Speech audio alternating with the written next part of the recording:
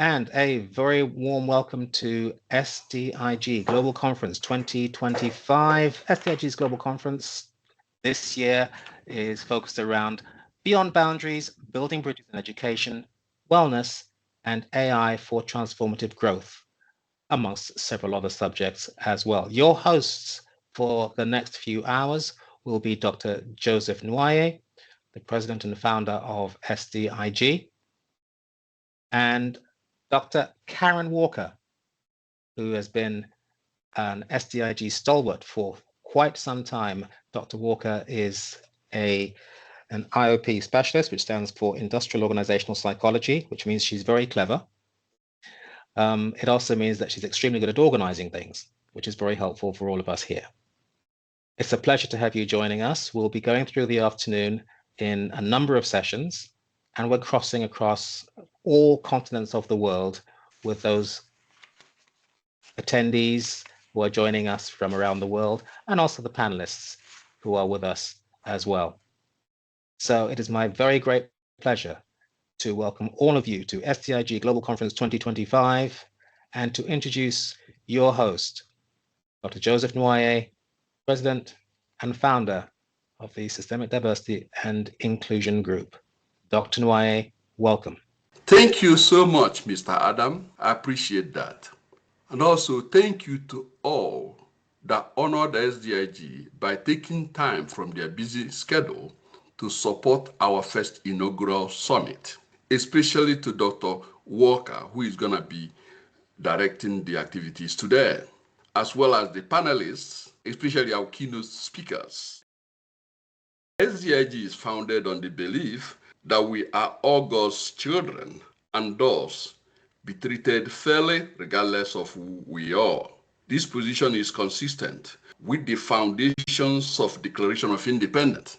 The Declaration of Independence, which was in 1776, asserts that all men are created equal, affirming that every individual is endowed by the Creator with certain unalienable rights, including life, liberty, and pursuit of happiness. These rights are inherent, universal, and cannot be taken away by government. The document proclaimed that the purpose of government is to secure these rights, and when it fails to do so, the people have the authority to alter or abolish it and establish one that upholds equality and justice. Ladies and gentlemen, it's my honor to welcome you in this important occasion. SDIG stems from the view that we are all equal, that we should provide and care for all people. So in that lane, SDIG opens this opportunity for all. You know, we are still having the debate as to what form of government should we have. Right now as we speak, the government is shut down. People are not having the job, not knowing where their meal will come from. During those days, there were debates, just as we are having today, between conservatives and Democrats. Memorable one was the one between Thomas Jefferson and Alexander Hamilton. These individuals have different ideas as to what United States government should be and how it should work. On one hand, Thomas Jefferson believes in a small central government and strong state powers. He wanted the nation to be made up of independent farmers, valuing simplicity, democracy, and limited federal control. In contrast, Alexander Hamilton supported a strong national government led by educated leaders. He thought the country's future depends on industry, trade, and banking, not just farming. Jefferson interpreted the Constitution strictly, while Hamilton believed in implied powers that allow the government flexibility. Their disagreement, especially over creating a national bank, divided early American politics, forming the first two political parties, Jefferson's Democratic Republicans and Hamilton's Federalists. Their debate over power, economy, and government is still the debate we're having today. And that continued to shape American foundation of democracy. Similarly, we have other two giants who had debated, and these are African Americans. Their debate was on how to respond to racism and discriminatory practices that were so ubiquitous towards African Americans. They have two different views. Booker T. Washington, he believed in gradualism. In his speech in Atlanta, characterized the Atlanta Compromise speech, he advised Black Americans to cast down your bucket where you are, meaning to improve their conditions through hard work, thrift, and patience. He felt that by proving their economic values and moral character, African Americans would eventually earn respect and rights from the white society. He discouraged direct confrontation or political agitation, fearing it would lead to a backlash and violence. Of course, we have seen through American history backlashes and violence over the years. Now, for W. Du Bois, first African American to get his doctorate from Harvard University, he rejected Washington's gradualism, arguing that African Americans must demand full civil rights, political power, and higher education, and that it should be immediately, not waiting. It sounds like somebody else later in history. Now, he strongly believed that political activism, protest, and legal challenges to segregation and discrimination would be the way to attack or undo the racism that prevailed those days. He helped found NAACP, National Association of African Advancement of Colored People, in 1909, to pursue these goals through courts and public advocacy. You can see that these two men were unbelievably of different ideas, and these ideas are still being fought today. Today we have Congress, the Republican and the Democrats fighting the same fight. What kind of government should we have? I hope the minds come down and that they think through the kind of government that will benefit most of the people. So with this, I will introduce Dr. Walker, who will lead this important occasion. Dr. Karen Walker, take it away from me. Thank you so much, Dr. Joseph. It's an honor and a privilege to be here with each of you today, and the mission and why I've partnered with SDIG, really of, our quest for peace, equity, and social justice, just globally. So we can't do any of that without all of our wonderful panelists and guests today as we continue in this effort. I've also just partnered with SDIG in quite a few different ways, and that's kind of our mission as well, is being able to collaborate with so many great practitioners around the world and educators. And Dr. Joseph and I have worked hard to also build a culturally responsive leadership certificate through the GOAT Leadership Academy, or the Greatest of All Time Leadership Academy. So I like to partner with SDIG whenever possible. And I've asked Dr. Robin Butler to come and be our keynote today for this inaugural conference, and really excited. She is a transformative leader, an educator, and I'm working hard in developing organizations with her motto, I believe, of transform does not equal conform, and CEO of the Catalyst Consulting Agency. And I'm delighted to have her open up the conference for us and talk a little bit more about her 4C model. And with all that being said, Dr. Robin K. Butler. Thank you so much. Good morning to you, Dr. Walker, and thank you, Dr. Nwoye, for this invitation and the opportunity. I'm really excited to be with you. I love what you're doing and the opportunity to speak in forums as such as this. And so In the interest of time, I am going to jump right in. And so my topic this morning, as I want to encourage you as we think throughout the day, is transform. Don't conform as you lead with heart.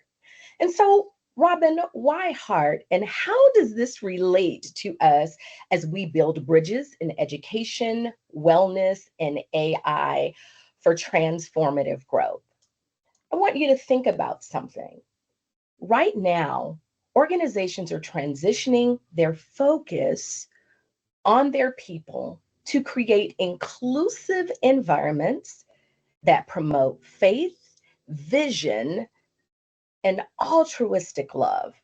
It is important that we understand how critical emotional intelligence is in this hour as well, and we develop our self-awareness.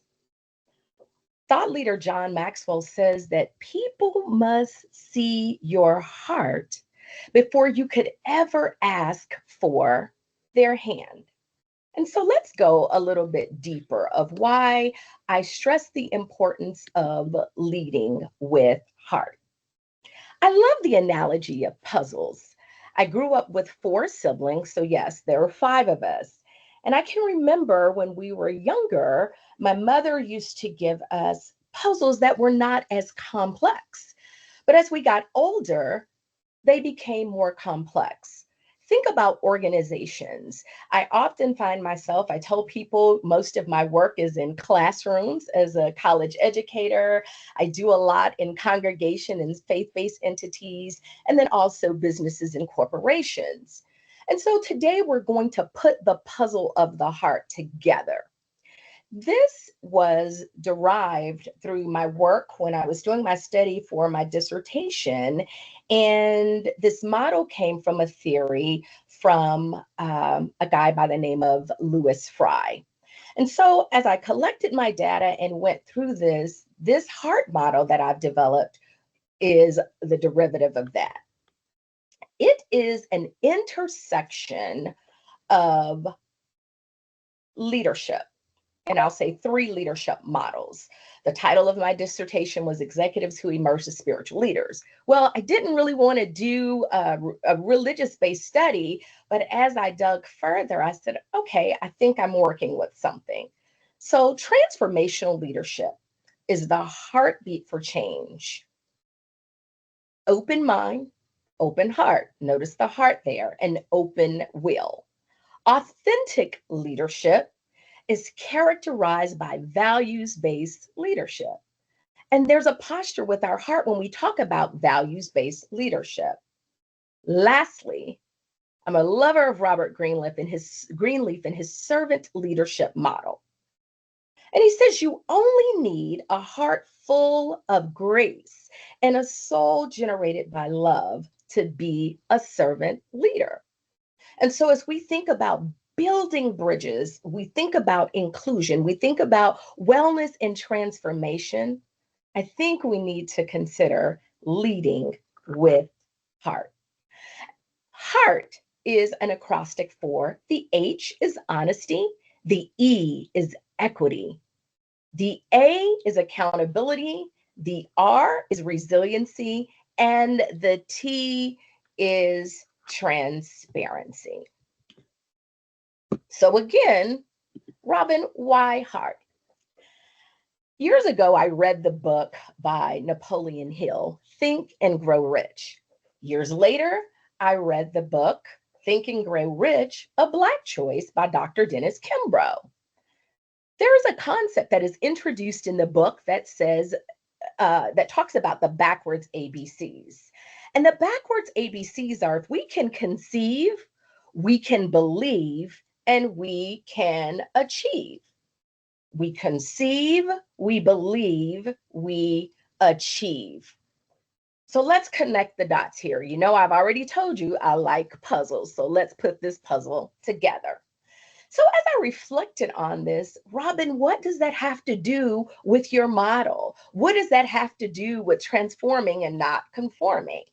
You see, Concepts, the C, begin in our head. That's where we conceive things. Okay, so that's our knowledge, that's our brain. Then when we believe, we connect things with our heart. So our belief system is tied to our heart. And lastly, when we achieve, I don't know about you, but I've never achieved anything by just sitting on my hands and not doing something. I had to do something. And so today we're going to say that achievement comes by doing something with your hands, rolling up your sleeves and doing something. It's actionable in order to achieve. So just a little bit further. So let's connect. We conceive with our head, we believe with our hearts, we achieve with our hands.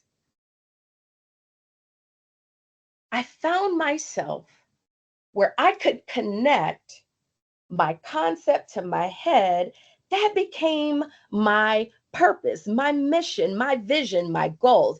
Then when I believe and I tied my heart with it, that's my passion. And I'm passionate about what I do. And I know I'm in an audience of passionate leaders that want to be inclusive, that want to promote wellness and transformative growth. And lastly, my potential. What am I doing to move forward? You see, I talk about intentionality. We begin with intention. We must set our intention. And once we've set our intention, that's where we can be influential in whatever area that we're serving or working in. And did you realize that influence leads to impact? So it's our intention, our influence that leads to impact. Again, connecting our purpose, our passion, and potential. I want to tell you a Cliff Note version of my heart story. In 2014, I was serving as an HR director of an organization, a defense contractor, in fact. And I was asked to come into a room. I kind of already knew what was going to happen. And of course, in the interest of time, I'm leaving out some details. I had just helped this organization to secure their RFP for additional business. My executive vice president was on the phone, and my senior vice president was sitting in front of me. And they said, "Hey, Robin, we've got to make some changes to our current setup." Okay, what does that mean? At the end of our transition and our structural changes, there won't be an opportunity for you. We've decided to place a junior representative in the office we were going to build out outside of Seattle.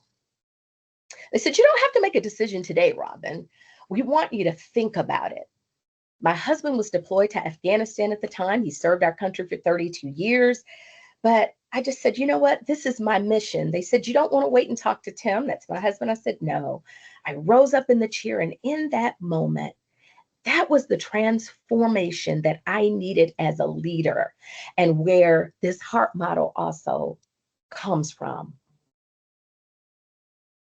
Through that 9-month period, I was asked not to tell anyone that I was being impacted. So as you could imagine, it was difficult and it was challenging at times. But I chose to be an honest leader, an equitable leader, an accountable leader, a resilient leader, and a transparent leader. And that is what leading with heart is all about. It's all about the inclusivity. And when I think about diversity and inclusion, I think about it from the thought process, valuing what everyone brings to the table to create a sustainable, a well organization where we have psychological safety and everyone feels valued. So yes, this is a values-based leadership model that I created when I speak about leading with heart. Fast forward after 9 months, people said, "Well, Robin, How did you do that? How did you survive with 9 months? After 30 days, yes, I was able to tell my team they were safe. But I said, we've got to get to work and we've got to do this. And so as I carried out my responsibilities over that 9-month period, and people began to find out it was time for me to go, how did you do it? I led with heart, being honest, being equitable, being accountable, having resiliency, because if you could imagine, it wasn't about the piece of paper that they slid across the table to say, Robin, we've got the severance package and we've got this retention package because we don't want to go through this with anyone but you. My husband even said, are you crazy? What have you done? But let me share with you today, I'll leave you with this. As you move forward in your businesses, in your careers, and in your education, I invite you to lead with heart. Just simply taking that model. It is so important that we do that because people want real leaders. They want you to be resilient. They want you to be emotionally intelligent. They want you to be authentic and a lifelong learner. I don't think I'll ever stop learning until I bid my farewell to earth and get that saying that it's well done.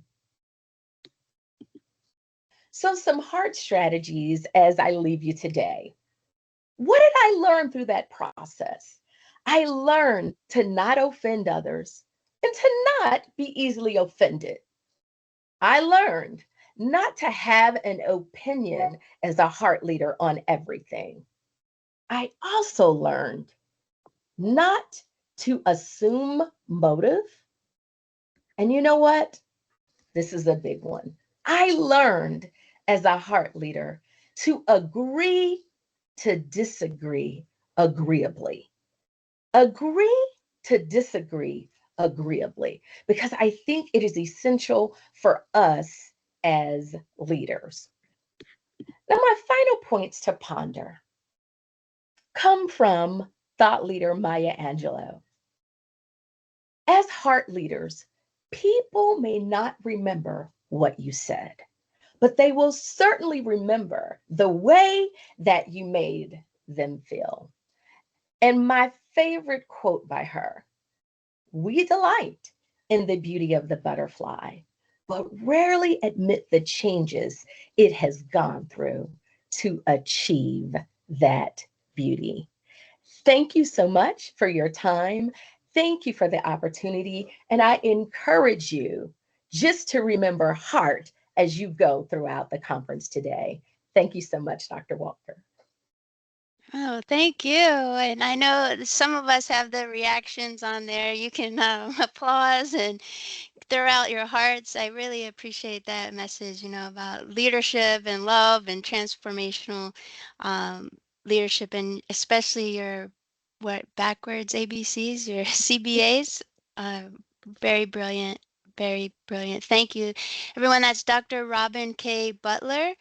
You can find her contact information in your registration links, and we thank you so much. So we have a couple of great panelists today.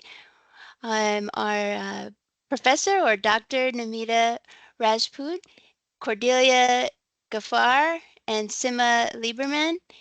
And we'd like to welcome these three to our first session.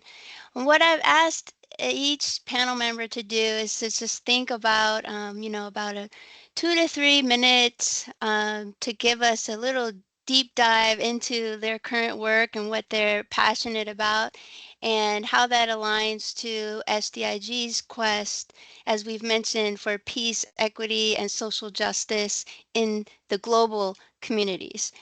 So I'll go ahead and start with let's start with Cordelia Ghaffar because she's up on our screen first. So go ahead, Cordelia, if you could let us into your world a little bit.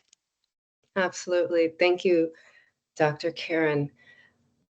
As Khalil Gibran, the author of The Prophet, says, the leader becomes great not because of his power, but because of his ability to empower others. My work is about decolonizing the workplace and honoring the most innate human quality of joy. I advocate for dismantling antiquated institutions and bonding humans by infusing joy through somatic breathwork and movement, as we have seen, right? And also by Dr. Butler's story, right? She is a Black woman who was relieved of her duties after working diligently. And we've seen over 300,000 Black women lose their positions.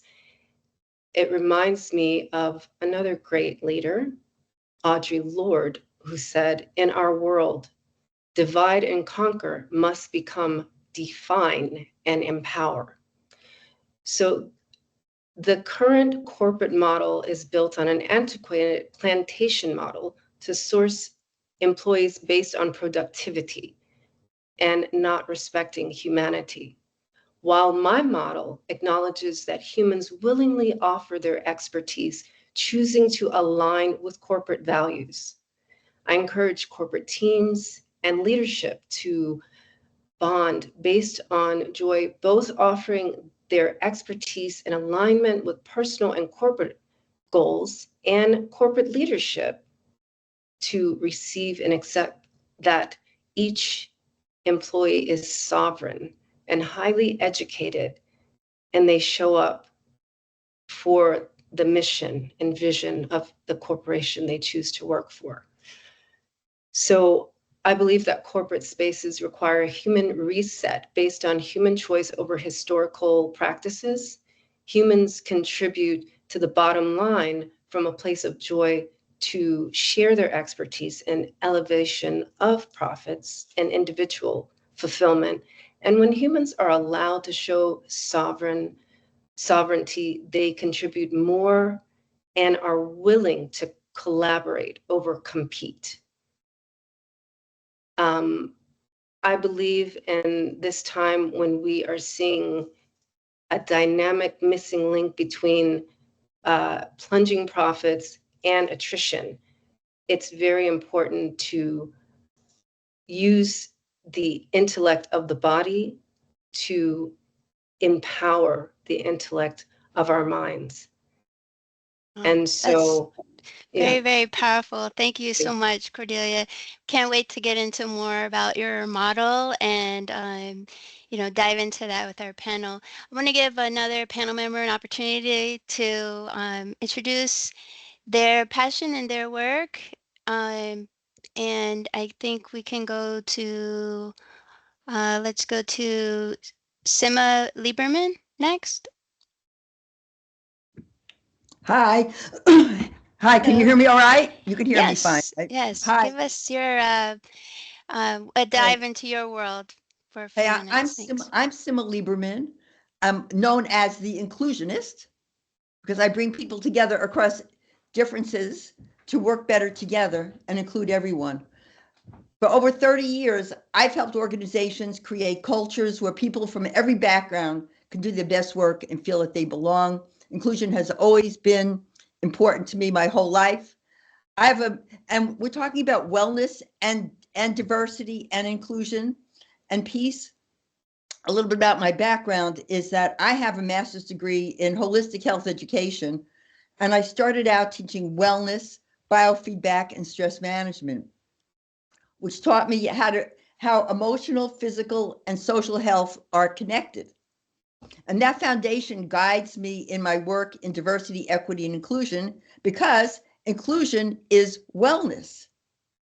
And through my consulting facilitation, and I have a podcast, Everyday Conversations on Race, I help people connect across race, culture, and every difference.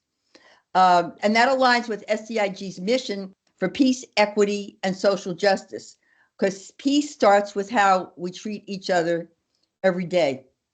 I'm the author of 3 books on diversity and inclusion and 1 book on stress and resilience. And my mission, the mission of my podcast and the mission of my work is to stop hate, eliminate fear of differences, and spread global love and justice across the globe. And I am in Berkeley, California, and I've been in this field for over 35 years as in professionally. And before that, my work was centered on dialogue. And my overall process now is seeing each other fully, real conversations, real results. And come and see me anytime. Yeah, I love that, Sima. Thank you so much. Can't wait to dive into more of your work and that exceptional podcast you're running as well. Thank you so much. And our last panel member for this session is Dr. or Professor Namita Rajput, and we'd love to hear from you and kind of where your work is diving into currently. You want to go ahead? Yeah, sure. Thanks. So some journeys are not chosen. They are whispered into your soul by suffering you could not turn away from. So my greetings to everyone. I'm Professor Namita Rajput from University of Delhi.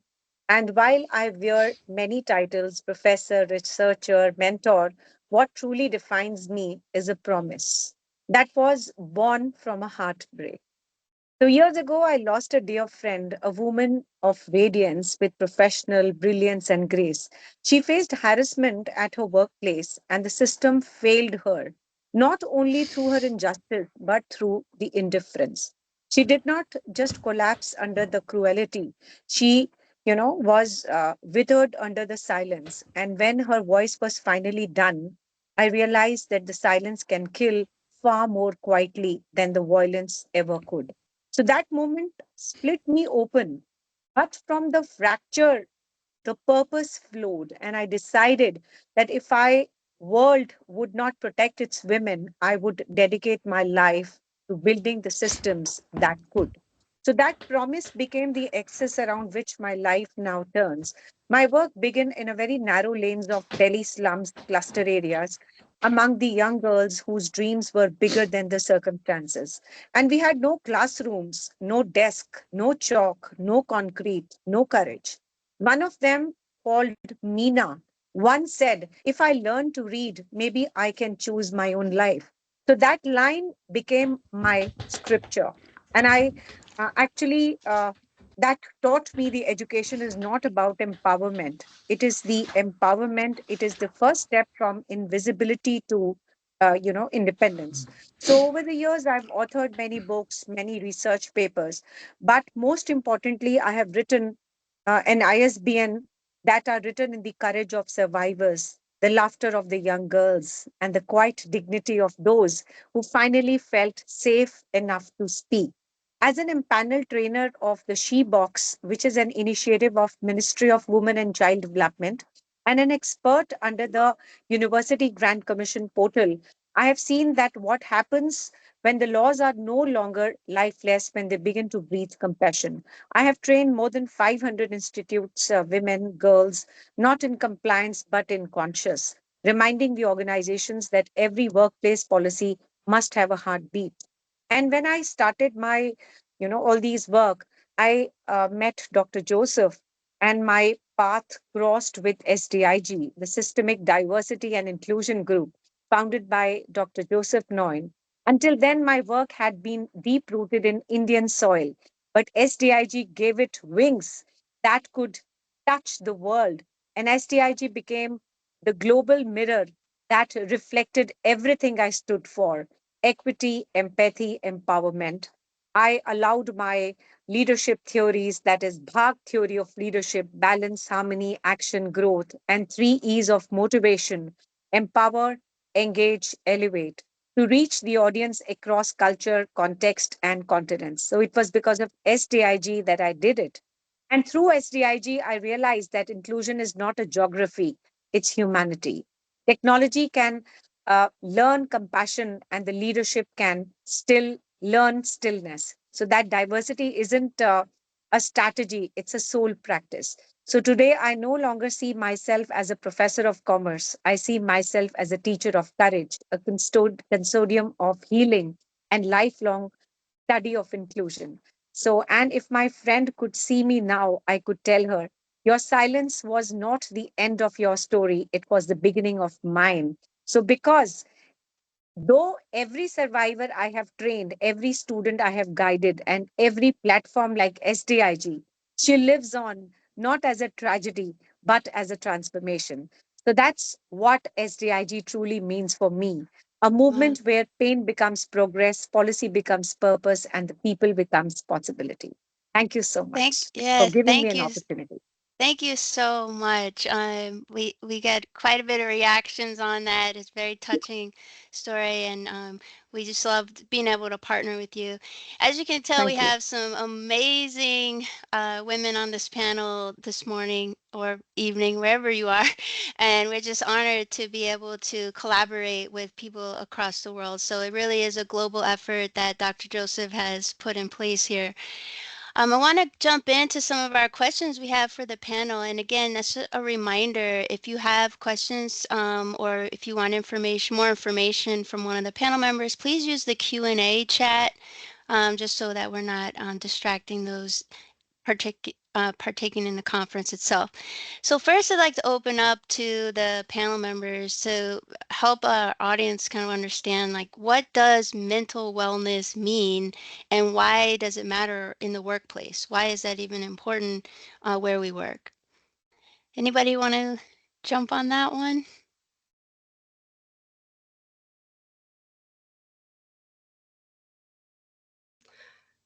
I would say mental wellness is the ability to show up completely authentically in the workplace, bring your whole self to work, and also show up as the expert that you're there to contribute to the organization for. Okay, thank you. Anyone else want to touch on that, what that means for the workplace? Go ahead, Sima. You're muted. To me, when I Okay. think about mental wellness, we can't separate it from inclusion, because when people don't feel included, they don't have mental wellness. And true wellness is not just about fitness programs or meditation apps, which are very important, but it is about how people feel in the workplace. Do they feel seen? Do they feel respected? Do they feel psychologically safe? When I used to teach biofeedback, it was all about understanding your body's response to stress. So I brought that into my 30 years of working, but I realized when I was teaching wellness, we needed more inclusion, and you can't separate. You need to, in order to feel mentally well, you have to feel included. You have to feel that you belong in an organization, that your contributions are valued, and that people see you as a whole person. Because I know there have been times when I haven't felt included, and I was working out, I was taking stress management, teaching stress management, but when I didn't feel included, I didn't feel psychologically safe, and when I didn't feel psychologically safe, I didn't want to contribute. So you can't separate inclusion from mental wellness in organizations. You can pretend that you do, but it doesn't work. Yeah, thank you for that. I want to kind of dovetail off of that for the group, and just, in thinking of what you just brought up of inclusivity. I mean, how can leaders help people feel that they're safe, respected, and included in work? Since you brought up the importance of that in wellness.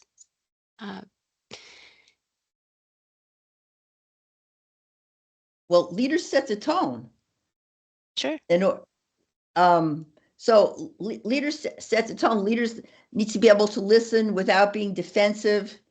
And so often you have leaders in an organization who are so busy trying to lead and trying to, I guess, mark their territory, but they forget about they forget about the people in their organization. So you have to be able to create a sense of safety for people to work well together. So it's leaders set the tone. If you have a leader that is dictatorial, if you have a leader that doesn't recognize their shortcomings, if you have a leader that doesn't ask for help, then that's not going to be a well organization. And if you have a leader that only develops relationships with people who are just like them, that is an unwell organization. And that organization is going to miss out on a lot of genius that other people bring to the organization.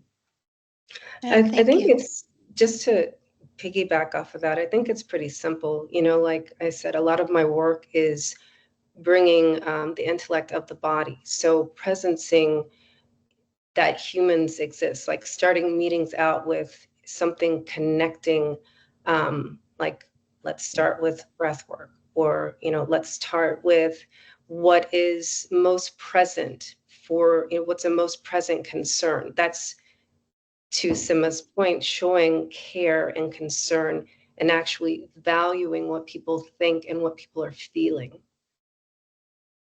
Yeah, absolutely. I'm going to give Professor Yeah, can I Rajput an add here? opportunity. Yes, Can I? please. Yeah.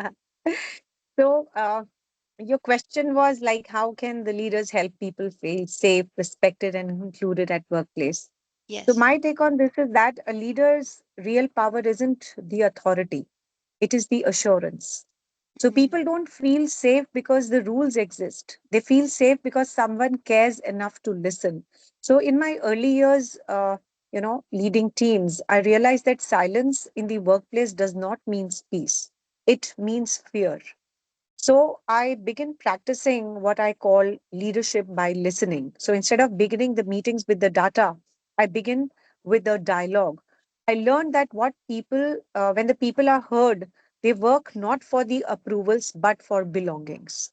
So at our university, this approach transformed the cultures, the small acts of calling someone by name, recognizing their efforts, pausing, to ask, how are you really, it builds some invisible safety nets for them. So through SDIG also I've seen this philosophy flourish globally. And Dr. Joseph reminds us that people and inclusion starts with the presence, and the true leaders, they don't stand above the teams. They stand among them and turning power into partnerships. So that was my take. Yeah, thank you. Go ahead, Simon. Do you Oh, have I just want to piece add, on there? I just want to add something else, that you have to, that it's really important for leaders make it safe for people to speak up. So many organizations, people are afraid. They're afraid to speak up, or they'll wait for the leader to talk, and then afterwards they talk about why they agree with the leader, so that they could so that the leader will favor them, and that's not very helpful. And the leader is the one who's been setting that tone. When you have that in the organization, people are more creative and engaged, and that's what organizations want. Yeah, thank you. I love how each of you kind of were talking about the individual perspectives within an organization and how you're almost like leading people where they're at, but the aspect of a leader having to listen and create that dialogue. I'm curious with this group and, our conference kind of hitting on a lot of AI and different technologies. What are some ways that technology can actually support people that maybe have different abilities in the organization or they come from different backgrounds? How can technology help with any of that?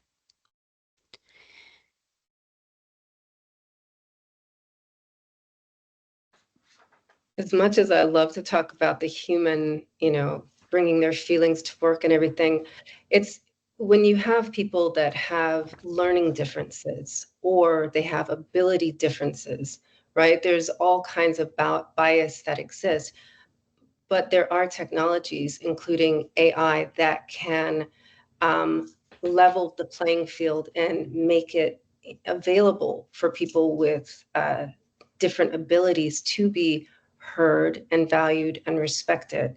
So I know there's a lot of conversation against AI, but I really think it's an opportunity to use it to humanize the workplace.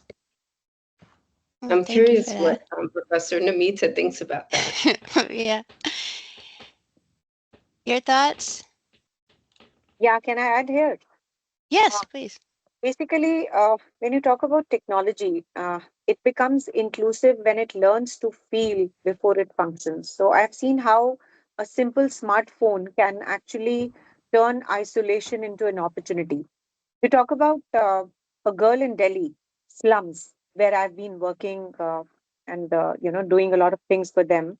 Accessing education online or a visually impaired student reading through AI tools. That's not just innovation. That's the dignity delivered digitally. So, but the true progress isn't about a faster system, it's about the fairer system.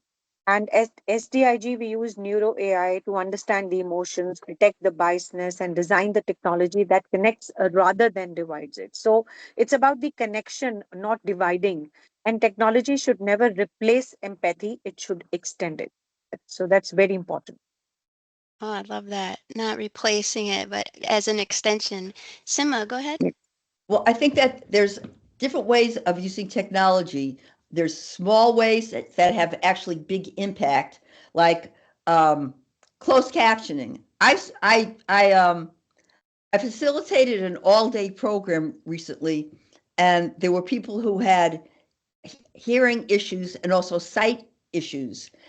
But what really impressed me was that they had closed captioning. That was one of the first times I've done an all-day program like that, where they had closed captioning, where people were able to see what was actually on the screen, and that for people who had sight issues, they were able to. I'm not even quite sure what technology they used, but they used technology that described what I looked like, what was going on in the room. So people felt more included, like they were part of they were part of the whole event. The other thing is that there are certain ways that technology can help when we look at neuro AI, that neuro AI has, and I'm not a technologist, I'm a user of technology, and sometimes it's barely, but AI can be used, for example, like in taking like the pulse of organizations to see whose ideas are consistently overlooked, who gets interrupted most often.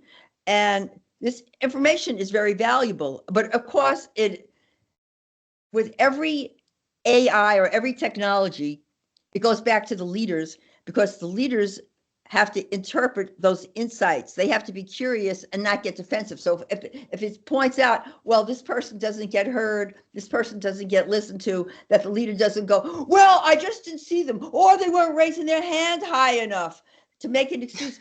But for leaders to see that as an insight, be curious, and then make change. But one last thing, that in order for AI to really work, it has to be fed the information with minus bias and minus a conservative, because I've seen it with in AI, because where people feed very exclusive ideology, and AI just continues that. So it's that AI is not biased. I mean, AI does not lack bias. It can be biased, but it's really up to us what we feed into AI. And like I said, I'm not a technologist, but I use my smartphone, and sometimes I have to use technology. Yeah, no, thank you for that. I like the point you brought up about some of the technology you've seen. I've also seen that in some other virtual venues where the speakers will kind of describe themselves first. So for those that aren't able to see, they can get the same ambiance, that, I don't know, I have a background where I'm in the clouds and the trees. For those of you who can see that. But that can help also set a tone for the room, virtually speaking. So Professor Rajput, did you have anything else on that? You're on mute. Sorry. I can't hear you. Can you just repeat the question? There was a connection Sure. error. Yeah. No, I was just tying everything in on, what are the ways that technology can really support different backgrounds, people from different backgrounds. Yeah, of course. As my answer was there, that technology can blend everything and make the workplaces more inclusive by giving some blind reading softwares and, some AI tools for the people with special abilities, the neuro people and all that. So basically, when you talk about the AI tools and the technology, it is basically that we have to balance the data driven performance and the human centric wellness. So the numbers can actually measure the productivity but not the peace. So in my experience, the best results come when the performance reviews include a pause of how are you really, and at SDIG we do this with compassion, so we can use the data, understand the pressure, not increase it, because we are always talking about pressure, pressure and pressure. But what I feel is that all these graphs should be just used to release the pressures. Every graph is a heartbeat. So the true leader, when you talk about the leadership and AI and all these things packed up together, it's the matrix meets mindfulness. So when the success is not just about what we achieve but how the humans we remain while achieving it, because if we become inhuman, or if we start taking pressures and not releasing it actually, then there is a problem. So a real balance is required everywhere when you talk about the leadership, the data driven, because all these things are somehow creating a lot of pressure on the youngsters. And I daily talk to Gen Z. So they are, they are losing their mindfulness. So what I feel is that it should be used mindfully, strategically, as an enabler, not as a master. So we have to, as a leader, we have to strive the organization in such a way that it is remaining as an enabler, not becoming a master. Otherwise, the people are losing their comprehension, the way they think, the comprehension, the overall contemplation of the thoughts what we have for the Gen Z. What I feel truly and deeply is that it is the leadership which can correct all these things and make the world a better place, more inclusive place, just by strategizing everything at the right time and for the right kind of people. Yeah, thank you for that. I mean, that brings us kind of to our next topic here on, the importance, right, of, you mentioned the data-driven performance metrics, and organizations are really into AI for what that can bring to them, right, to be able to measure everything in the organization. But, it is important to consider that balancing it with the human-centered wellness strategies that we've talked about today, and in the sense of what you're saying with the generation now, they go to Amazon first, or Google to get their questions answered, instead of some critical thinking and actually research diving. So what are some ways that leaders can work on this kind of human-centered wellness in their organizations now?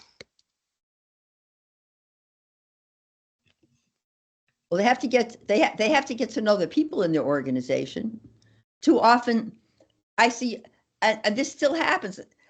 It happened 30 years ago, and I still see it happening now, where you have leaders who still keep themselves locked away. Even if they're present, they're still locked away. And I think that that's really important. They have to get to know their people, but they also have to work on themselves, have to work on their own bias too, so that they see people as whole people. And not because so much I'm hearing so much talk about, well, we want to just hire people based on merit. We want to give them these tests. We want to hire them based on merit. But what does that even mean? Because if a leader is biased, then, and many are, if you, for instance, I'm going to use the United States as an example. If you think that white people have all the intelligence, even though you have a white person who doesn't have a degree, doesn't have any experience, but you think they have all the intelligence, that's how you've been raised, that's what you think, that when you're talking to somebody, a person of color, particularly like in this country, a Black person who has all the degrees, all the experience, but in your mind, you still think that white person is more qualified because you think white people are smarter. It doesn't matter how many degrees, doesn't matter how much technology somebody knows, because in your mind, you still think that white person, and I'm not disparaging, it's not to disparage white people, it's just what's happening, is you still think that that white person is smarter. So you're going to say, yeah, that person has more merit. And with good AI tools, if you listen to the tools, and then you actually have a more objective view of who really is, what's the word, meritorious or meritus, whatever it is, but who has, I always make up words. So, and you have to make sure that whatever you're doing with AI technology, it's not just replicating your bias. You have to be open. You really have to be open. And I've seen that happen. I've worked with organizations where in the beginning, people weren't that open. And then when I said, you know, if you do this, if you do that, here's what inclusion is, they go, wow, I never thought about it that way. Part of our thank you. No, thank you. That's great. Cordelia, I see you trying to jump in. I will let you. Yeah, you know, what people miss, which is the name of my podcast, is that all of these antiquated ways of viewing employees and leadership have caused workplace trauma, right? I mean, even the leaders have it. And so there's no denying that there has to be a more therapeutic approach.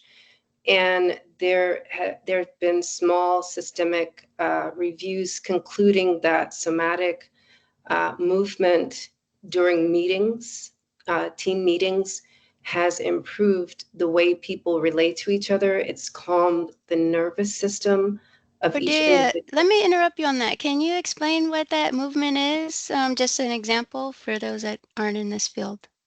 Absolutely. So somatic movement is dealing with the body and specifically to calm down the limbic system, which helps with emotional regulation, and the nervous system, where people are able to express themselves freely.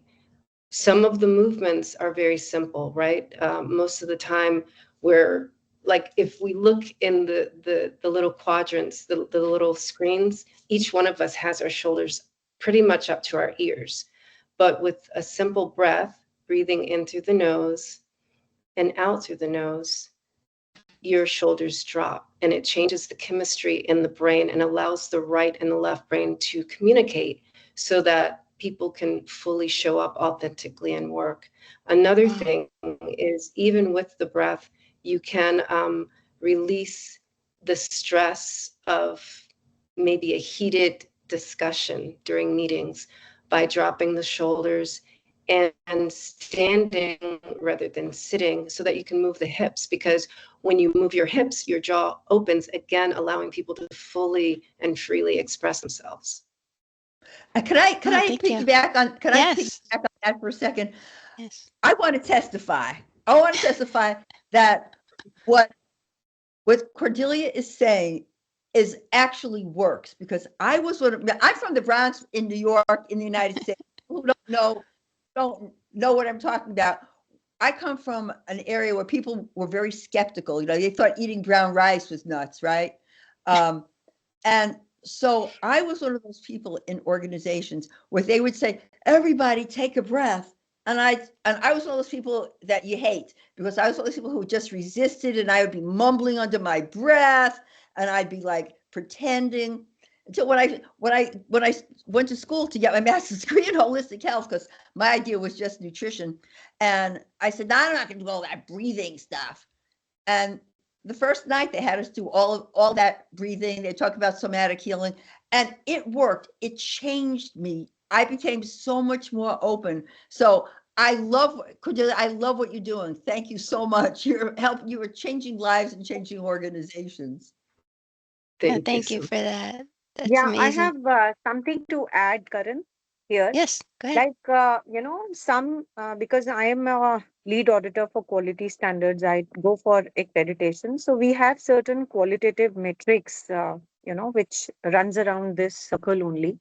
Like, for example, I have seen in few organizations of higher education institutes in India that they have very special circle of healing leadership, which transform the hierarchical system into the healing circles, where every leader spends 1 hour a week a dialogue with the team members about their emotional well-being, not their performance. This is number one. Number two Wow. is that they have empathy audits, like we have social audits, we have financial audits. So they have they are also conducting some empathy audits, which is like about 6 months, after 6 months, we're measuring how people feel in their environment. And the outcome is that the empathy becomes quantifiable and the emotional climates are monitored very effectively. And then they have some she-box sensitization labs, some neuroempathy interface. And they have also, I've seen in a few organizations that they have 3 E's of wellness model: empower, engage, and elevate, where give people voices, where choices in wellness and design is there, co-create peer support ecosystem is there. And then a very important thing, what I've observed is that they have a silent hour policy in which there's once in a week, there's no meeting, no email, no reflection, nothing is done. That's just, just a silent hour. And also KPI is, if you talk about KPI, kindness is one of the KPI. So that's Wow. wonderful act of compassion. I have observed, I cannot name the college because we are under the oath of not disclosing it. But yes, kindness as KPI was a wow feature, and which makes the acts of compassion as a part of the annual performance reviews. So that was I Wow. wanted to share as an auditor. That was That's We wonderful. amazing. I just want to say we have to give props to Professor Namita, because I have to go back and listen to everything that you said. I'm going to listen to the recording. But I think it's important to also note that so much of what's happening, we talk about breath work and breathing and focus and being still, a lot of it comes from India, things that we've learned from people in India. I'm not saying everybody in India sits around and meditates all day. When I was in India, it wasn't like that.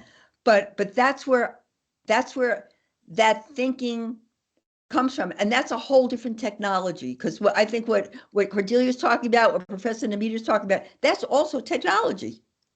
It is. The body, the technology of the body is a superior technology, and it's often overlooked. I'm currently here Wow. in Bali, where kindness definitely is a barometer. I love how there's so many mopeds and trucks and cars and not one single accident, because people actually are kind and they, take a moment. So the breath work and the somatic movement I use, although is not from India, it is from the Taoist and the Tibetan Buddhist perspective, but they are definitely complementary to spiritual practices that I have witnessed in India as well.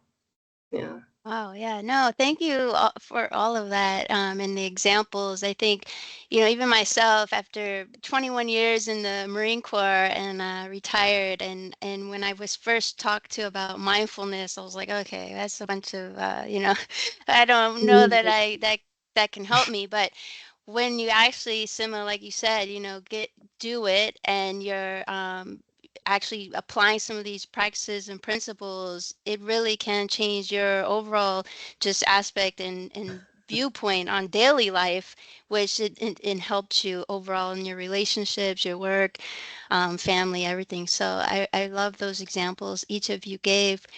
I want to look closer into the intersectionality that we've talked about so far in the conference when we are speaking about people in general, like mentally, physically, and just like socially.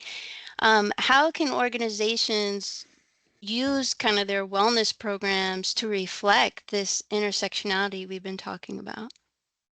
So the technology that I've created and I use with the organizations I work with is called joy bonding. And Oh, love that. right? And instead of trauma bonding, because most often, right, humans, they come to work and they complain, right? So this is an opportunity to share what you are excited about today. Like, what are you grateful for today? Not to be cliche, but there is something to be grateful for every single day, right? Definitely, certainly as we age, we're grateful for our joints working, yes? So at the minimum, I got out of bed today and I can walk. um, and just speaking from an elevated state of the human existence, right? And acknowledging that our bodies really require three main things, right? Movement, breath, and then food, right? Because we don't want to diminish the nutrition, of course, Sima, but you realize that there are better things, right? You can eat well and exercise and still be stressed out. But if you're breathing, right, and you're moving intentionally for the purpose of connecting and creating synergy, which you can do with joy bonding during each meeting, and making that a way of being, a practice of an organization, right? Each person is a leader to themselves. So if you have a practice and a way of being that is nurturing to oneself, you can't help but to radiate that when you come to work. And so that's the premise of joy bonding, and definitely a way that leaders can activate that and make that the way of being and practice of the organization. Love that, joy bonding. I haven't heard of that. So that I know I sounds created it. yeah, thank you for creating it. That's amazing. Yes. So I do want to remind everybody, as we're going, there's great panelists that have joined our conference, and please, do reach out to them. On your registration links, you have everybody's kind of contact information. We realize that, change happens like through our collaboration. So SDIG really supports that connection, that you reach out to each other. Please, network with each other, and stay in touch, so we can hear about joy bonding and some other great things that people are working on. So Sima or Professor Rajput, you have anything on this? Yeah, I was going to say that I love the word bonding. And what I'm hearing from Professor Namita and from Cordelia both, which goes along with SDIG, is the importance of bonding and making connections, and that we use that technology needs to be used to do that. And if we look at it even on a global level, when people feel connected, when people feel that they have something in common with somebody, they can't hate each other. It's hard to kill somebody that you've had a human interaction with. It's easier to kill somebody, and I'm saying this sort of world, looking at what's going on in the world, that I've been in a Palestinian Jewish dialogue group for over 30 years, and one of our sayings is that an enemy is someone whose story you've not yet heard. And what I'm hearing from the other panelists, and also myself, because this is what I believe, that when you are able to find commonality and find connection, sometimes the connection is even just in the silence or in the bonding, we see each other as more as full human beings. And when that happens, we're not afraid to share our ideas. We're not afraid to take other people's ideas, and we're not afraid to work together. Somebody becomes more than just like those people or that department. Oh, those people in that department. Nah, they're all a bunch of whatever. But when we see people as human beings and we use the technology to do that, life is great for, that's when workplaces are places where people want to go. Yeah, absolutely. Thank you for that. Professor Rajput, did you have something? Oh, we can't hear you. You're still muted.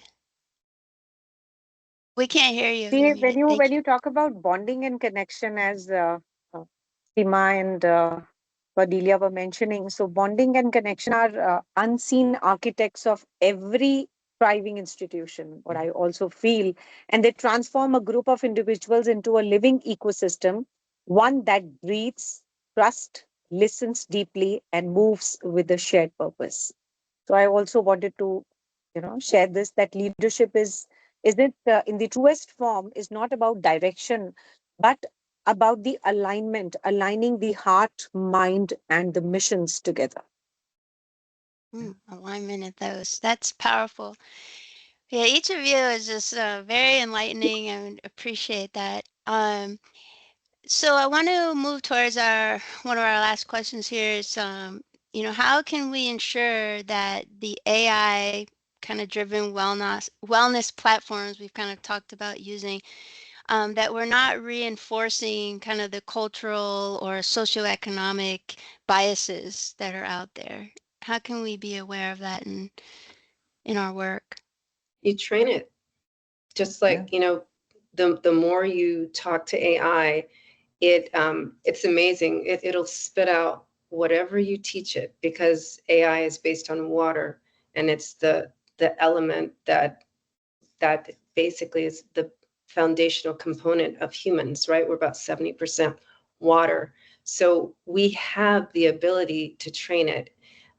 We don't have to end up creating the Terminator, you understand? Because that's Love that's that. pretty much what people are like, the whole gloom and doom. Oh my gosh, AI is taking over. Right. If you allow it, you can train So it I to also do I whatever also you would need. like to, give the same thoughts as Cordelia was mentioning, that artificial intelligence learns from what we feed. And when that flood is incomplete, the intelligence becomes partial. So machine learning systems are not born biased, they inherit our blind spots.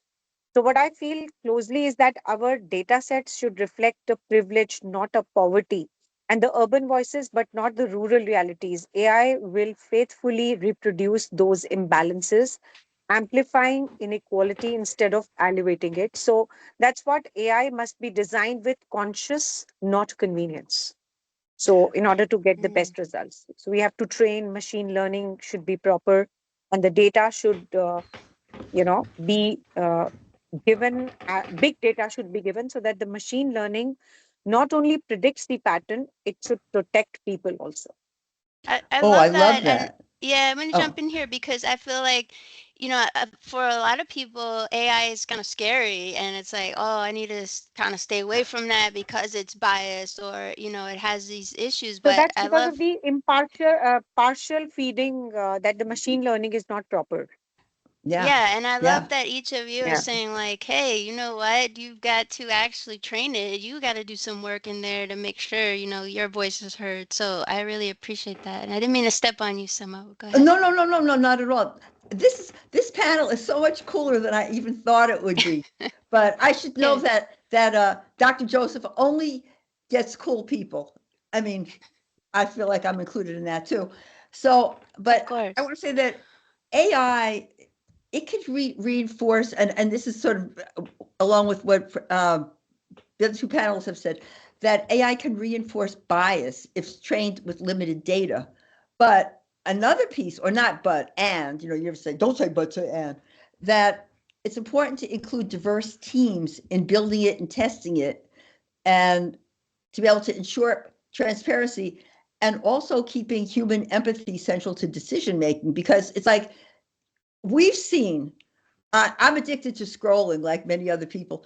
And so we've seen, like, on a lot of the reels where people use AI, and it's just reinforcing bias. It's reinforcing cruelty. It's reinforcing hatred. I'm just speaking for here in the United States. I can't speak for any other country.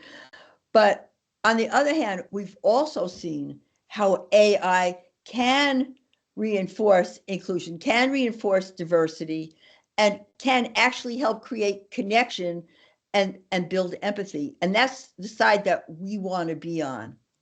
And that goes along with Joseph's act, that goes along with SDIG, which is why I think we're all here with you. And with that, you have to be cautious, right? Because it goes back to the points we were all making in the beginning. You can have a diverse team, right? But that's muted. You understand what I'm saying? So you can have people with learning differences that look different out, different optics, but they'll spit out the same biases because they don't feel like they can be authentic, like it won't be received, right? So this is it happens, right? We've seen it plenty of times. So again, I think it does also go back to the psychological, creating an environment of psychological safety so that the technology teams that are creating the machine learning are not perpetuating the biases. Because it's not always the colonizers, right? And then the imperialists who are the problems, right, Namita? Because sometimes it's us who can be our own best enemies. Yeah, because I think I'm always right, of course, but the reality is I would not just want my viewpoint. I wouldn't want to be the sole viewpoint in AI because I think I'm cool or I'm unbiased. But it's very important to have other people because we only know our viewpoint. We only know how we think. But it's important for AI to have how a lot of people think. Yeah, Yeah, absolutely. Karan, I would like to add a closing statement here that the real goal of machine learning, as we are talking about it, is not to make the machines think like humans. It is to help humans think more humanly. Yeah, I like Yes. that. I like that. That's definitely, So I yeah. was going to ask each of you, because you've touched on so many different aspects, but if you could just kind of think, what you say to our leaders out there who are maybe hesitant to try some of these AI techniques, or even wondering how do they become more inclusive, right? Because fear does restrict people's actions quite a bit. So just if each one of you just want to share, what would you say to a leader that's maybe pretty hesitant or nervous about trying to do that? Be an innovator, be brave. That's part of leading. And just, show up differently. Just decide one, if there's something that's not working, you have a choice. You can keep banging your head, right? Or you can do alternate nostril breathing. And you know what I'm saying? It's like you can keep hitting this, but if you do alternate nostril breathing, just so I am making a joke and I'm not, it does actually change the chemistry in the brain and calm down the nervous system and make it easier to be brave. So that's one thing I would offer. Thank you, Chris. I would say, I'd say get with the program. Do you want to actually, an AI program too. I'd say get with the program. Do you want to be successful? Do you want your organization to be successful? Or do you want to just have people sitting there, you're paying them to do nothing because you are not being inclusive and you're not using technology to be able to get people's brilliance? And that's what I would say. Do you want people to do their best work? Because I don't know anybody who does their best work when they feel excluded. I don't know anybody who does their best work when their talents and what they bring to the organization are not seen or not heard or not used. And if you use technology in the right way, you'll be able to change your organization, because who wants to work somewhere where they're not able to do their best work? And I don't want to lead people where people aren't doing their best work, because that's going to make me look bad too. I said, you want to make yourself look good, then start learning. Oh, I love that. Love that. Yeah, And here also, yeah. Can I Sorry. add something here? Sure. Yeah. So we have nowadays emotional AI dashboards, like, we have Cognito, receptivity. So what they do is they are very, very good tools in analyzing the tone, the empathy and the listening patterns in the conversations in the meetings. So it will really help the leaders understand how their words feel, not just how they sound. So it actually turns the feedback into a self-awareness thing, and the leaders learn to communicate with more passion and emotional intelligence. So, we have those patterns now present, those AI tools also present. which understands these patterns very well. So it helps in having more awareness to the leader itself, that how he has to speak, how he has to do his conduct, to understand the people in a compassionate way and more emotional, intelligent way. We have bias detection algorithms also, everyday inclusion becomes intentional then. Wow, that puts Wow. a whole different level on leading, I think, because what you're describing is almost like you can Because self-awareness is very replay. important. Yeah, you can Self-awareness is very replay important. Yeah, the yeah, tone yeah, of the yeah. meeting and see like, hey, where did I go wrong there? Almost like, an Yes, that's athlete would important be able actually. to review. Yes. Absolutely. Yeah, that's important. Cordelia, I think you got cut off earlier. Did you have another comment on that?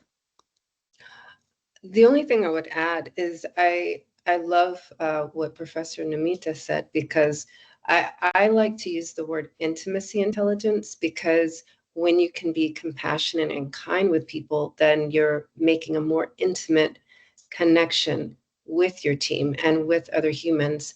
And so it's really just an opportunity to be human again at work, and stop perpetuating that way of being, of trauma bonding at work, and not showing up fully, right? Because that's what Seema keeps saying, that you can't show up fully if you're not seen, heard, and valued.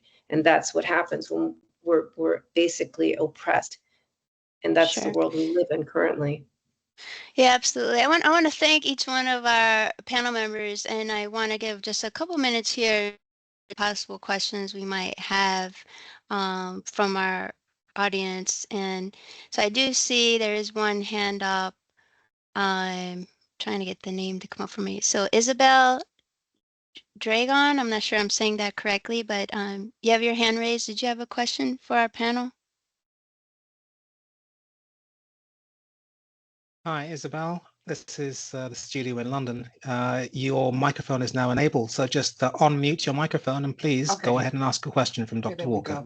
I actually wasn't, I didn't have a question that I wanted to ask. I was just adding on a little bit to what the panel was saying, to what the doctor was saying that really resonated. And Sure.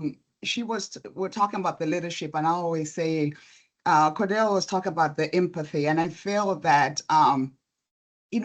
leadership has completely changed in the world that we're in right now, right? Before we wanted powerful leaders, but now we need empathetic leaders. So I'm a firm believer that in order to be a leader, you have to be a leader in your own life first. What is your vision? What is your conviction? What is your belief? Because people right now in the world that we're in, they're not interested in powerful leaders. They're interested in people who will empower them, inspire them to become better in who they are. So even with my clients, I call it conscious leadership when I go to businesses and speak to them. It's really about being conscious. But you can't be conscious about other people first. You have to know who you are. What is your intention? What is your leadership? And then people, what we want to do now is inspire people not to do more, but to become more. And that's what the world is looking for people who can help them become more. So I just wanted to add that on there. Thank you. Yeah, no, I appreciate that. Are there any questions that anybody has? Again, you have the Q&A if you don't want to come off mute. There's a Q&A chat box as well. Hi, Dr. Walker. This is London. This is the studio. We've got one question to read out to you from the Q&A, as you asked. Thank you very much to everybody who's using the Q&A. This is from Mburia Mutike, and he asks, how do you imagine, he asked the whole panel, how do you imagine your life or your child's life changing because of AI in the next 10 years? So how do you imagine your life or your child's life changing because of AI in the next 10 years? And that's from Mburia Mutike. Thank you. Great question. Who is our futuristic panel member wants to jump on that? This is an intriguing question to me as a mother of 6 children. My youngest one right now is 11. So I would imagine that she'll be living in a world where we have humanized machines so that they are assisting us and reminding us to be more kind, more empathetic, more compassionate with each other, and to tune in to being aware of your heart rate, right, and your thoughts, and your mind, and how it's controlling your way of being.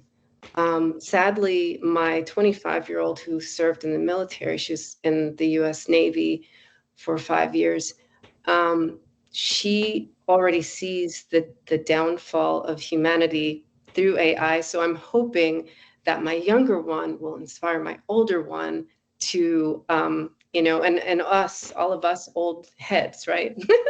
to come back to our bodies and come back to our hearts and be human again. Yeah, absolutely. I'll give the other two panel members an opportunity to answer the question, and then we'll be wrapping up. Go ahead, Sima.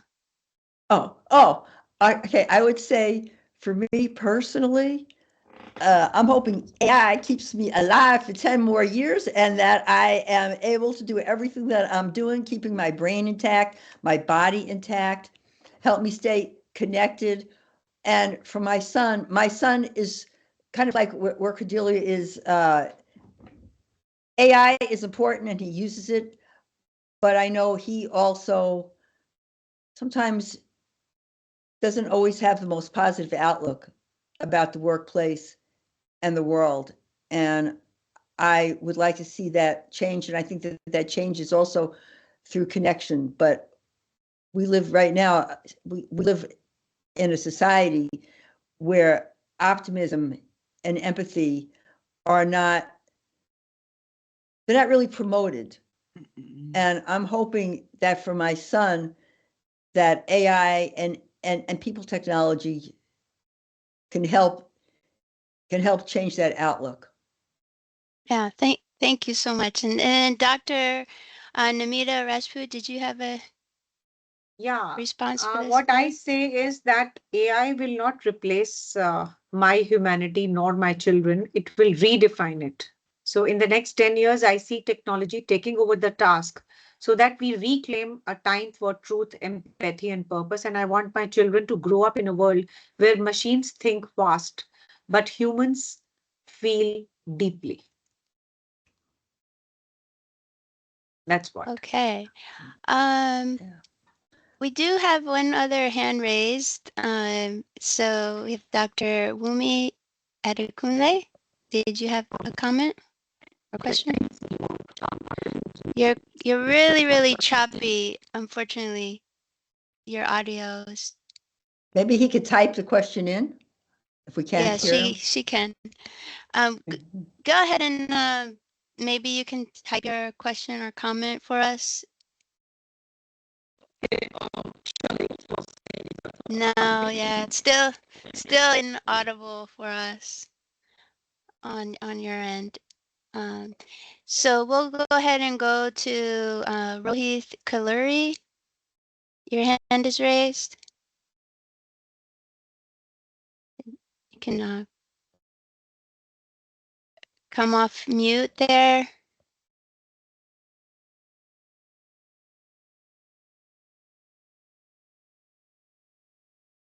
Yeah, go ahead, Rohit. You can unmute your mic from your end now.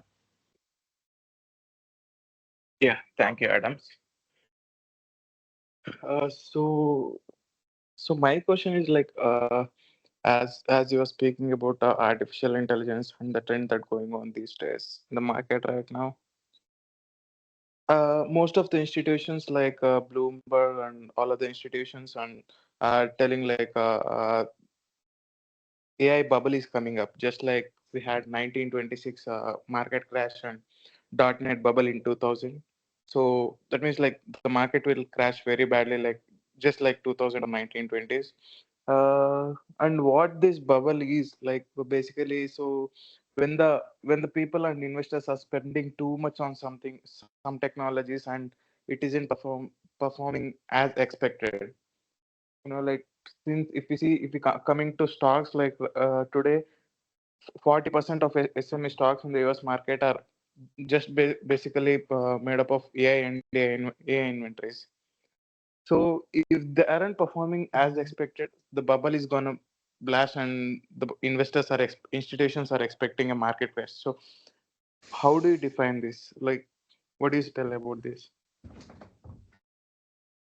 So is your question around how, AI is predicting possibly some kind of catastrophic, economic downfall, and what we can do about maybe like the bad news that it's predicting that may not be accurate? Is that what your question is? Yeah, so my question is like most of the institutions are expecting economic downfall because of AI. What do you tell about that? Sure. I don't know if anyone wants to speak on that from the panel wise. And I guess just, that the AI models may be, predicting something that is, negative in some way, and what we can take from that.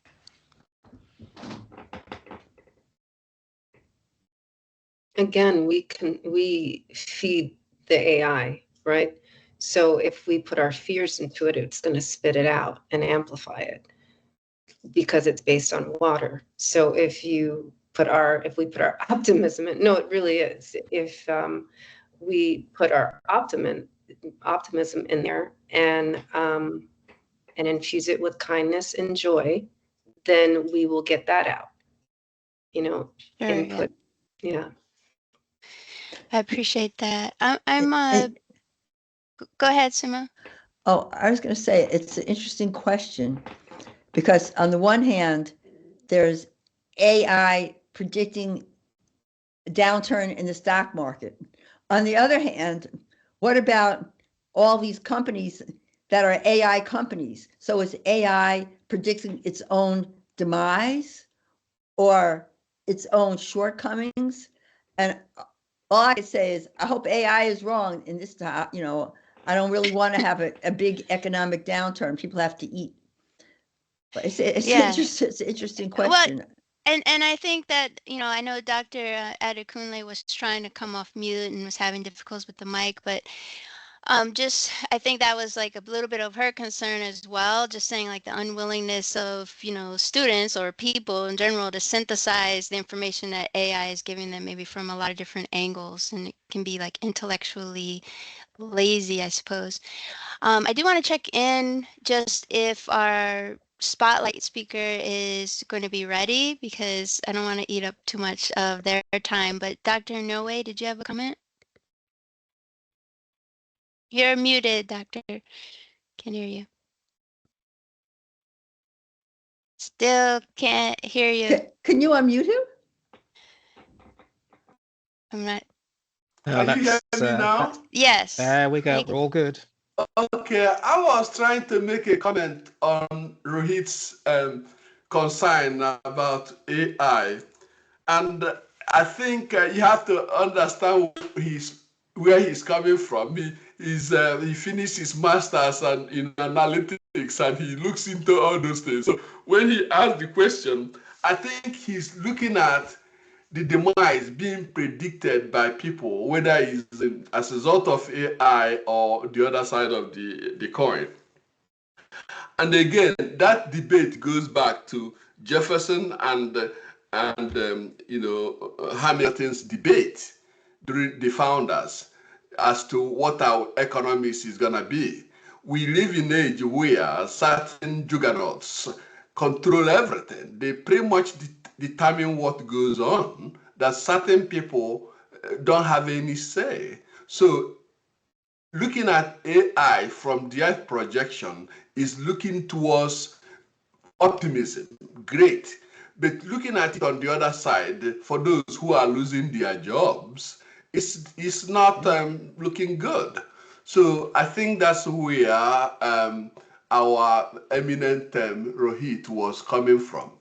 Thank you. Yeah.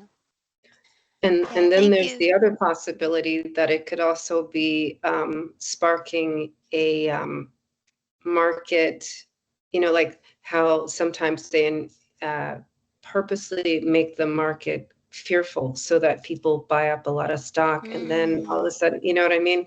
It Right. balloons. Yeah, that's a good So, point. Yeah. To be so there aware of could be that. that. Yeah.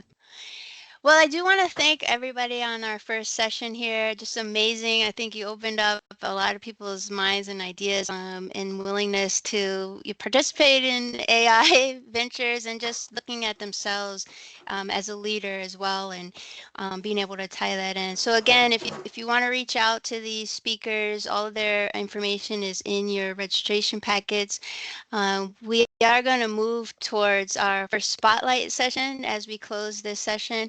And as I transition, I do want to just point out to the Systemic Diversity and Inclusion Group's website. I'll go ahead and post that in our little chat here. Again, we are a 501c3, so we do work off of donations and appreciate if you're able to do that for us. As we bring all the collaborators together, we love to hear about the work you're doing. We love to showcase you and spotlight you in any way that we can. We just appreciate you continue to push our message forward as well. So you can find our donation link there. I'm going to go ahead and introduce our spotlight speaker, and that's Victor Ogunbuyi, and he's the founder and CEO of the Dawn AI Study and works a lot with educators, parents, policymakers, trying to make learning more equitable for children with different cognitive differences. So I'm going to go ahead and turn it over to Victor, and welcome. Amazing. Well, good morning, good afternoon, everyone. I'm honored to be on this session, this big time spotlight session. And my name is Victor Ogobi, founder and CEO of Dawn AI Study. And when I first saw the theme I'll be speaking on, Nego AI for Inclusion, reimagining learning in Africa, I smiled because it's something that resonates deeply with me. Right? It speaks directly to my heart, the heart of my work, what I do, my life missions. And you see, for me, we're talking about AI. AI has never been about technology, right? It's about people. It's about the overlooked learners, the unheard voices, the children who learn differently but have the same dreams. So across Africa right now, millions of children are being left behind in classroom, not because they are unable to learn, but because of our system does not yet understand how they learn. And these are neurodivergent learners. They process information in different cognitive diverse way. These are learners, K-12 learners that spans across different cognitive needs like autism, ADHD, dyslexia. And most of these children, most of these learners, they are often mislabeled, they are misunderstood, or maybe stigmatized and simply ignored. All right. Talk about the teachers as well. Teachers don't have access to accurate tools to support them, and this causes a ripple effect when you see a teacher teaching with a one size fits all in the classroom. Imagine the classroom whereas you have a neurodivergent learner, you have a neurotypical learner, and the child with special needs. It leads to a lot of burnout and less identification of such learner. And that's where we come in Dawn AI Study, right? So my company is born out of a desire to merge neuroscience and artificial intelligence to give every child a fair chance in life. And we are developing an AI tool called IDA to help identify early signs of neurodivergent learning difference using cultural multimodal psychometric relevant data. So imagine a parent in Lagos, Nigeria, Nairobi, Kenya, Rwanda, Accra, simply logging into a platform. They take a brief psychometric assessment and they get an insight on the child's learning profile. They can predetermine the child neurotype, all done by AI. So you're not we don't want to replace human educators, but we want to empower them. We want to empower that parent, that mother that's so silent, that cries silently in a room because the world doesn't see a child the way they're supposed to see them. When we talk about neuro AI, so it's just an intersection of neuroscience and artificial intelligence. So it simply means inclusion, leveraging technology. So We want to ensure that we are able to blend a brain science, behavioral analytics, and AI-driven learning management system to create a neuro-inclusive classroom. And that is my vision and what I'm looking for with SDIG at the moment. We want to scale for impact. We want to be able to train teachers, education leaders on neuro AI tools under SDIG. We want to work with SDIG research network to collect and analyze data that will advance neuro education in Africa. We want to co-create evidence-based framework for government to be able to adopt. So if this can work in Africa, trust me, it can be replicated all over the world. And I think together we can position not just Africa, but other underrepresented, marginalized community, not as a late adopter of educational AI, but as a trailblazer in human-centered inclusive education. It's not just an idea, it's already happening. We recently got a support from Meta Llama grant, and it's gonna help us to revamp our approach. Now imagine what is possible when we combine every global reach and scientific excellence of SDIG to pull this off. So I'll leave you with this. When we talk of neuro AI for inclusion, we are not just talking about apps or algorithms. We're talking about a movement, a collective effort to reimagine what learning looks like for the next generations. To the SDIG team, thank you for creating spaces like this where innovation meets purpose. To my fellow researchers, founders, educators, this is our moment to align science, empathy, and AI for good. And as we build new partnership with SDIG and beyond, our goal is simple but yet profound: to ensure that no child is left behind and every child that learns differently have access to quality education. Thank you very much. Welcome to the dawn of neuro-inclusive learning in Africa. Thank you for this. Thank you, Victor. Really appreciate that. And if anybody wants to hear more from you or about the dawn of AI, all of your information is in our registration packet for the conference. I did notice that you were recognized by Meta's top 10, in their Impact Accelerator for startups. So congratulations on that. It's really, really exciting, the work that you're doing. And then I love how you left us a welcome to the dawn of AI. So is that kind of your message of the dawn AI? Is that what that means? Yes, a new beginning. Excellent. Excellent. Thank you so much. Dr. Nwoye, did you have something for Victor? We can't hear you. I think Victor said it all. Okay. It seems like his organization is on a new frontier, and they are bullish and are willing to share. They're gonna undermine geopolitical landscape of global divides because they want to share the knowledge to impact all, regardless of where you may be or your life circumstances. So I tip my hat to you, Victor. Keep pushing. And hopefully we're going to work in ways that could be more dynamic and open opportunities for anyone, regardless of where you are in the trajectory of change. So all I can say, thank you very much. It was nicely done. Yes, thank you so much, Victor. Appreciate having you here. And you're speaking my language around psychometrics and being able to test and see where Right, these students absolutely. are at. So I appreciate that touch you gave us. So as we transition to our next session, we are honored to have our next session on technology, artificial intelligence, and small businesses. So Victor gave us a nice intro for that. And our panelists on this session are Uriah Ali, Elaine Jackson, and Lyndon Thorpe. So I want to welcome each of them.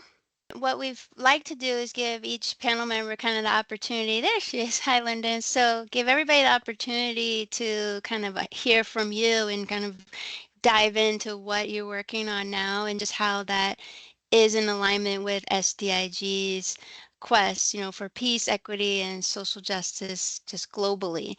Okay, Uriz. So if you could go ahead and go first and give us about 2 to 3 minutes of kind of what you're working on right now. Yeah, sure. Thank you so much, guys, for giving me this opportunity as well. So, as you already know my name is Reyes, and I am the CEO and the founder of TypeIn. Actually, we help the newly early stage startups in the US and the some Canada and European market who actually start their businesses, and the small businesses, but they want to integrate their AI in their small businesses to improve their quality, improve like empowerment their businesses. So we implement AI agents in their small businesses to improve their productivity. Like they can just have household their incomes. They can just transform their businesses around the making the AI agents.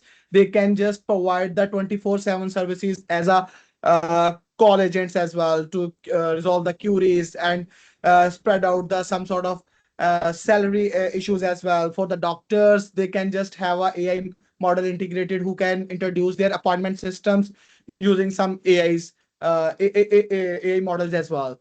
So for the most of the part, we are empowering with the tech education and real estate industries. Mostly we are targeting to them that to empowering their products, already built-in products. And if someone have their own ideas and they just want a new tech partner, so we just jump into their product. We provide them the complete end-to-end tech services. It's more like a digital product studio where we just provide complete from till scratch to and delivery to the market to the product with the complete AI solutions we provide to them. So this is what all about that I am me and my team is doing right now.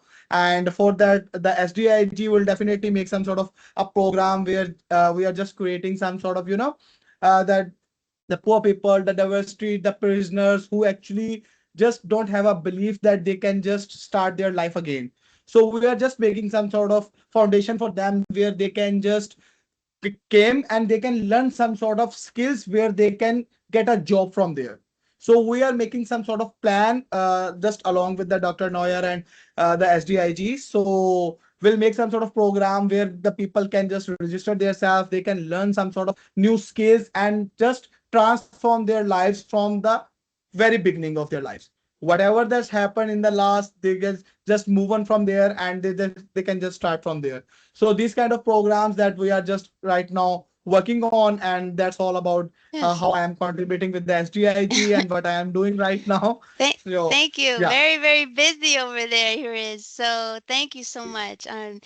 I appreciate that, and we can't wait to dive in more to your work. Also want to welcome to this session Lyndon Thorpe. If you would like to go ahead and give us kind of a deep dive into what you're working on, how it aligns with SDIG, and you can take 2 to 3 minutes for that. Okay, thank you. I'm Lyndon Thorpe, and I've been associated. So, Lyndon, we are having a little bit of an issue with your audio. It is a little bit choppy, so I don't know if it's your connection. Okay, thank you. All right, Elaine. As we've mentioned before, we'd love to hear from you about 2 to 3 minutes on kind of what you're working on and how it's in alignment with SDIG. Thank you so much. Excellent. Hi, everyone. Elaine Jackson here in Massachusetts. I am the owner and founder of Holistic Project Management Consulting. Been in business for 30 years or so. And I want to say to Dr. Cordelia that when you see people with their shoulders up to the ears, it's because they're short. Okay, only 5'1". So I focus on project management. I also focus on some other areas, but we serve as project managers and business leaders. We apply knowledge and strategies so that people can achieve best in class results. And the reason we say best in class is the results. We want people to know that every results or success is based on what the stakeholder or the customer wants. So we make sure that we are aware of the needs of the customer. So how do we align with SDIG?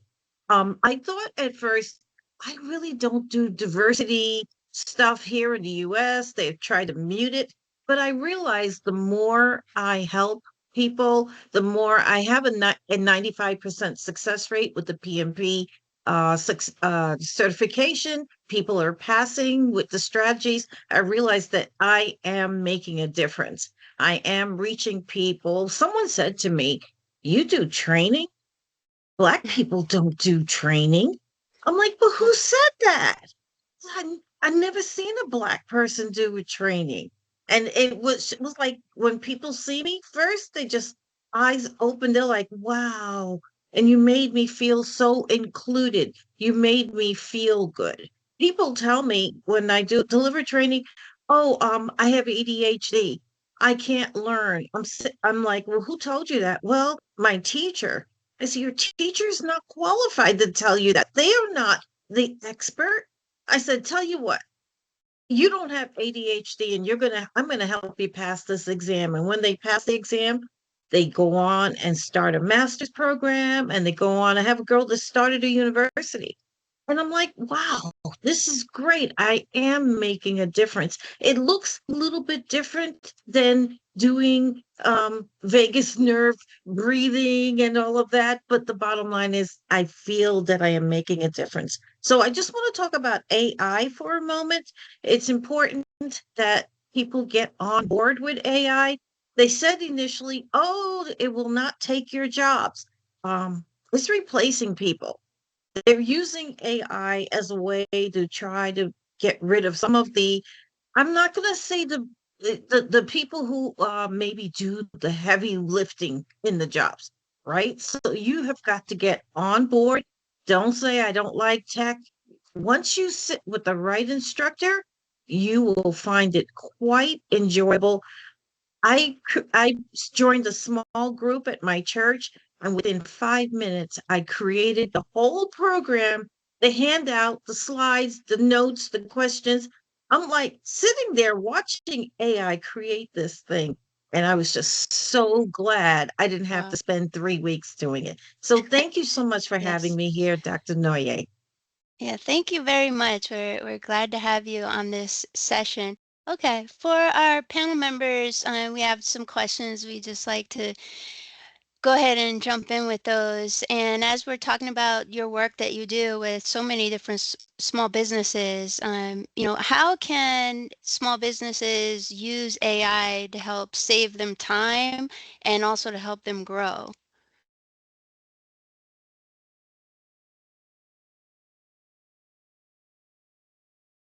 Either one of you can jump in. Your eyes, do you have? I'll answer. I'll answer. This is Elaine. Go ahead, Elaine.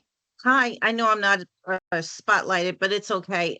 Yeah, what I see people doing, they're writing like 4 and 5 books in a weekend, and I'm like, this is crazy. But people are actually saying that I had like 5 books I wanted to write, and they've been sitting on my desk for 10 years, and now I'm going to take it and put it in AI, and they're being more productive. Is that, should we be ashamed? No. The people who take action should be rewarded. And this is what's happening. People are taking action and getting books produced, getting it out there and being seen and getting paid. Thank you for that. Your is, you had something? Yeah, so as you just asked, like how the AI is revolving the small businesses on well. So AI is just helping out each and every business right now in the market. So if we just talk about, the developers, the most important, the developers who actually build this AI is now helping to them as well. Like we can build the complete website, complete product, not within a month, not within a year, just within a weeks. So AI is just helping us is around like, okay, we can just do our months or like years of work within a month and even in the some sort of days as well. So, a lot of, if I just give you an example, like most of the founders, when they have some sort of ideas in their mind and they just want to spread that idea into the market. So they don't have to just wait for the months to just build their MVP. They just have to wait for the 1 week, and within a week, they can just spread their idea to the global world. And then the world knows about their ideas, and they can just get the, the funding and each and everything, and they can just grow their business within some sort of weeks, and they can find each and everyone. So these kind of AI is just revolving each and every business right now in the world. Either you are an educator, either you are a doctor, either you are a lawyer, anyone. So we can just say that right now the AI is just changing the world and changing the business strategies and changing the business, the production and growth as well. So this is how AI is impacting right now. Thank you. I mean, I love your energy and positivity in this AI aspect. So the next piece is, I know you've been very positive on what AI can do, but can you talk to us a little bit about maybe some of the barriers that small businesses can encounter when they're trying to adopt using AI? Like, how can they kind of overcome that challenge? If anybody wants to speak to that.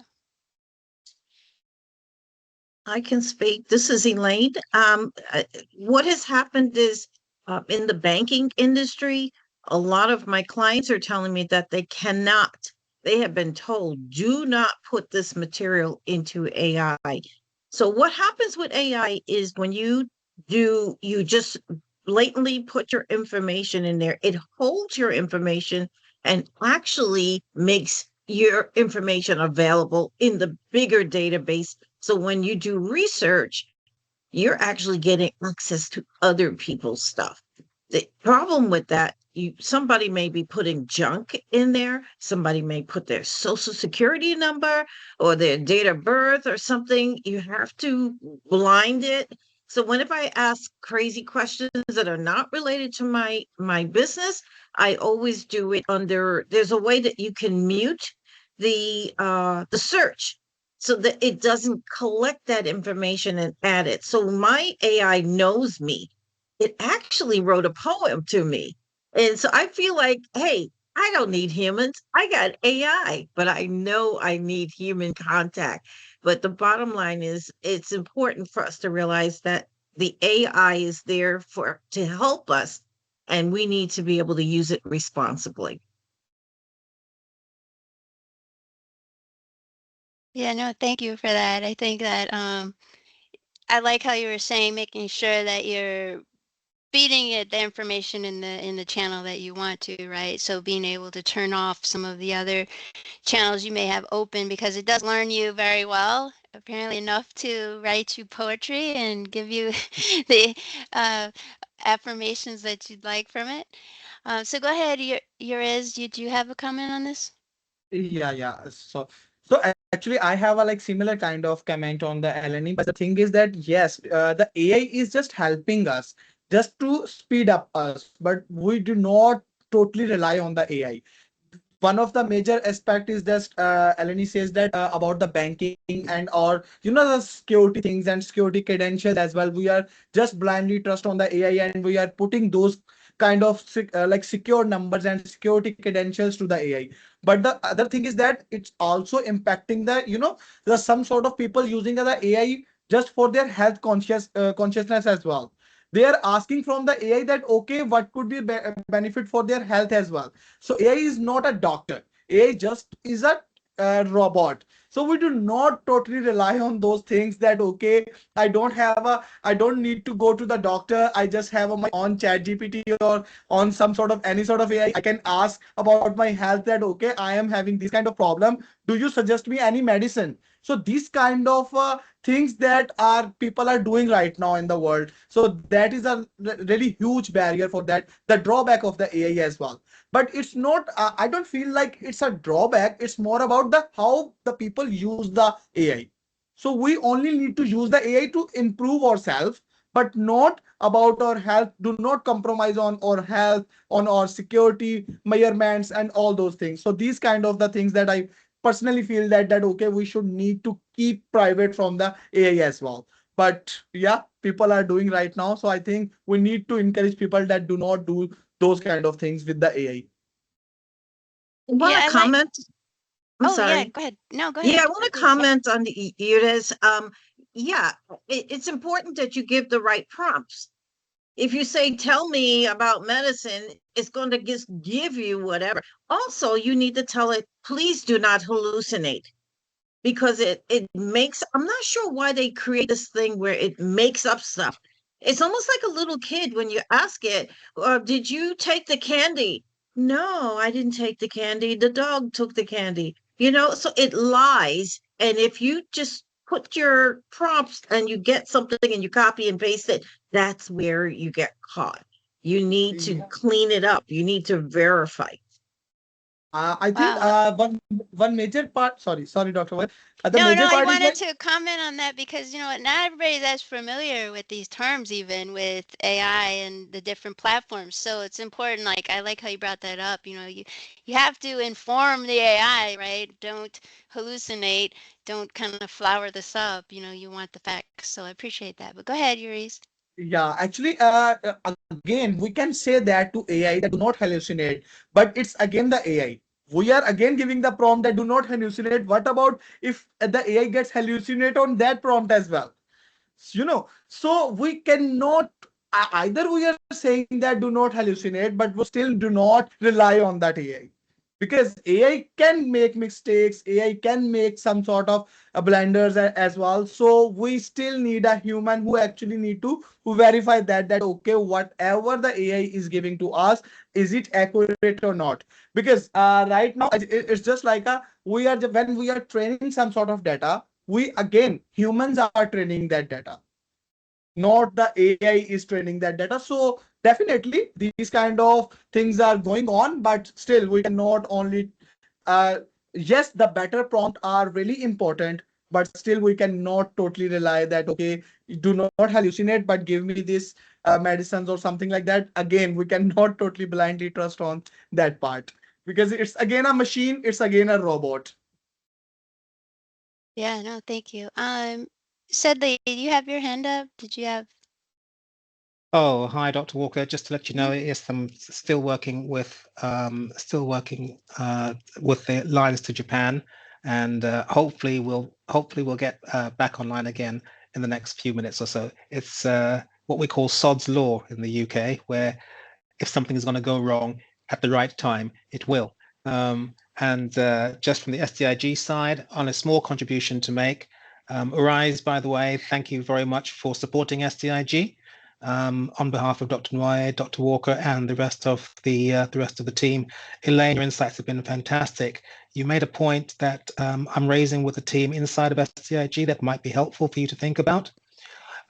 If you are using any kind of system, whether it's a physical notebook or whether it's a computer, particularly if it's a computer, you can log in to 5 Facebook accounts if you create them. You can log into 5 Google accounts if you want to. You can yeah. So the first thing is, where am I? No matter what you're doing, if you ask yourself, where am I, before you start typing, that sometimes helps, because you suddenly go, I didn't mean to reply to everybody in the department. I only wanted to write to Elaine. We've all done it. And the other thing, I think very pointedly, is that specifically with regard to AI, AI is like saying science. It's a very broad church. Most of the time, we're talking about the language model, where we're getting a call and response. And if you have any environment, doesn't matter whether you have a Yahoo account or any other, where you actually have to log in to that account with your credentials, your email, for your documents, that means that those documents or those emails are much more secure. With the AI environment, this is critical. So if you use any corporate AI environment, it could be ChatGPT environment corporate, or Microsoft Copilot, or some of the others. Once you are logged in with the understanding and the provision of your company, and everything that is created and everything that you ask, all of the prompts are all held securely, just like your documents. However, if you are simply using one of the AI tools on the web without logging in because you simply want to get something done, then Elaine, you're spot on. At that point, that information is then available for that AI platform to then learn from and use externally. But if you are logged into your school account or your work account, then that's a very different thing. So it's basically about what I call actual intelligence, not artificial. If you log into something, that means it's secure to you and your company. And if you don't, then you don't. Thank you for that. All right, I'm going to move right along to our next question here for this panel. And really, it has to do with what we've been talking about, right? I mean, as small businesses are trying to learn this and quickly get better and faster, what are some things that they can do just to ensure that they are still being ethical in their business, right? I mean, because there are security concerns or there are other things, but just ethically, sometimes AI can push those limits. So when an organization or small business is trying to upscale, what are some things they need to be aware of just ethically in their business practice with AI? Well, the tools we use as project managers, all of them have an AI component to it, which makes it a little bit safer because now that they are responsible for doing things right, because a lot of people, thousands and thousands of people are using the tools. So when you're using Trello or you're using what are some of the other tools, Asana, Monday.com, even Tableau, which is a visualization tool, has an AI component. So everything is getting in on this wave. And I believe that, you know how they have the curve of innovation, where in the very beginning you have the early adopters and you have the people who wait online. Simon Sinek talks about it. And they wait, they go and stand outside waiting all night for the store to open to get the first phone or the first TV that's a certain kind of screen. And so it's important to understand that as people do that, it's important that you catch the wave early. If you're coming in now, you get certified now in AI, or you get certified in PQ, which is what I've done to try to be different than everybody else. I've gone into certifications such as sustainability and PQ and AI. And by doing that, you now can corner the market being different, be offering something that more is like what everybody has, but with a different spin. And that's what I've done to show myself as being branded as helping people in a way that meets those goals for the United Nations goals, trying to help feed people and stop hunger. And, so those 17 goals that are set by the United Nations, that's really important to me. Okay, here is anything? Yeah. So yeah, same. I just have one more idea. Is like AI is helping the small businesses on the automation side. We are automate lot of things and speed up lot of things. But the thing is like just an example, like if some sort of a business, they have to entry a large set of data. So rather than the hiring a 10 people who actually write all of those fields and each and everything, the AI can just automate those things and populate those fields. And we just need to have two people who can validate those things. So this is something that AI is just helping us to reduce our manpower as well and just automate our processes. Automation is, whenever we call about AI is called, okay, for the small businesses, AI is an automation for them. That okay, lot of their processes can be automated, but still that again we are not using something for our personal things.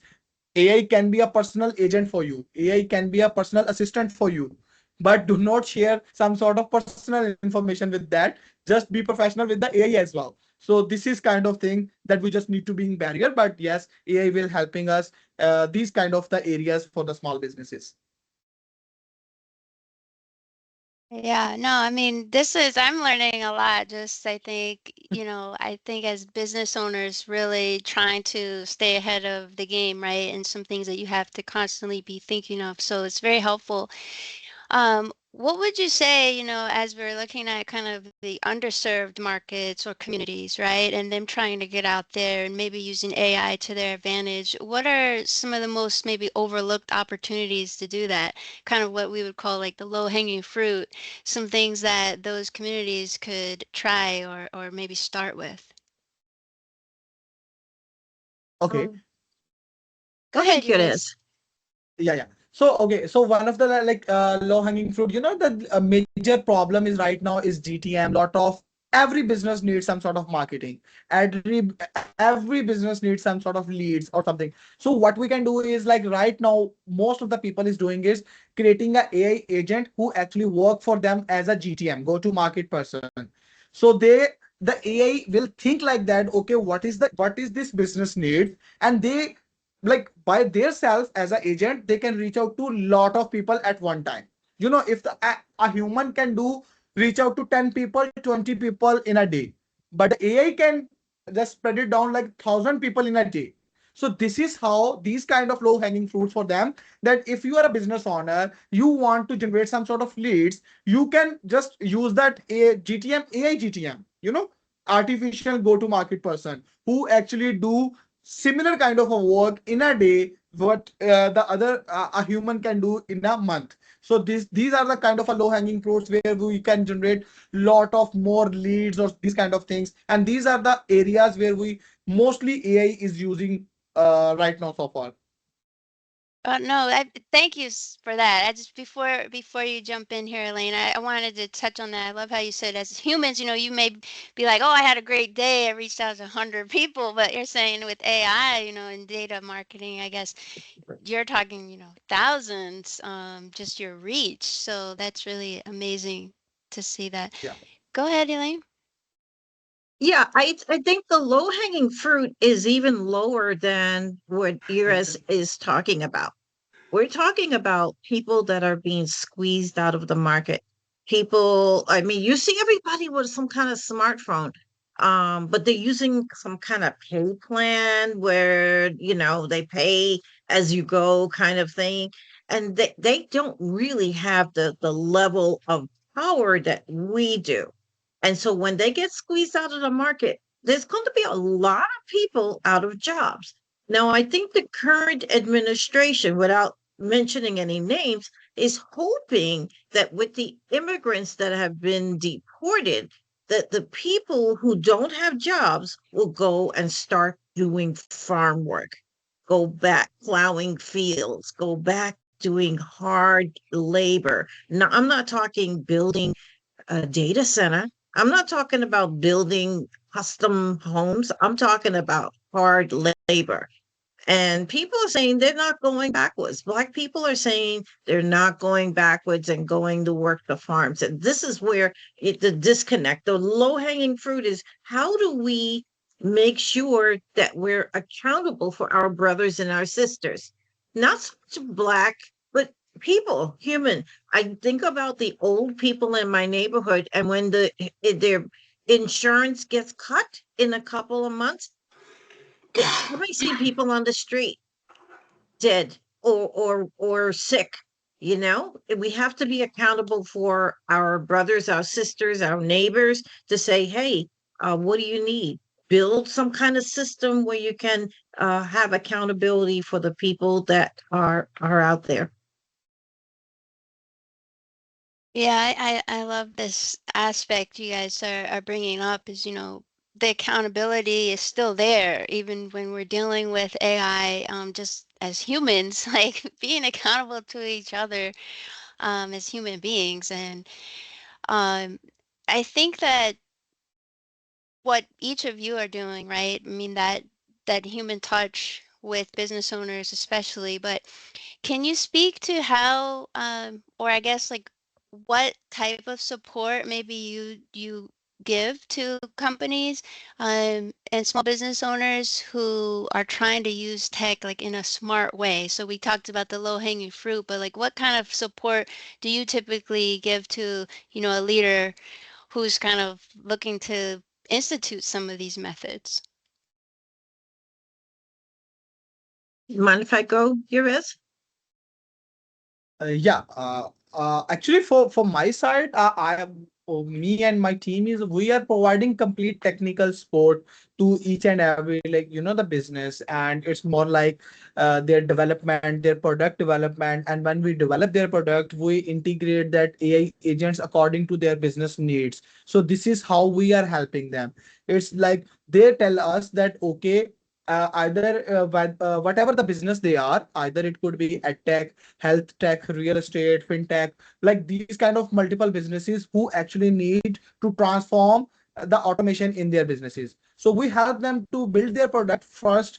Either it could be a website, mobile application, or anything. First, we build that, and then we add the AI agent into their systems according to their business needs. So this is how we are helping them, the founders, the entrepreneurs, and the investors right now. Sure. Just let me follow up on that with you to clarify. So I'm curious because, a lot of times I think as business owners, we may think we know what we need. And as you, the practitioners kind of in AI, you actually know what we need. So, Yeah. I mean, how do you deal with that? Kind of like you're trying to teach the client almost. Yes, definitely. We just that is what I'm saying, that we are not only the the developers or the coders or something like that. We are becoming their tech partners. And when we call that tech partners, so we jump into their business that, okay, what actually right now need for your business? How this digital transformation will impact your business? What kind of money or revenue or something that you will gain in the next 3 months, 4 months, or even the 6 months? We discuss with them that, okay, for the last 3 months, this is something that you achieve with the human effort.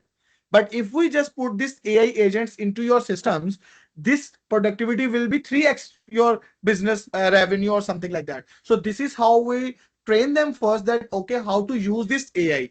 When we are implementing AI into their system, they also have to learn about that thing, that how to use that AI agents or for those things to for their businesses as well.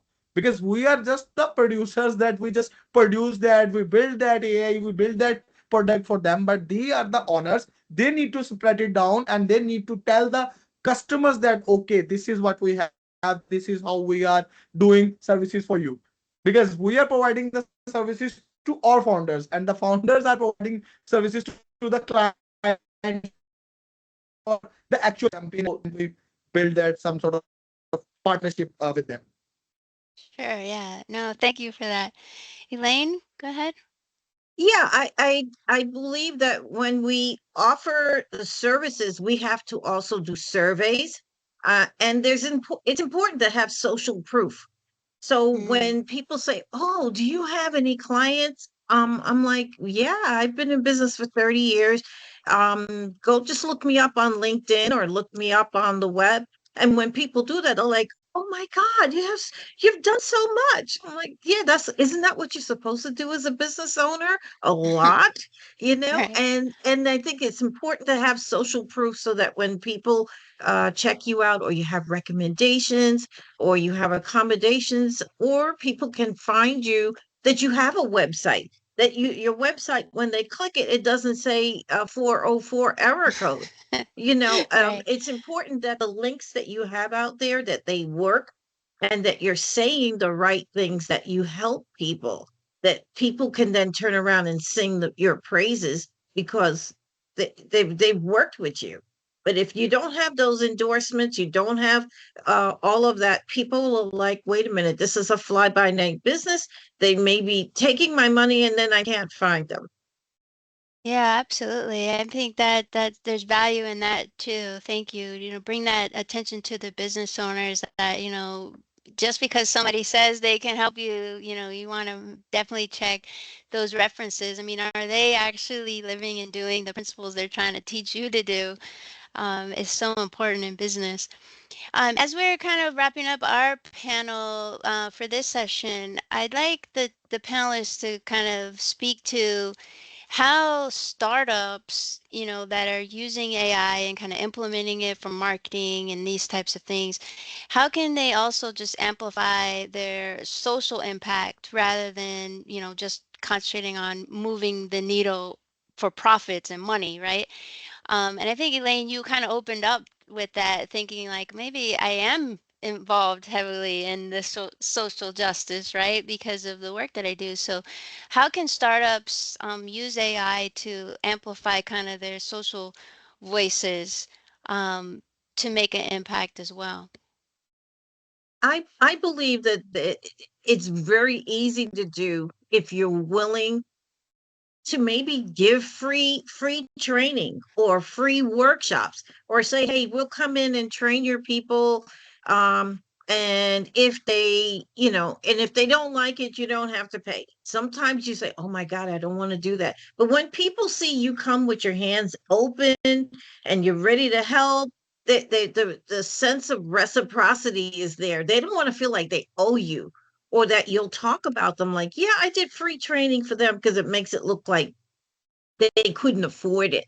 So they say, hey, no, we want to pay you, because they don't want any kind of negative feeling of somebody did something for me and I got it free, and they might talk about it. So I think it's important that we be of service. And if someone says they can't afford something, say, well, okay, what is your budget? What is your budget? How can we build a program for you? And we would like to help you. We'll train your people.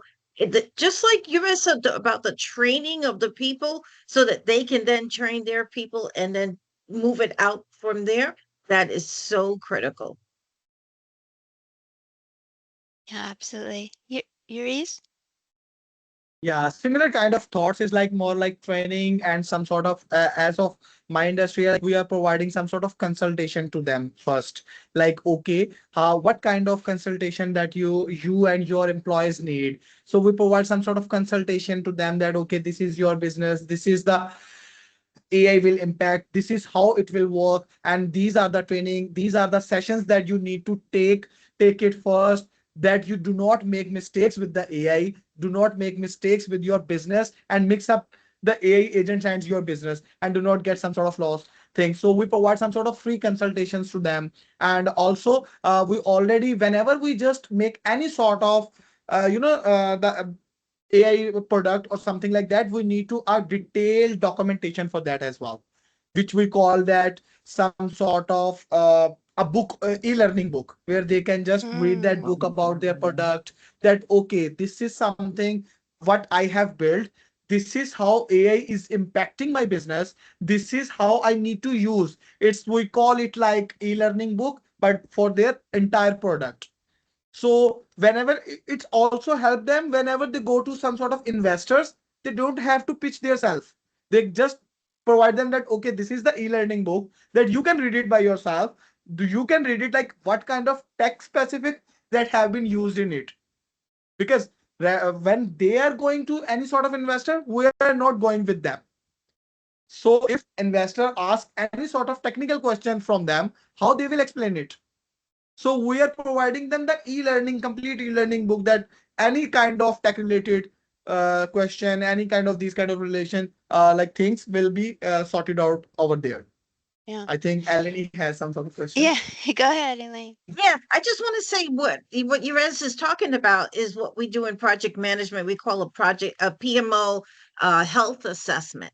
And many times we do that free, where we go in and do an assessment and find where are the gaps, where are the problems, and then we can then come back in with the solution. And if the customer is ready for the solution, then we can work on it.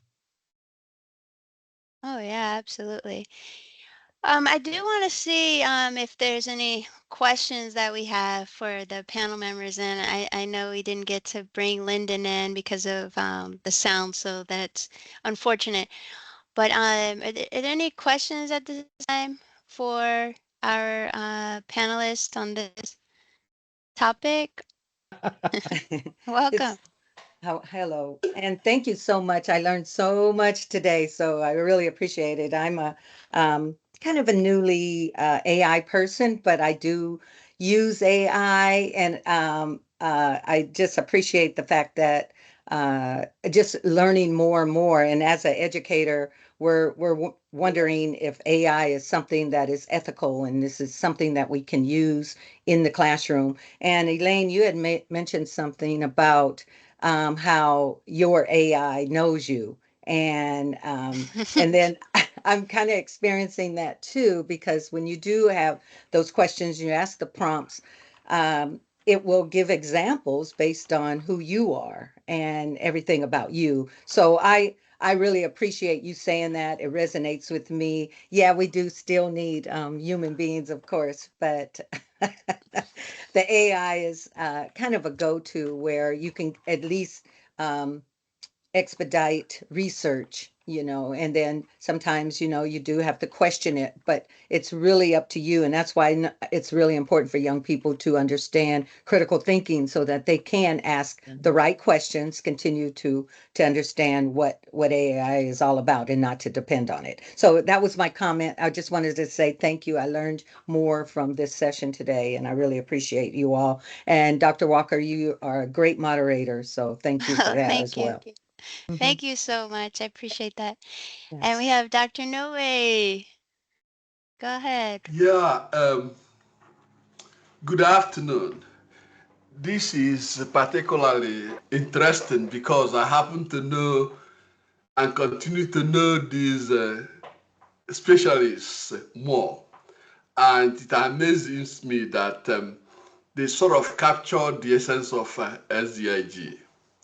If you listen to them very carefully, you would have noticed the nuance of their various views and how they approach issues, whether it's in terms of low-hanging fruit Dr.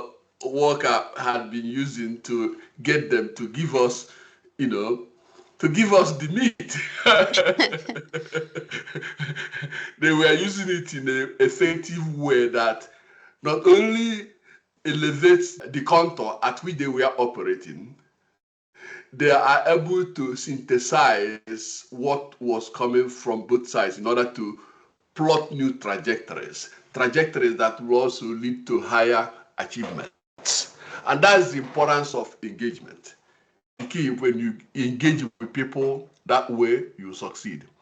I can't wait to get you, two of you a place to be able to pose more deeper questions as we work on possible ways to ensure that what we do begin to impact other people. Now, as people who've known all these things and from various parts of the world, you know the impact of capitalism in impeding people from utilizing even they have their good minds to do something. How could you address the issue of organizations like SDIG that has footprints in different parts of the world with people having varied needs? Like now, some of our people are tinkering into different things that they're working on, which will be working with arrays in order to figure out how do we meet their needs in their various locations. So how would you advise someone who has the ambition to ensure that everyone, regardless of your location in life trajectory, has an opportunity? So when you look at your mission, right? And if you're looking to do something that affects everyone in the world, have you ever seen when people have a day of prayer and they like the whole world, everybody for 5 minutes, nothing, everybody's just praying, silent, no work. It just unifies the world. And you can come with a mission of something like that. I think there was, I don't know, 2008, 2006, there was something where there were hands around the world and people held hands and just chains of people all over the world holding hands and just for a moment being unified. And I think that you have to get grounded, but in order to make something like that happen, you have to have influencers join. There are people that have a lot of money and they're just looking for their name in the paper and to get onto something like that where they help fund it and you say, hey, thank goodness for Mr. XYZ or Miss So-and-so, that she helped fund it. That brings them recognition, brings you funding, but also helps you to get further in your mission. So there's a lot of different things that you can do, Dr. Nwoye, but I think that you can't do it alone. And I believe that when you have experts working with you, you have to let them do their job. As a project manager, I know that sometimes people are always putting their hands in and, oh, I'll tell you, please back up and let me, if you have experts, I think it's important to let them do their work. They know what they are doing. And if they're not, then you got to get rid of them. But that's just my point of view. Right. You got the goods, so Yeah, it doesn't matter anymore. We still love you. Yeah, we love you both. No, thank you so much. As we're wrapping up our kind of second panel session here, just a reminder again that you can go to SDIG's website. I put it there in the chat, and we're 501c3. So please, if you really enjoy the work that we're doing, so we can continue doing it, you can make donations there, or you can share that link with your partnerships, and they can be involved as well. I mean, we're all about supporting the work that you're doing as you're transforming beliefs around the world, but also, being able to partner and collaborate with you as we move forward in our mission. So I think we're going to be ready to transition to our next spotlight, but I want to thank both these panel members, and unfortunately Lyndon wasn't available for us, but thank you so much. We appreciate everything you've brought to us. If you want to get in touch with either one of our panel members, again, you can find all their contact information in the registration link. So our spotlight next is on Dr. Chaluwani Elizabeth. I don't know if you wanted your full name in there, Adekunle. And I believe that you are ready. Absolutely, Dr. Walker and everyone, thank you so much. It's a pleasure to be here, and thank you for having me. I am happy to present on some of the work I've been doing, which is exploring how medical mistrust is impacting the uptake of healthcare services. I do have a presentation, if I'm allowed to share that, just to guide some type of visual aid, just to guide the conversation. And I recognize I only have 10 minutes, so I'm going to make this very brief. Unfortunately, I'm not able to share it, and that's okay. But I would like to start out by talking about recognizing the importance of trust currently in this current climate that we are in, and how levels of trust have significantly decreased, especially trust in public health. And so prior to this period, we saw how during the COVID-19 pandemic, people were saying no to vaccination and pushing back against engagement in receiving the COVID-19 shot, which let us understand that we are getting to a place in the United States where people don't have trust in the healthcare system. Well, unfortunately, now we can see that that is indeed a problem with the drastic reduction in uptake of childhood vaccination, particularly amongst parents, just not really racially defined, but really amongst all ethnicities. Childhood vaccination has gone down amongst parents in the South. So we're talking about places like Florida, but we've seen the outbreaks of measles, pockets of outbreaks of measles throughout 32 states across the country. So this makes us recognize the need to really pay attention to trust. What is going on there? Why is there lack of trust? What is the distrust about? What is the mistrust about? And this led me into, considering myself as a trust researcher. What does that mean? So when we talk about trust, of course, trust is one party being vulnerable, the other party,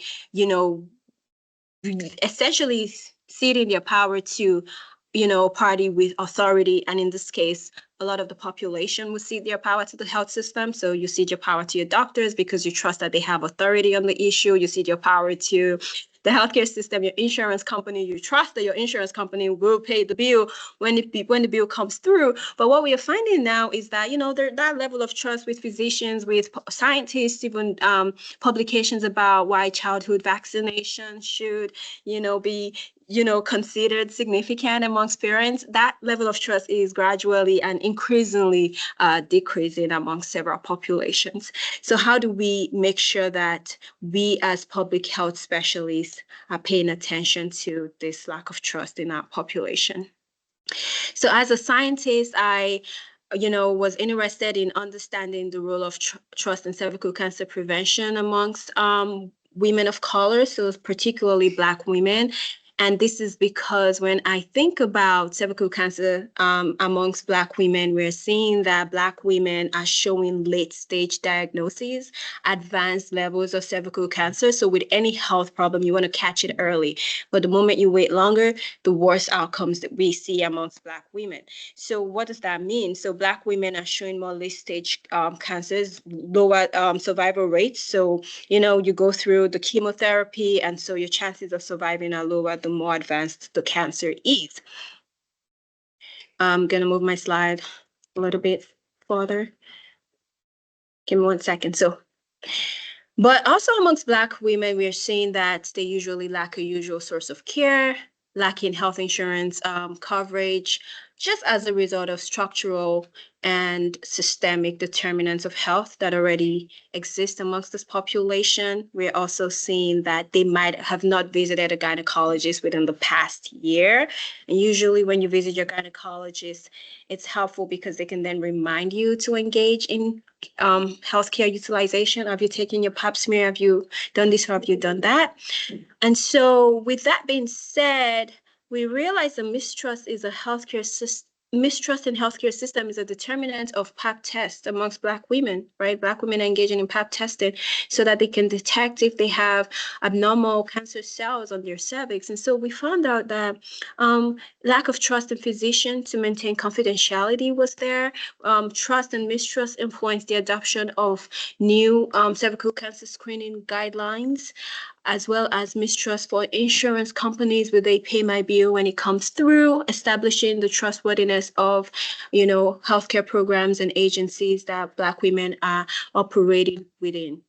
And so when we talk about access, the United States is blessed. We have access. You can walk into any primary care facility. You can make your appointment to get a test. But women are not doing this, we found out, because of many factors, including lack of trust. And so I was talking about trust earlier. We have generalized trust that comes from me just trusting you as a party, or historical trust. My parents went there, my sibling goes there, my church member goes there, or whatever religious institution you belong to. So as a result, I can trust you. So that's more, generalized trust. But we also have historical trust based on historical interactions with these systems. So when we talk about mistrust is not merely the absence of trust, but also just believing that this party is out to hurt you. This party would harm me. So you've heard things like, yeah, they do sell people's organs. Don't put organ donor on your driver's license, because if you get in an accident, they could sell your organs instead of saving you. So that's mistrust, right? Not because I've seen anyone that has happened to, just, everyone thinks it happens. And distrust is really just actively, because of your experience, actively distrusted. So lack of trust because I went through this happened to me. So now I'm taking that experience into the next situation.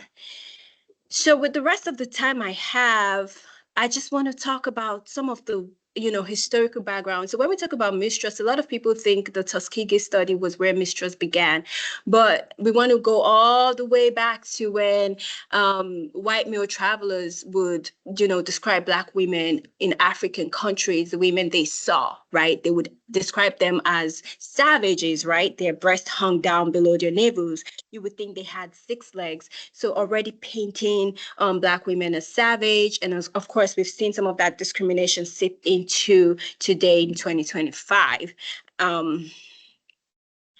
So we may or may not know of Sarah Bartman, who was a South African woman and was transported to France and displayed in a zoo just because of her body parts and in a barbaric manner. And she died as, I want to say as a display in the zoo. So she lived in the zoo and she died in the zoo as, someone that was displayed as different because of her body parts.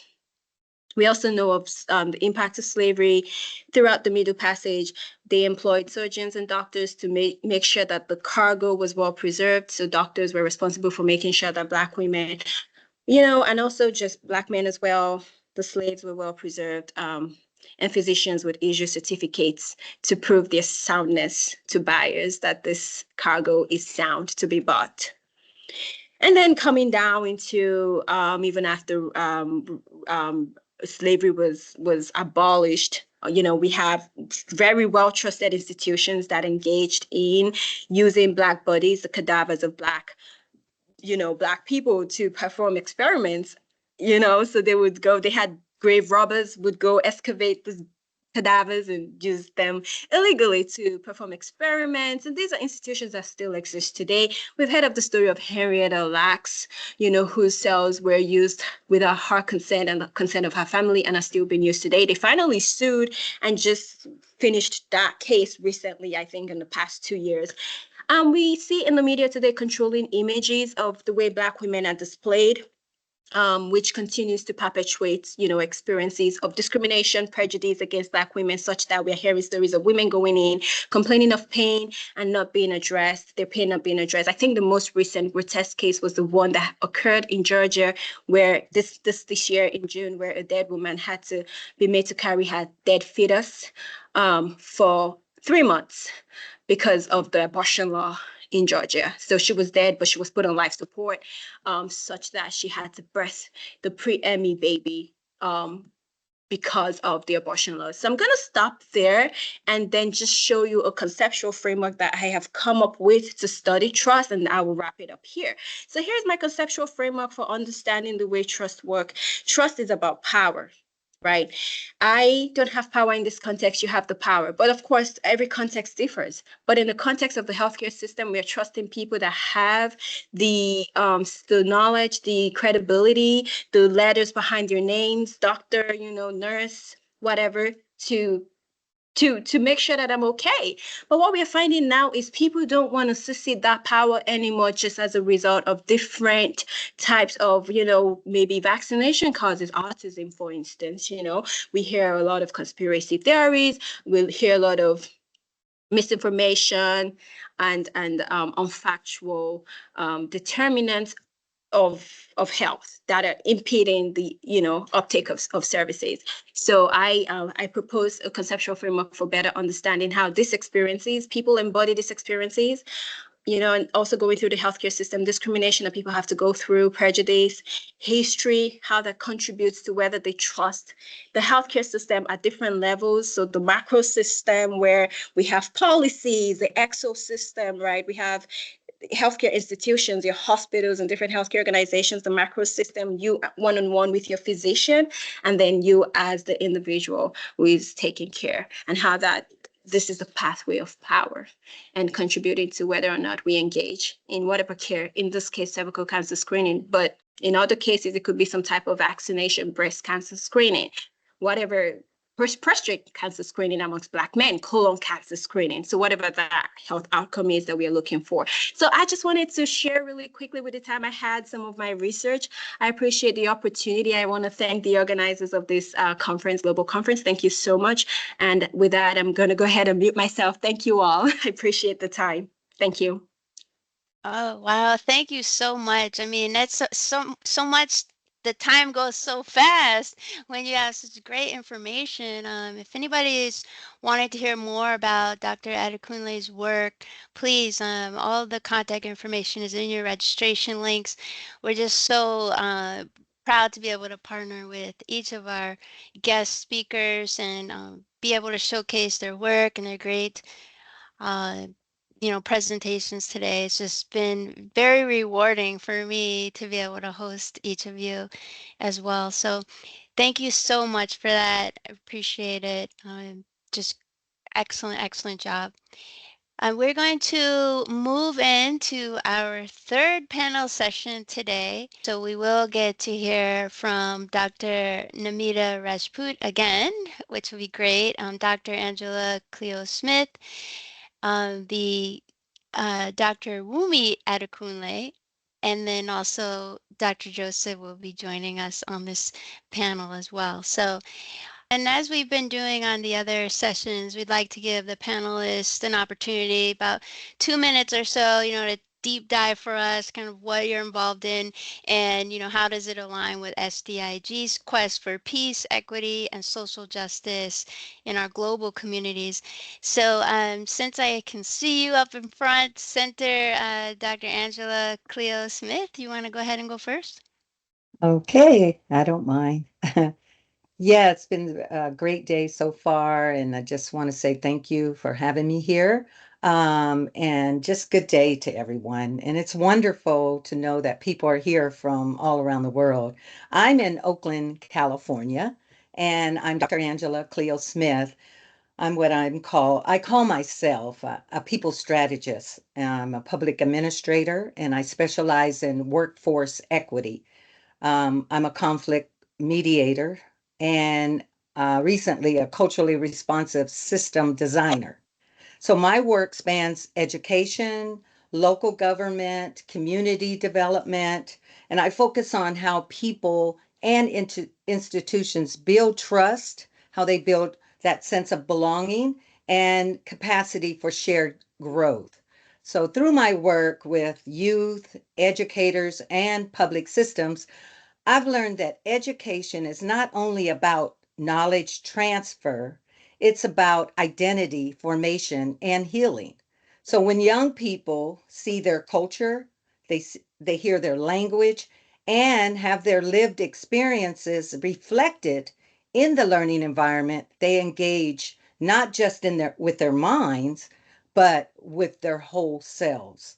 So SDIG's commitment to peace and equity and social justice aligns deeply with my philosophy that education must be human centered. We cannot achieve sustainable national development or global harmony without first ensuring that our classrooms model the societies we wish to build, the places where dignity, empathy, and inclusion are practiced daily and not only just preached. So, my guiding question is always how can we design systems where learner feels seen, they feel valued, and capable of adding to peace and progress? And this is the work. And that is why I'm honored to be part of this dialogue today. Thank you. Thank you so much. Mhm. And we look forward to diving more into that aspect on this panel. I'm going to go ahead and invite Dr. Adekunle to go ahead and go next. If you can give us just 2 minutes of what you're, give us a snippet of what you've been involved with and how it aligns with SDIG. Thank you. Thank you so much, Dr. Walker, and all the people that have worked to put this in, to make this a success. I'm a Murolake, actually, Omoumi Adekule, that's my full name. And I work both in the academia and in development sector. My principle is to give a voice to the voiceless. And that has always been my emphasis as an educator. I always encourage my students to see people, from holistic development lens, whatever they are doing, as a faculty member in the School of Journalism, and digital media. I try to encourage my students to always look at people, from the perspective of holistic development. What can you do, as a person to make the lives of people better? I started by working with rural people. I was working with a Christian organization to empower rural women, to empower the youth, to manage issues of their reproductive health and everything. According to Dr. Wayne, Dr. Wendaya, who is a public speaker and author, he said that whatever you don't like, whatever you are against weakens you, and whatever you support will give you strength. But in my own case, I beg to differ from that. What actually strengthens me is what I'm against. When I'm against something, I'm a born fighter. I have the energy to go all the way to make sure that I effect a change. I see myself as somebody who is a trailblazer, somebody who wants to see a different world. And I try as much as possible to work for the world, that I want to see. And that is why my work aligns with SDIG, because I know that in SDIG, it's all about inclusion, it's about diversity, not leaving anybody behind, not leaving the people that are underprivileged behind. So I'm in gender and development communication. And I believe that there must be an inclusive society in which we empower everybody to be who they have been created to be, to realize their potentials. Thank you. No, thank you so much. I appreciate that. I would like to give a moment. I know Dr. Rajput, you gave a brief opening before, but I'll give you another minute or so to give your opening for this education panel. Sure. So my journey has been defined by a belief that true education doesn't just change what we know, it transforms who we become. So from a lecture hall to the policy tables of ministries of women and child development, I have lived the education not as a profession, but as a purpose. And armed with doctorate in commerce, I began as a teacher, but every classroom soon revealed itself as a microcosm of the society. I saw brilliance often shadowed by biasness, potential confined by patriarchy, and young women taught to dream within the boundaries. So this shift came when I led one of my first institutional audit on the gender and leadership. There I realized that the glass ceilings doesn't always break loudly. Sometimes it's silent, woven into daily systems of exclusion. So that silence became my calling. And through my work as a empaneled trainer for the She Box initiative of Ministry of Women and Child Development and a POSH educator, so I commit myself to make society a place of respect, dignity, and a lived reality in academia and beyond. So that's all what I do.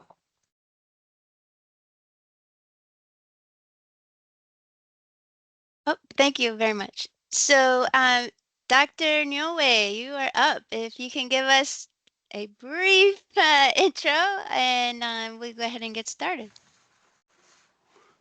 Thank you very much, Dr. Walker. I have been moved by so many things I've had today. But first, I want to thank the distinguished esteemed leaders that I happen to have the privilege to share this forum with. As I listened to the young man in Africa speaking to the World Organization, all he was asking was for people to see him as a human being, for people to give him access to education, because he knows that education is, as Horace Mann said, is the greatest equalizer. He wants to improve his life. Refugees are like everybody else. Any one of us could be refugee should we have blunder-driven leaders that could put us in such circumstance at any point in time, and we don't have control of it. Above all, what drives me is experience I've had with well thought out human beings who've done some indelible things to foster peace, equity, and social justice. In my first statement, I talked about the debate between Du Bois and Washington. I talked about Jefferson and Hamilton. Those debates continue. And those debates are a reflection of what we do at SDIG. We believe that through engagement, through debate, we will be ushered to a new and higher contour of learning and understanding, human understanding. That will give us the opportunity to hear people like this guy who made me, each time I watch him, I get so sad. At the same time, I get very angry. But unfortunately, that's where some people are put in this world. They can't change it. It's just what the life is for them.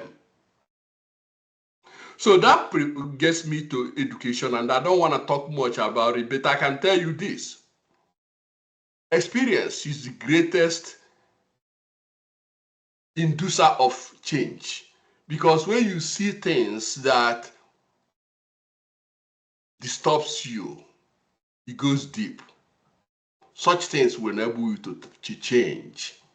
I had my book that was based on belief formation, and belief transformation. The idea was that from wherever you are, you've been shaped by your parents, your communities, the people you see and people you don't see. You have a perception of them. And those things cumulatively shape your behavior. And the only way you can genuinely get into realistic information, ideas that would help you to shape a better belief system that could be consistent with real life situation, you have to open your mind to learn, especially from those you don't agree with, from those you never heard of, from those you don't know, from those who do not look like you. If you don't do that, you are lost. Dr. Joseph, we appreciate that. And right. I want to give you more time to speak to, this topic of, for this panel, achieving holistic development, national growth, and harmony through education. So with our great panelists, we'd like to open it up to a topic we touched on briefly earlier in the conference, but not from an education aspect, is how can our education systems be kind of redefined or redesigned to promote both the academic excellence and emotional intelligence that we've been talking about? Anybody want to speak to that?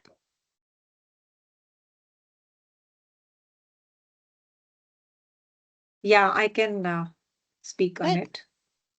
So basically, I'm an educationist and I entered Delhi University 34 years ago. So if you ask me about the redesigning to promote academic excellence and emotional intelligence, I would like to give my views on this, that we have mastered the science of information but forgotten the art of introspection.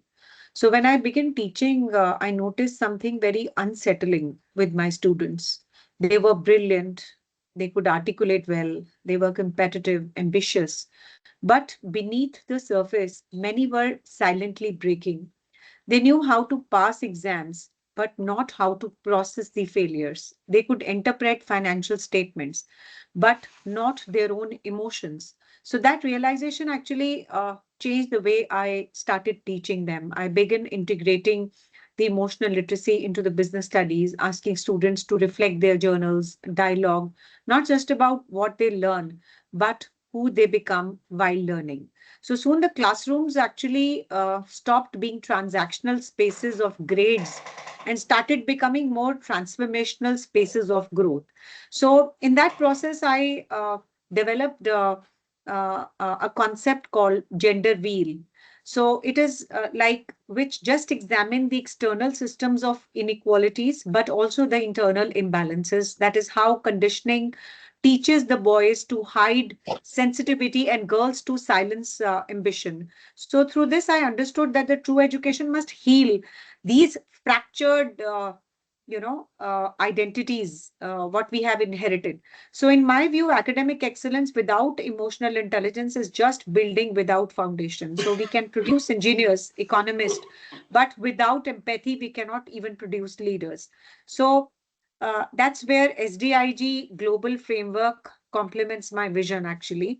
So just wide and loud, I'm saying that Dr. Joseph Nwoye's philosophy that diversity must be systemic and wellness must be intentional has shown me that the future of education lies in the union of the head, heart, and humanity.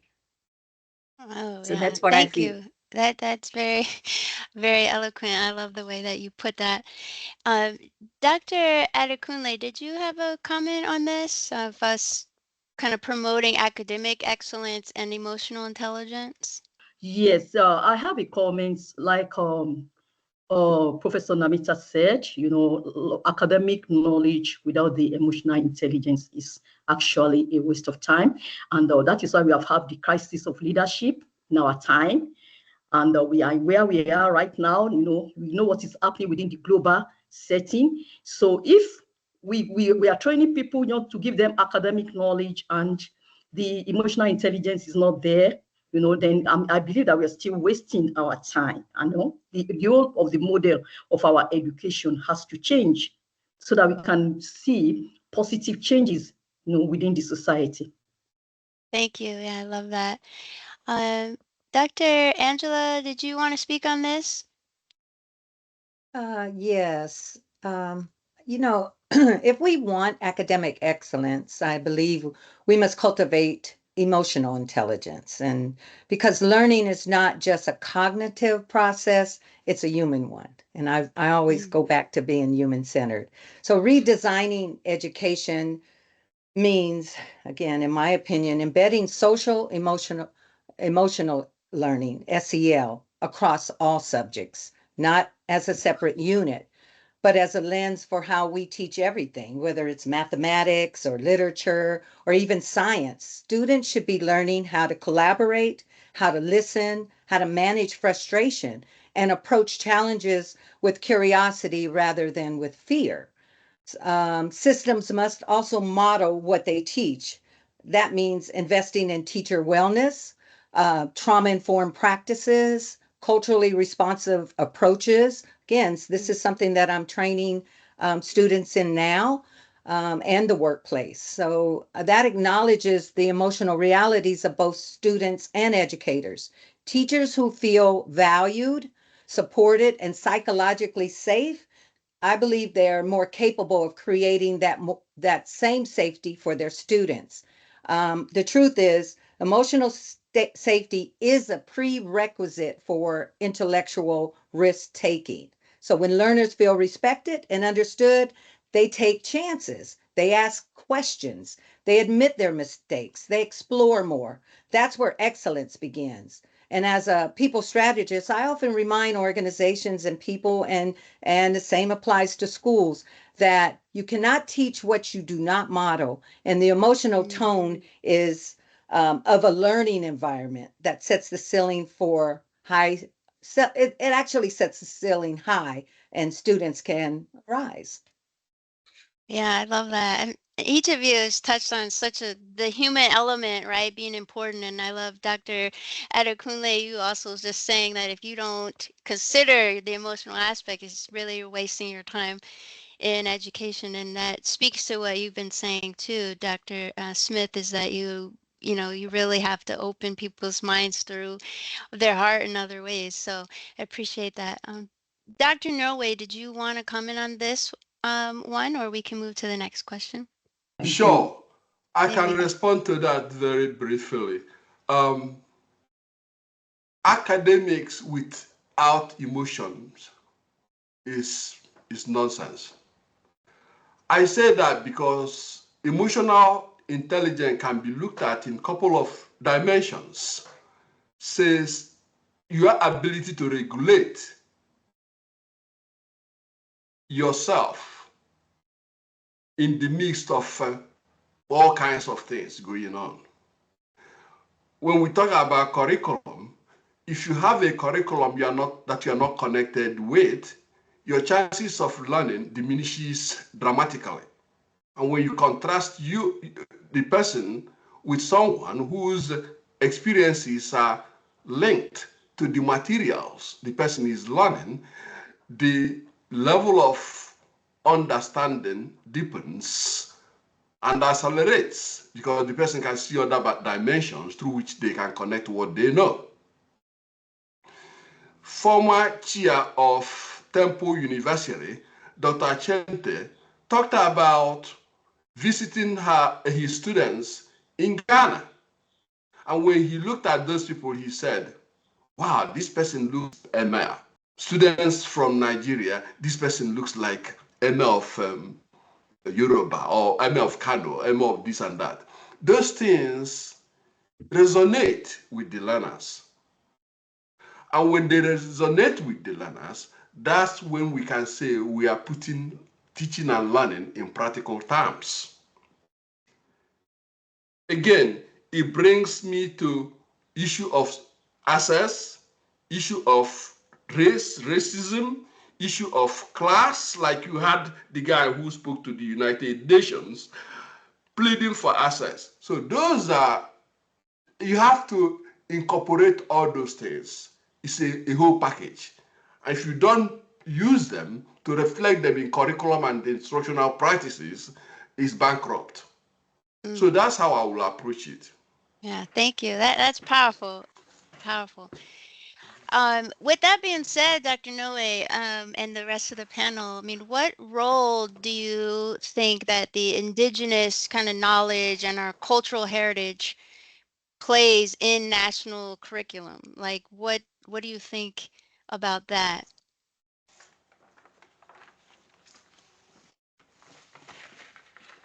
Any of the panel members want to speak to that? Dr. Adekunle, you're on mute if you are talking to the group.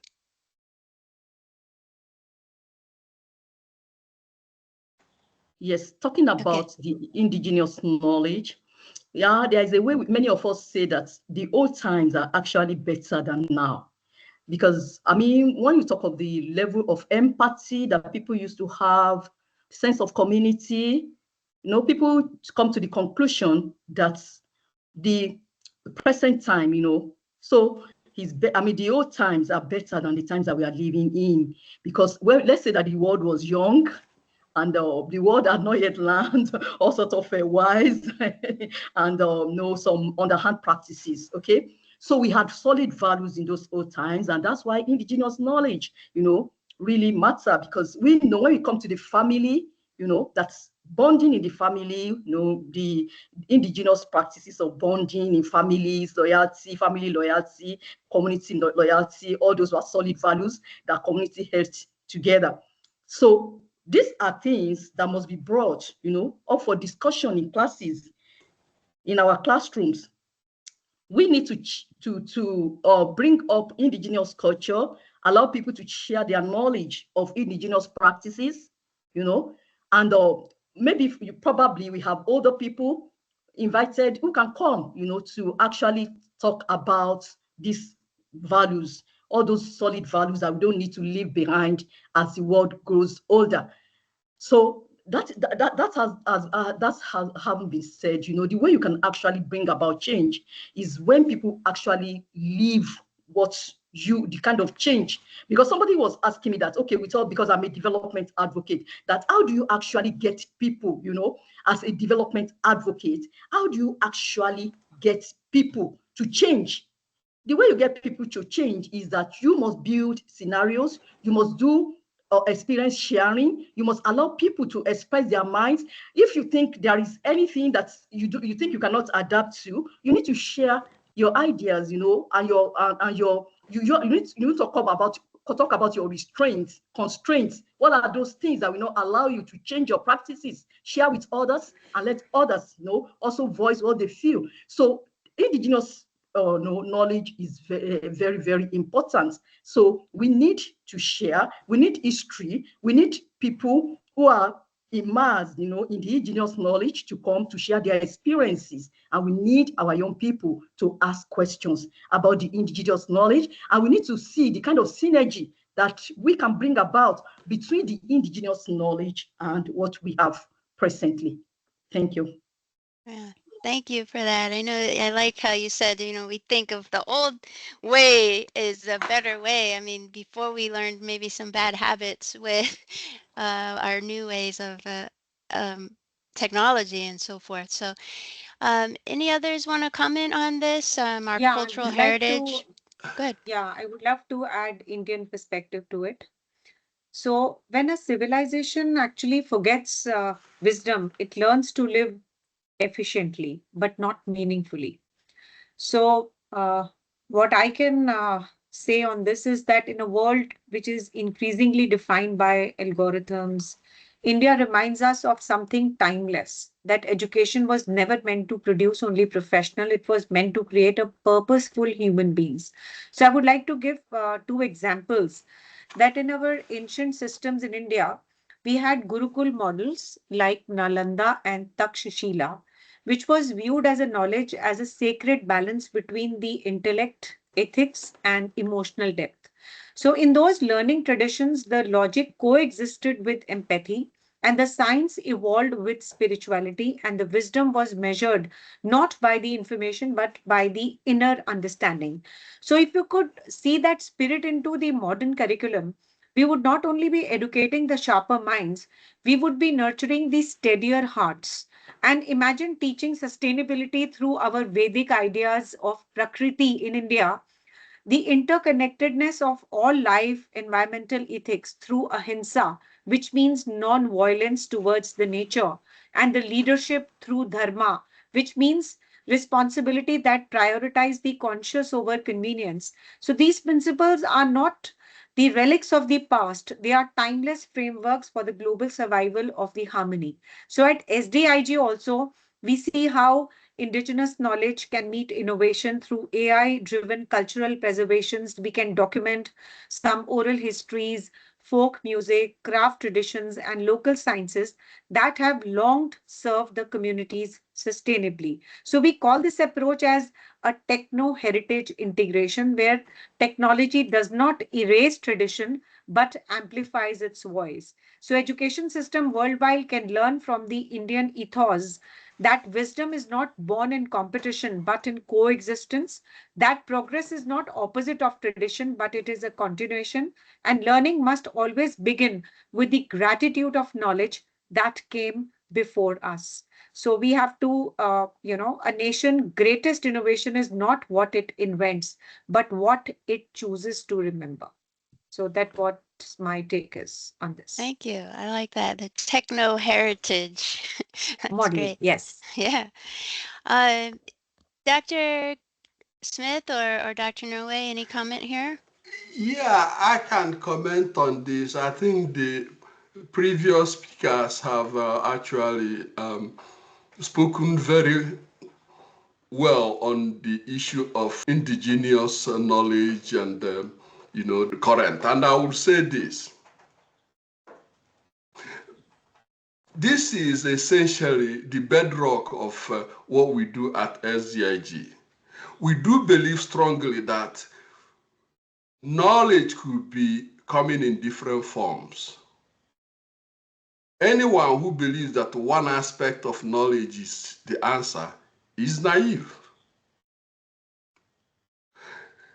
The knowledge Martin Jacquard, who happened to be a British writer, acquired encompasses the indigenous knowledge I presume he learned from the indigenes of British and what he learned from other people. And those things projected him to predict the research he did, and the result is what we are seeing today. And in his book titled When China Rules the World, he predicted the emergence of China to be a global power, for good or bad. And I think that knowledge enabled him to be able to see, and if our political leaders are people who are engaged and are, conversant with the kind of varied knowledge that we talk about, they should have infused that in order to carve a better path for our global community. So I would say that as far as education is concerned, I will advocate for a more inclusive and none aspect of education should be left behind, because that would make us better people. Thank you. Yeah, thank you very much. I want to move to this next topic, and I want to give Dr. Angela Cleo Smith an opportunity maybe to start us out, is how can schools teach kindness and teamwork and respect along with, the reading and the math that were so, standardized and having to do? I mean, how can schools start to look at those areas? Yeah, no, I love this question, because if schools can model respect in their daily practices, students will carry that lesson far beyond the classroom into the world that we're all trying to improve. We teach kindness, we teach teamwork and respect the same way we teach reading or math, by making social learning intentional and not incidental. So when empathy and collaboration are built into lesson design, they stop being soft skills and they start becoming success skills.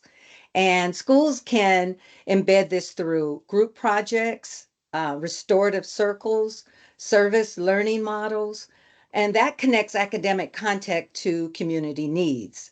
So when service learning, for example, integrates classroom instruction with meaningful community engagement where students can apply what they learn in real life settings.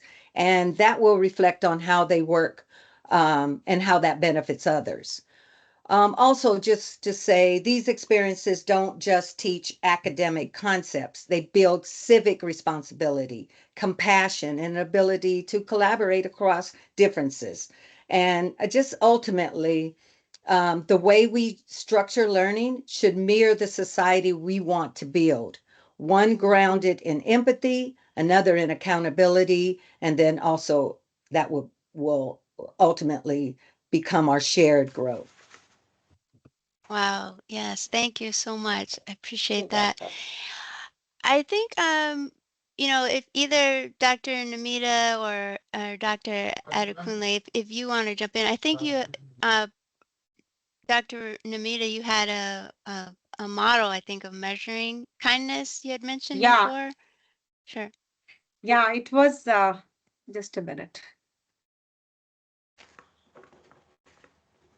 Okay. Can you hear me? Yes. Okay, so we spoke about the technology and also about the ethics and a combination of ethics, values, and technology. So as far as the question is concerned, in the schools, like we teach mathematics, like we teach science, we have to teach the kindness, respect, and all the value system. We cannot leave it at the luck and the overall perspective that students will learn on their own. It has to be deliberately taught because otherwise, if they are not uh, if they are not a part of the curriculum, then definitely we cannot expect the results to happen. So, we have to systemically put that in the curriculum and teach them in the school. And of course, the world today produces the intelligent graduates who can solve the equations, but the struggle to resolve the conflicts is not there. So who can they are the people who can decode the algorithms, but they cannot decode the emotions. So in my decades of being an educator, I have learned that kindness, like literacy, must be taught deliberately. It cannot be left to the chance or a moral luck. It must be a curriculum as intentional as mathematics and language. So teaching kindness begins with how we structure the classroom itself. Like when I was the head of the institution in one of the Delhi University College, I introduced collaborative learning circles where the students worked not to outperform, but to uplift one another. So there was a cooperation, not competition. So when the teamwork became a method of learning, empathy became the hidden syllabus. So I witnessed that quieter students begin to speak, stronger students begin to listen, and the classroom was transformed from competition into a community. So respect too is also learned experientially when a teacher greets a student by name. So when the feedback is given with dignity, when the differences are discussed instead of dismissed, these become everyday lessons in humanity. So the curriculum must include the act of compassion as assignments, volunteering, per mentorship, and reflective journalism that nurture the emotional courage. So in SDIG also, the kindness and respect are not the soft skills, they are the survival skills for the future. And because of the next century, will not belong to those who compete the hardest. It will belong to those who care the deepest. Yeah, thank you. I see Dr. Adekunle is appreciative of your collaborative model. Thank you. Thank you. Dr. Adekunle, did you have something? I saw Dr. Joseph's hand up, but I think he dropped for a minute. So. Oh, okay. Maybe probably that was a mistake. Yes, I love the collaborative model, and the problem that I've seen in our educational system is most of the time, development advocates, they come with different models and introduce, is there like a project, and this can be implemented, and when the lifespan of the project is over, is discarded. So that's why it has to become core, in the core part of the curriculum. And part of the reason why we cannot sustain this in the curriculum is that the curriculum is not developed in a way that, bring everybody together. There must be participatory development of the curriculum. I've learned a lot. I always tell my students, anytime we are opening a semester, that you see, you are going to learn from me, but I'm also looking forward to learning a lot from you, because everybody has something to bring to the table. You have something to learn. For instance, now, if you ask your students, if you ask your students some questions about certain things, for instance, how can we ensure that everybody, models kindness, models empathy? You'll be so surprised with all they're going to say, what they're going to tell you about how to model, So we should bring parents, religious leaders, together in creating the kind of curricula that will ensure that these things are actually grounded, and that means that when you are also rewarding, like you are doing assessment, you're also going to reward this, so that students don't see it as if it's not part of the curriculum, because you know that an average student is after their grades, they're after their scores. So students who have shown empathy, who have shown kindness, must be rewarded with their grades, and then they must be honored, like giving awards. Awards is not just about academic excellence, it's also about students who have shown empathy, who have been supportive of others. So these are the different ways in which we really need to achieve this, or else it just be something that development advocates will continue to talk about all the time. And then when you have a project, at the end of the lifespan of that project, is discarded. So that's just my contribution. Yeah, I appreciate that. I don't think all the time we think about, the end when you're kind of tied in, but that's more of a strategic approach, I think, to the learning model and instilling some of those values. So I appreciate that.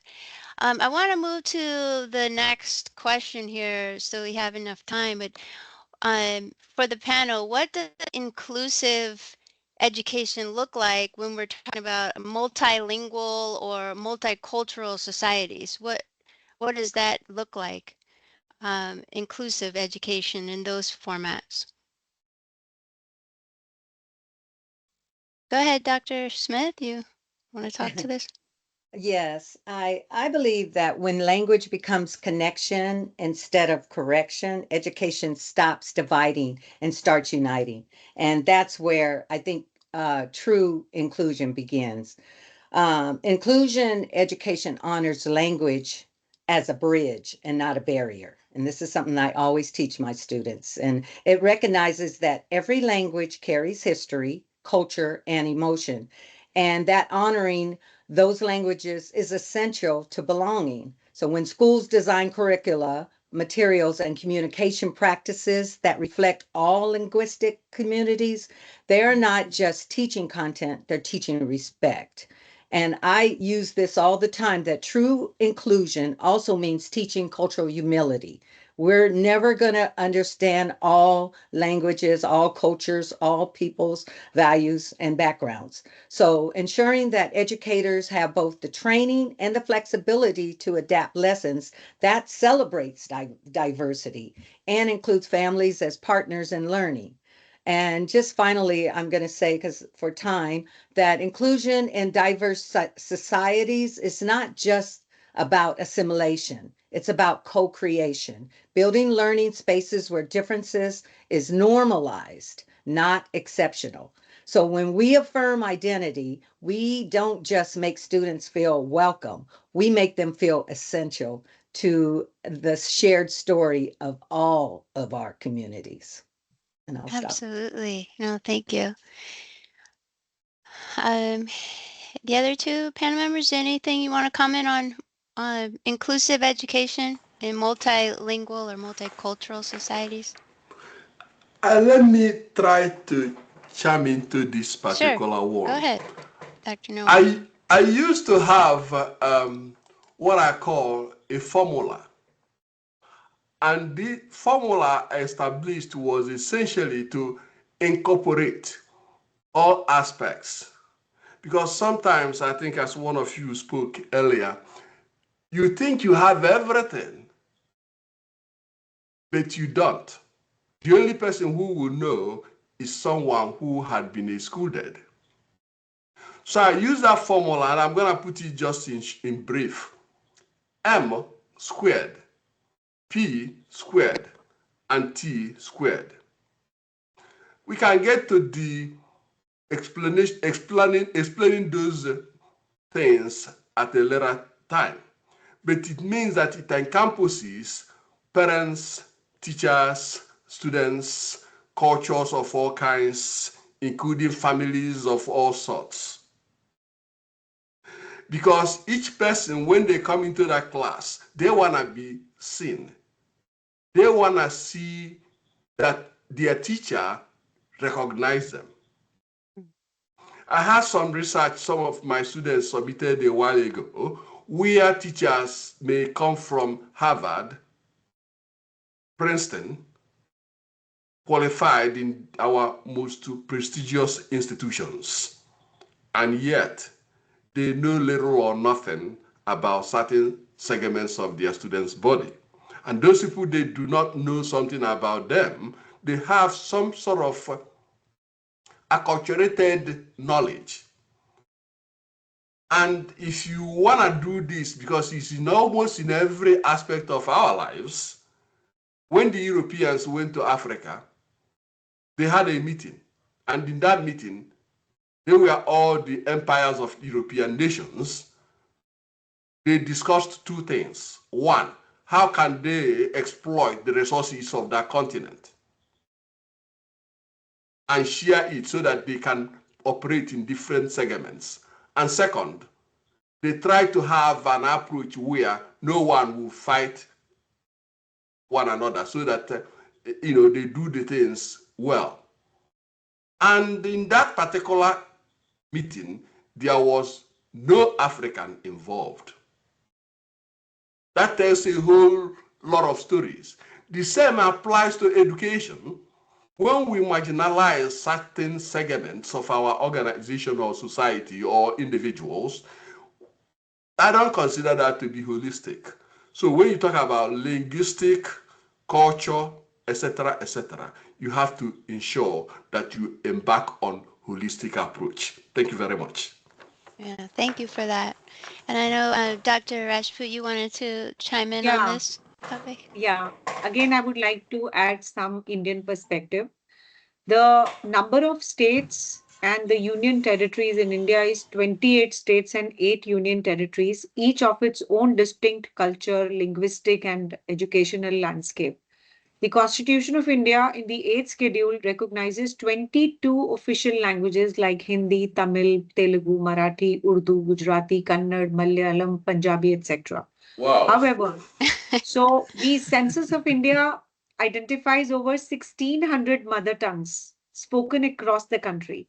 So out of these 121 languages are spoken by more than 10,000 people each. So you can see the extent of multilingual classrooms. So in many Indian schools, especially in the metropolitan and semi-urban areas, students in a single classroom may represent 10 languages background. So English and Hindi are often used as the linked languages, but the regional languages remain emotional and cultural anchors of the learning. So in this backdrop, I would like to add here that in a multicultural and a multilingual society like India, inclusive education cannot be a policy. It must be a lived philosophy, because every classroom becomes a micronism of a nation and meeting the grounds of languages and identifies the untold histories. So when I talk into a classroom in India, I see diversity not as a challenge, but as a chorus. Like we have different instruments and we listen to a symphony. On the similar pretext, we see the classroom in India. I see the diversity as a chorus.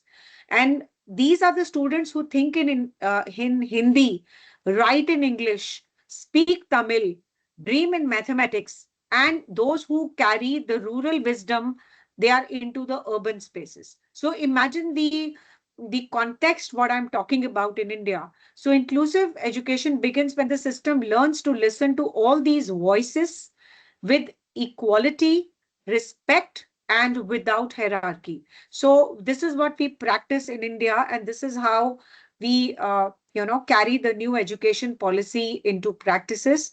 And of course, our classrooms are not uniform. They are universities of diversity. So that's it. That is why inclusive education here is not a concept, it is a necessity born of a lived reality in India. So this is what I wanted to mention about the Indian context. Because Yes, India is a thank world you. in itself. India is a world Yeah, in itself.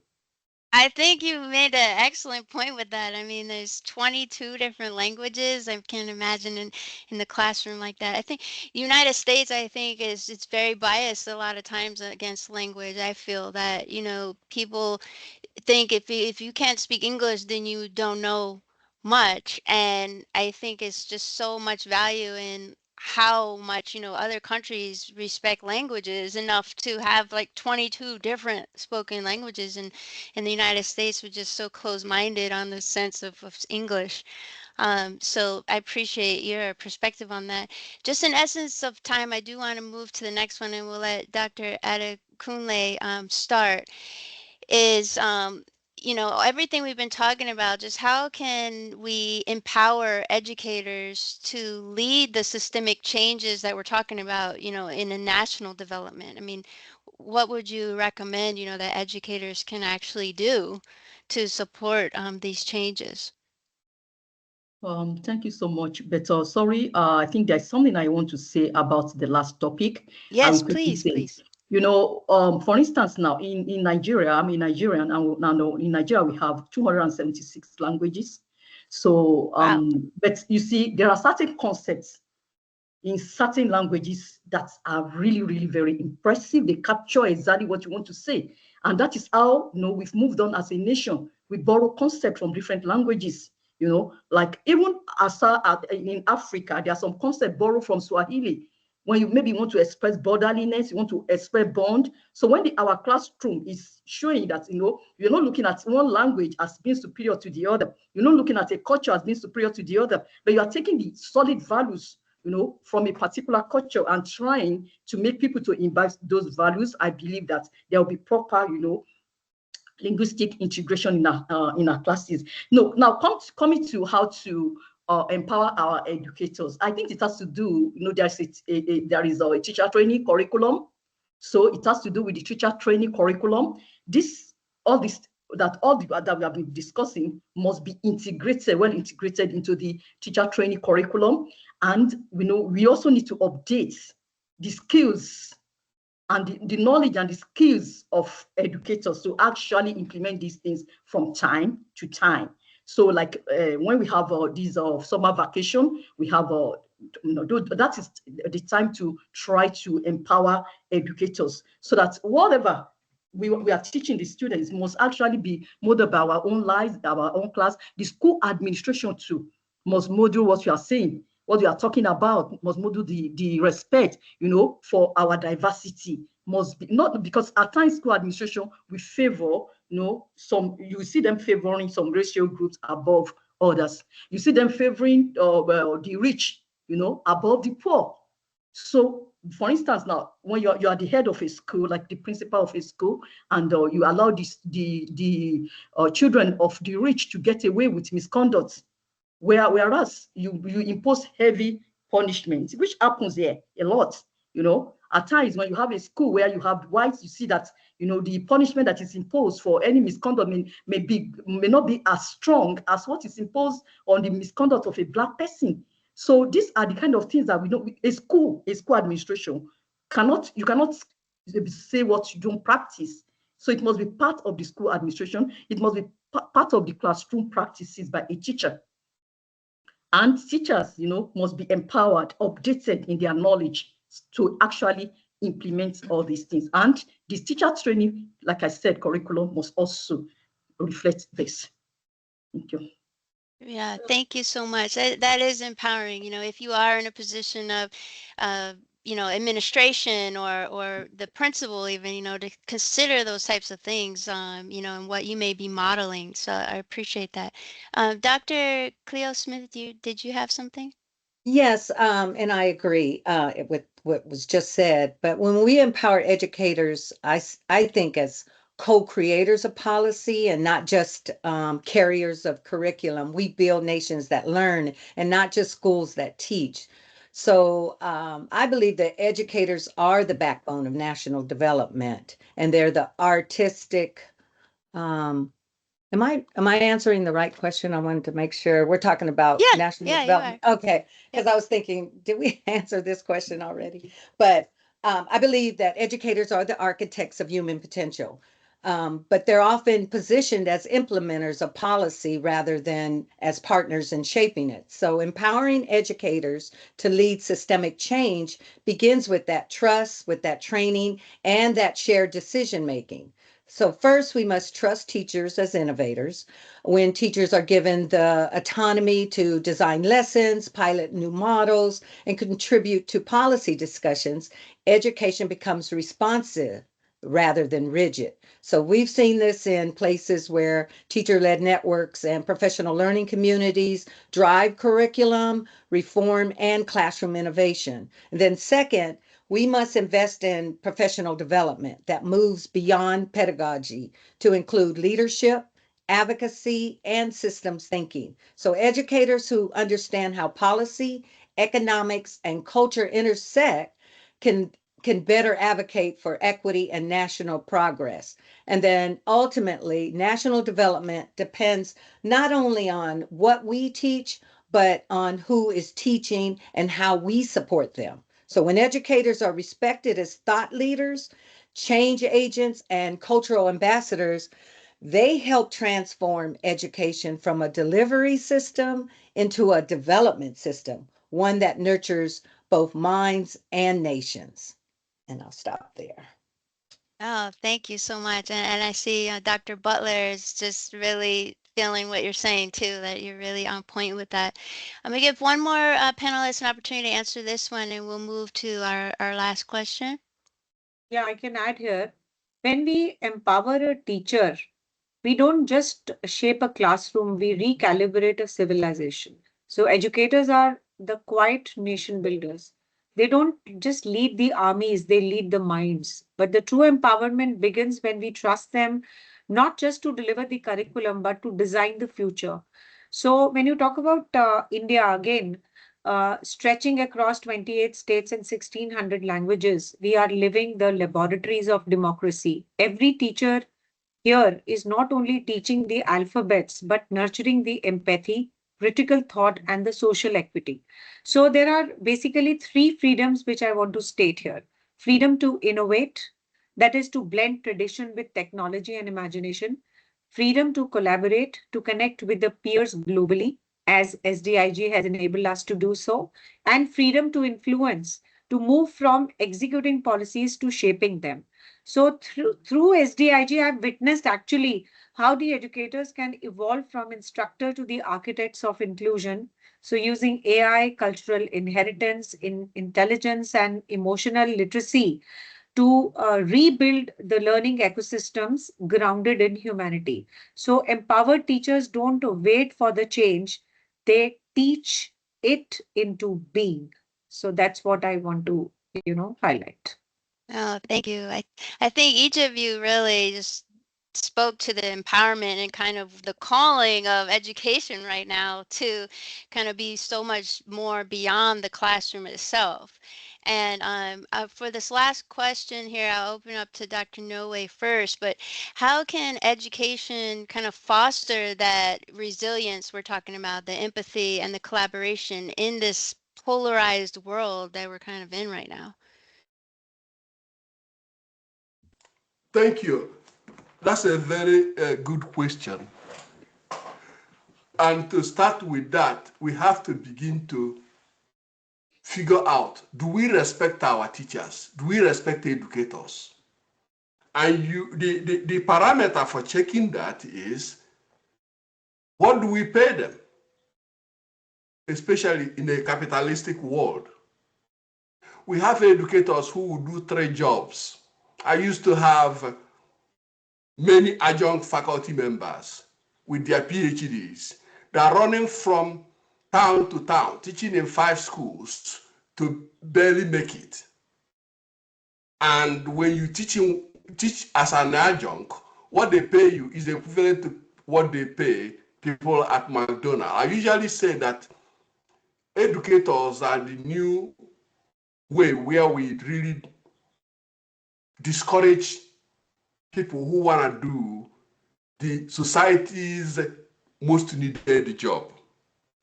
So if you look at some places like Finland, where before you get into teaching, you have to have master's degree at minimum in education.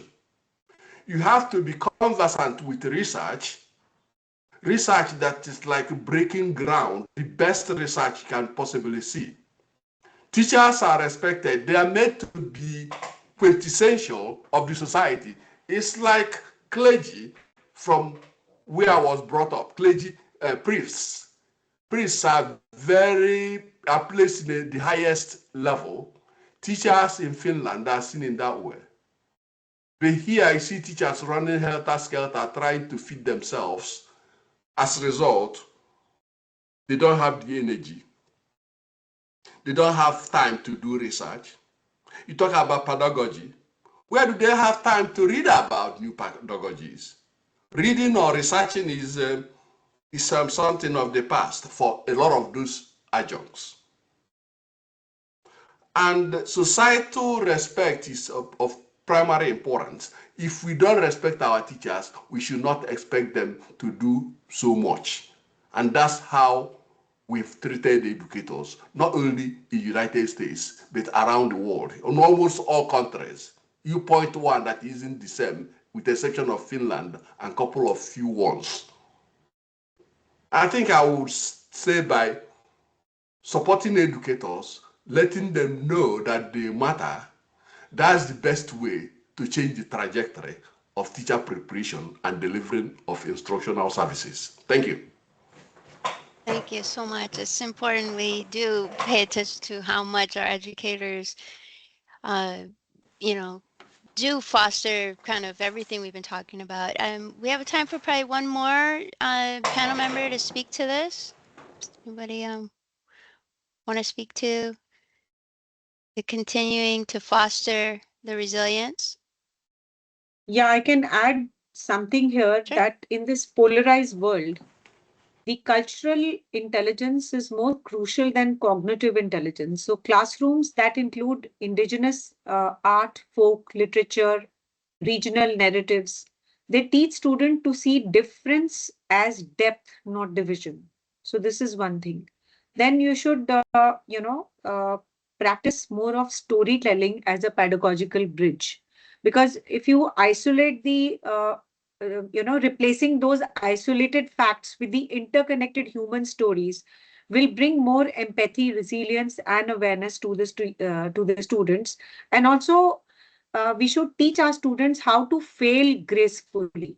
So resilience is not born from the success, but from surviving setbacks. That's very, very important. What I feel is. And then, of course, we have certain important facts like the education as emotional ecology, which has already been expressed by so many previous speakers. And also the last thing which I want to mention here is that now there is a concept of mirror curriculum, that each student must learn to see themselves in the others. Like through multicultural narratives, the mirror assignments and empathy journals, the children learn not who am I against, but who I am with.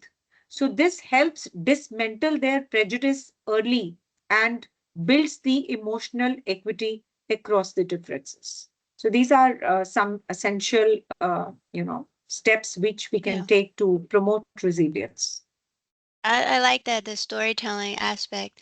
I don't see any questions for our panel members in the Q&A, and I know this has been kind of a rushed panel because we had 4 members. So I do want to give you an opportunity just to give a closing statement for this panel, and so we'll let Dr. Adekunle go first. Yeah, yes, I just want to say something about building the resilience, in a pluralized world. I read a book, a book is titled Sundiata. Sundiata, an epic of ancient Mali Empire. The book so inspired me, and because it's whenever they were going to war, they will the court griot, they call them griots, the court singers will sing the praise of different families of the warriors, and how their father were able to perform great feats and everything. And then the man would pose a question to them and ask them that, what do you want me to tell the generations to come about you? And that so much inspired those warriors. I mean, it's a story that doesn't come from my culture, but I love that story and I love the practice, So what am I trying to say? Historical facts, stories from history can build people with, strong will, to face challenges. And they know that, okay, different cultures, maybe you've been looking down on a particular people because you just see them and just look down on them. But when you read stories about the way they had solid, cultural practices and everything, that makes you to sort of respect them, and you can learn one or two things from the culture. So I want to say strongly that history is very important to be brought back strongly, into the curriculum. So having said that, I just want to say that everything that we have been talking about here has to do with overhauling, a general overhauling of our educational system, the way we derive our curricula, ensuring that we have contribution from people, different segments of the society, that different groups are represented, different voices are heard, even in the way we design our curriculum. And to also ensure that the people that we implement the curriculum, they are also empowered and they are part of this process. That's why I talk of different segments. You cannot say you are drawing up a curriculum and you don't have the teachers who are going to implement the curriculum there, because some people think that they have all the skills. You don't need to bring classroom teachers. So when we are able to do all this, empower the people, and then we have practical steps to ensure that our students, our pupils, they imbibe, empathy, respect for others, respect for cultural practice and everything, then I believe there's going to be a change. So I want to thank my fellow panelists for all that they have contributed. It's been a period of learning for me too. Thank you.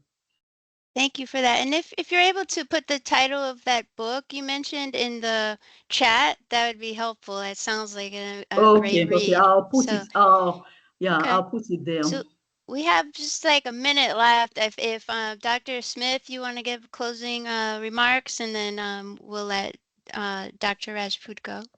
Yeah, I just want to say that education is one of the most powerful bridges that we can build between cultures. And it allows us to move beyond borders and assumptions to see humanity through each other's eyes.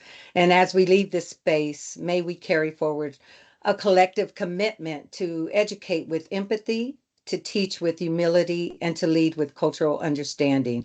Because when education becomes an act of exchange, rather than extraction, it transforms us all and reminds us that learning at its core is an expression of shared humanity. And thank you for having me. Oh, thank you. It's been our pleasure. Dr. Rajput? Oh, you're muted still. So just a few lines. The future belongs to the loudest voices, but to the most understanding hearts. Let education be the quiet revolution, one that teaches us just how to think, but how to care. And when that happens, the walls that divide us will fall, not through power, but through understanding and empathy. That's all. Oh, thank you so much. Dr. Nwoye, did you want to? You're on mute as well. I'm going to be very brief. I just want to thank these esteemed panelists. I'm so proud of each and every one of you, and so should you, as well as our eminent moderator, Dr. Walker. Oh, thank you very much. It's been my pleasure to have this opportunity. Now, to the question, I will say, I can't remember the name of this person I'm trying to cite her work. And her work was basically stories, the danger of a single story. We should all embrace multiple stories. The more stories we arm ourselves with, the better we understand the importance of education. And thusly, do the necessary research, adapt the pedagogy that works, throw away the traditional pedagogy, create social system that enables everyone to feel like he or she has a space. And when we do that, meaningful learning will be ushered in. Thank you very much. All right, thank you so much. It's been another amazing panel, and we just appreciate everyone's support and the empowerment you've provided to educators today. And again, if you want to get in touch with any of our panelists, all of the contact information is in your registration link. As we're preparing for our fourth panel for the day, I do just want to put another reminder, SDIG is a 501(c) organization. So if you like the work that we're doing, please continue to support us. You can donate or have your colleagues learn more about us and donate as well, so we can continue to showcase the great work that each of you are doing around the world. So I put the website in the chat so you're able to see it and touch the donation links there. So our fourth session is going to be on law and policing. And this is one that Dr. Nwoye is going to take away here. And we have our esteemed guest speaker is Carlton T. Mayers, and the second. I've known Carlton Myers Esquire for some time now. He's one of our originals. And I'm not going to engage him in question and answers because it will take away from his giving you the drama of what he does, because I think the topic he's going to be touching is very, very important. Prior to one of the guys that they killed in 2020, sorry, I forgot his name. George Floyd. George Floyd. That really raised so much emotions. And that was the time I started talking about belief formation, that the belief of people cannot be changed instantaneously. It took a while to develop that belief system. It will take even more to change it. So I had an interview with police chiefs, and in that presentation, they showed that police officers, that's police chiefs, actually don't make decisions as to what they teach their police officers. It's like teachers not playing a role in what they teach their students. So based on that discussion, one of the chiefs from Chicago who had been in the military and spent quite significant time in Germany discussed his experience that in Germany you can't serve as a police officer unless you've been trained for 2.5 years. And then take it back to here, we have people who may have been social cultured to hate certain people and treat them accordingly and don't even give them their rights. And that was when the chief in Vermont used what I call our roadmap to belief formation and belief transformation to train their teacher, their community, and the police. At the time Floyd died, the chief was made chief almost at the time, and so he contacted me. And I said, you know what? When he contacted me, he told me about a woman who called him and said, how many black people are you going to kill today? And he hung up the phone and didn't know what to say. So I told him that he has to go and search for that woman, track her down, bring her in, talk with her, that she probably will give you a formula that will help you. And he did exactly that. Then he employed our roadmap, which we've been used over and over some time now, and some people are using it in the present time. So that's when I got to know Carlton Myers Esquire and his work, and that it was fascinating. I liked it a lot.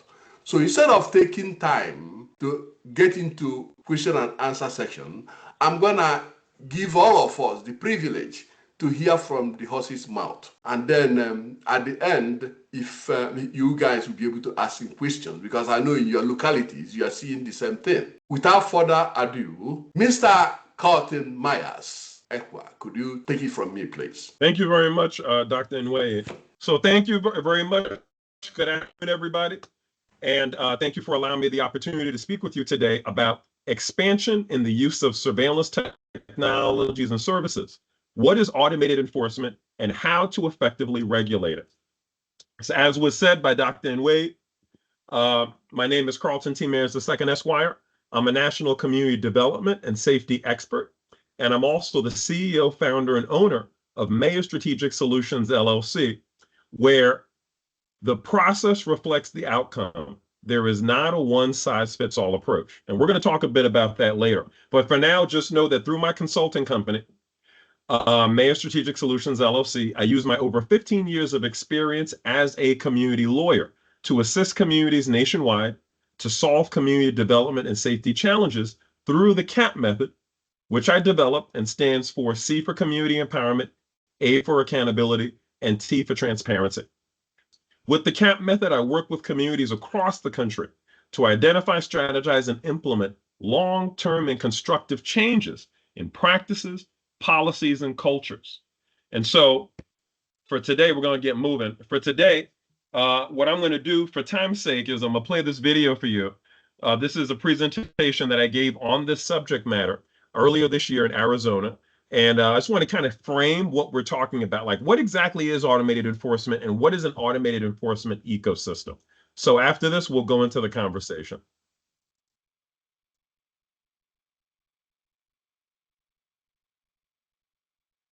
Let's first talk about what exactly is automated enforcement and what is an automated enforcement ecosystem, okay? So automated enforcement mechanisms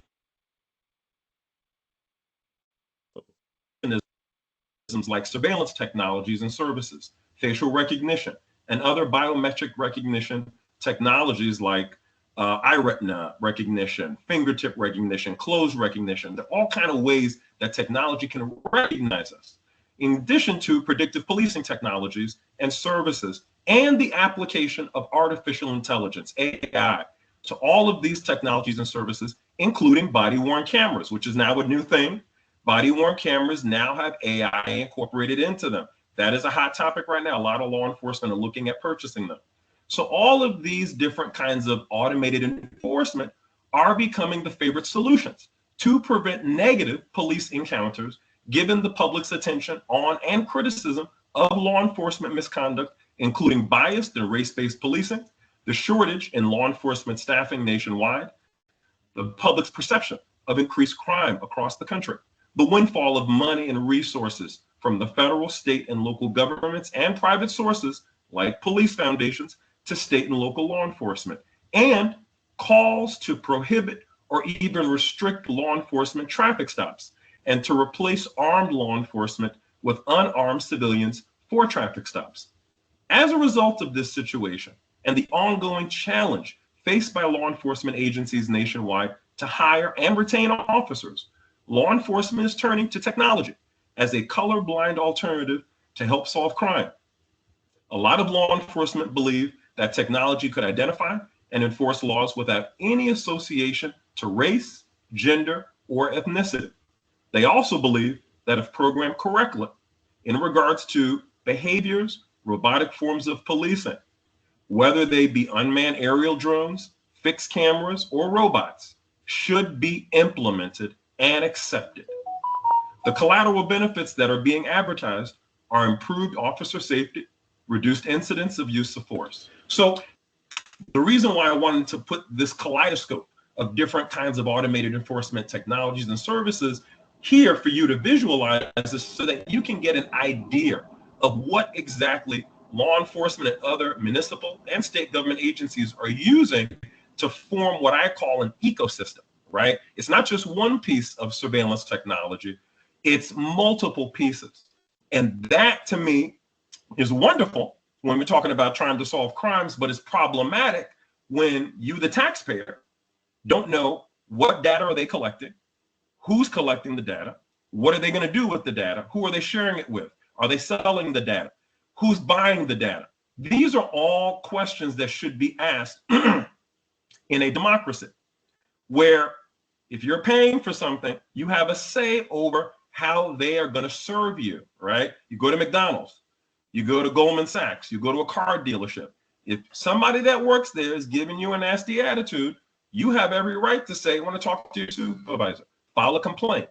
When it comes to law enforcement and the use of these technologies, and even other city government entities and state government entities, because there are no official laws on the books to govern this stuff, they're just using it, and there's no clear way to file a complaint, no clear way to get accountability, to get transparency on how your tax dollars are being used. And so this is where the automated enforcement ecosystem is at play and can also be problematic. But if you have the proper democratic processes in place, can also help you to solve crimes and other public safety challenges. So that's what we're going to talk about today. How can something like this become something more beneficial rather than detrimental for a community by utilizing democratic processes? Okay.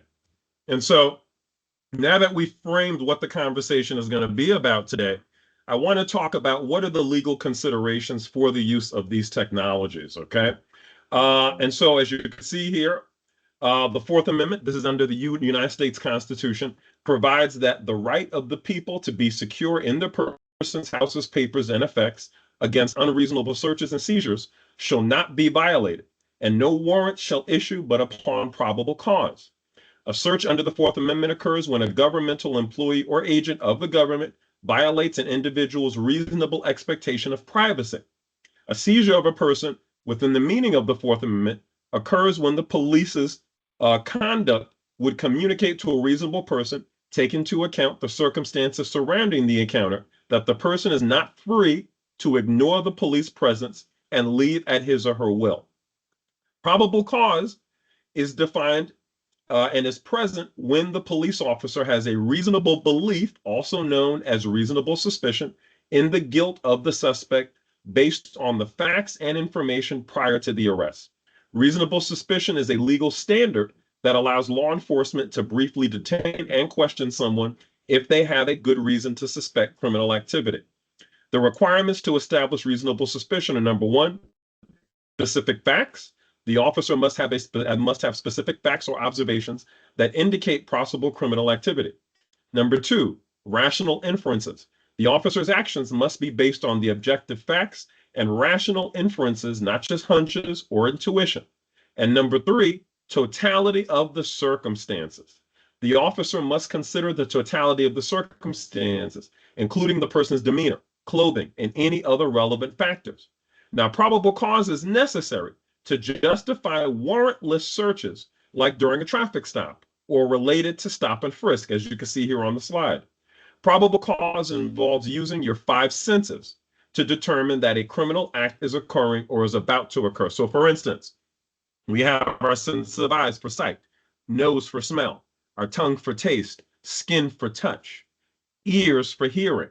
So, for instance, if an officer pulls you over for a traffic stop, a lot of times you'll hear them making a noise. That's them sniffing around to determine if they smell anything illegal, like, let's say, marijuana in a state where marijuana is illegal. If they smell it, now they have probable cause because they use their sense of smell to determine there's a crime that could be occurring. Now I'm going to ask you to step out of the vehicle so I can frisk you and I can search the vehicle. They now have probable cause to do that. They use any of their five senses to determine that a crime could be occurring or just occurred. The same thing if an officer pulls you over for a traffic stop and they see a gun in your car. They can ask you to step out of the vehicle and search you because you might have a gun illegally if you don't have your permit in a state that allows for that. The same thing with stop and frisk. They stop you. They can stop you for reasonable suspicion because they think you might be there committing a crime based on all kinds of factors. Maybe they got confidential informant information about somebody doing something at that area at that time. You happen to be there and they think you're acting weird. They can stop you, or arrest you, and ask you some questions. Now, they can then frisk you if they then have probable cause, which is a higher level than reasonable suspicion, right? Reasonable suspicion is just reasonable belief. Probable cause, you need to rely on your five senses. And so if they're see, oh, you have a bulge. sticking out of your pocket. It looks like it's the shape of a gun.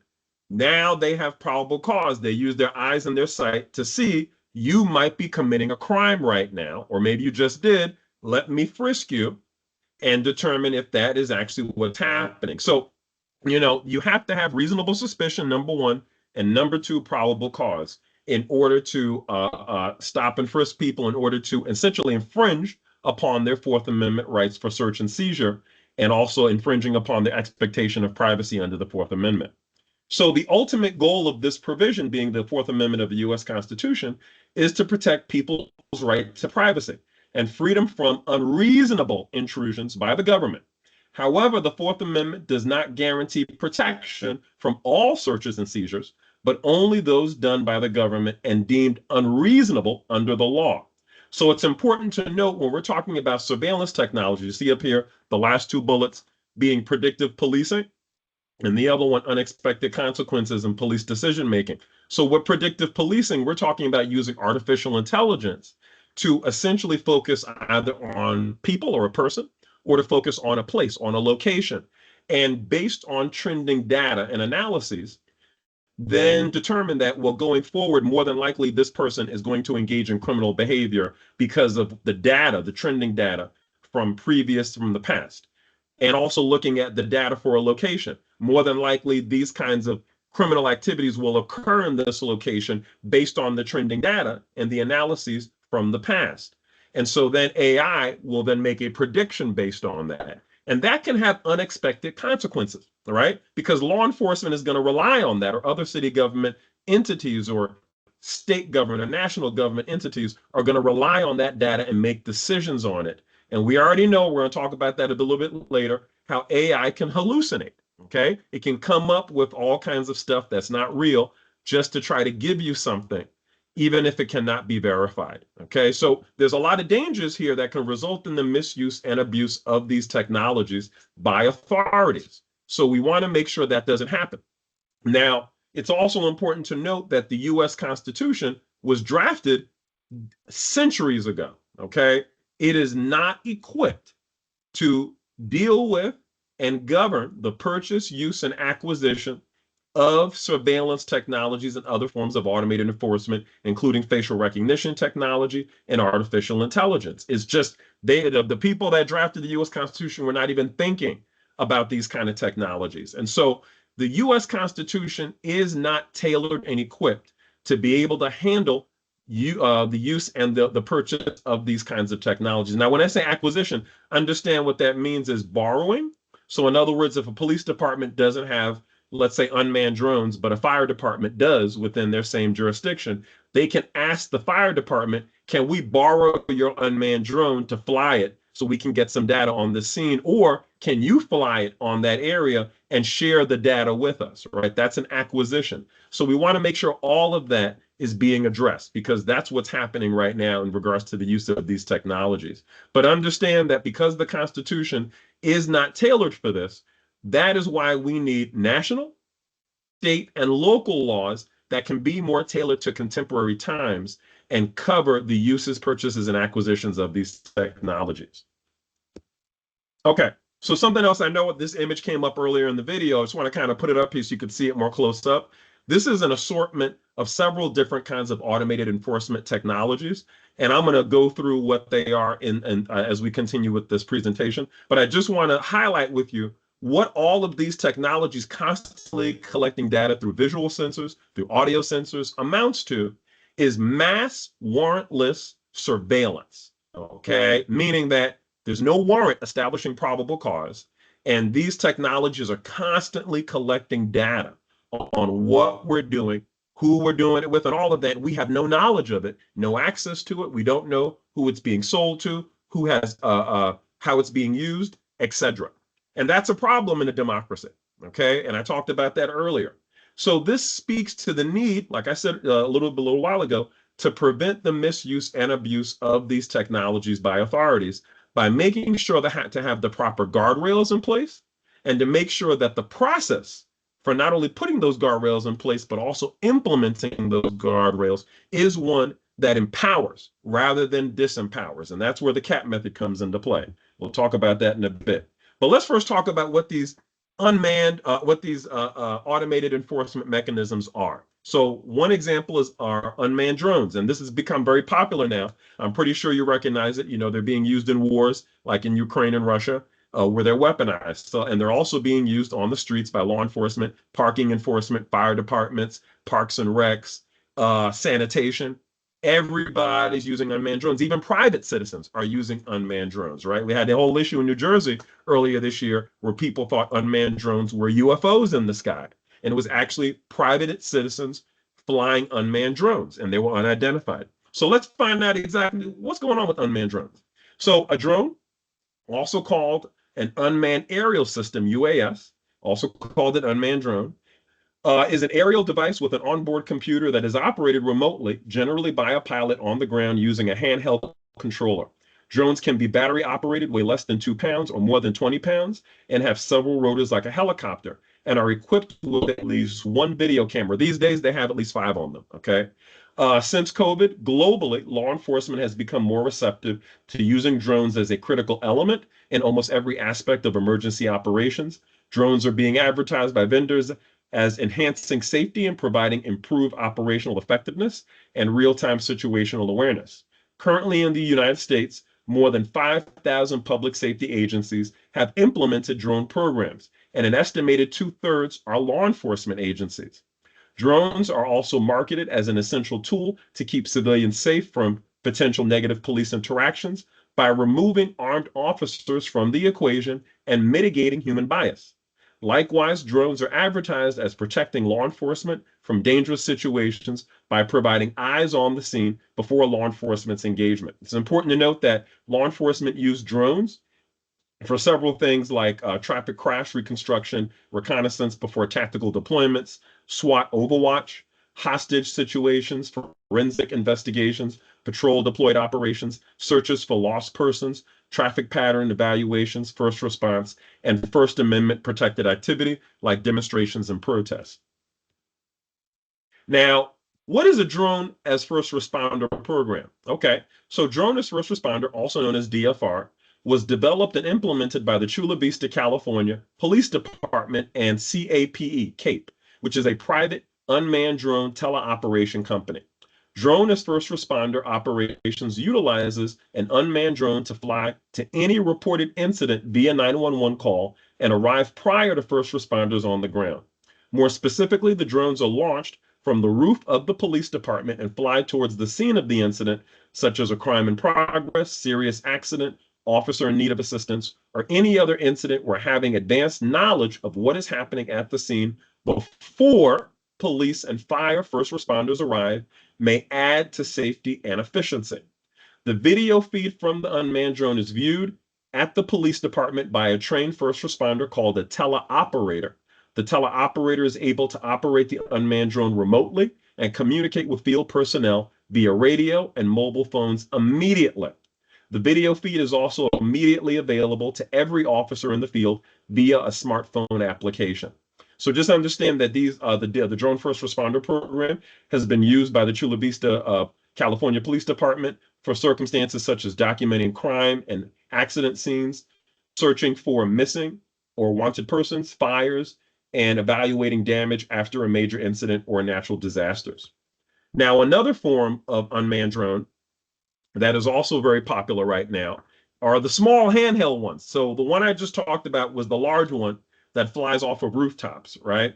This is the small one that you can have in the trunk of your car. You know, a lot of law enforcement are using it for traffic stops. We'll talk about that in a minute.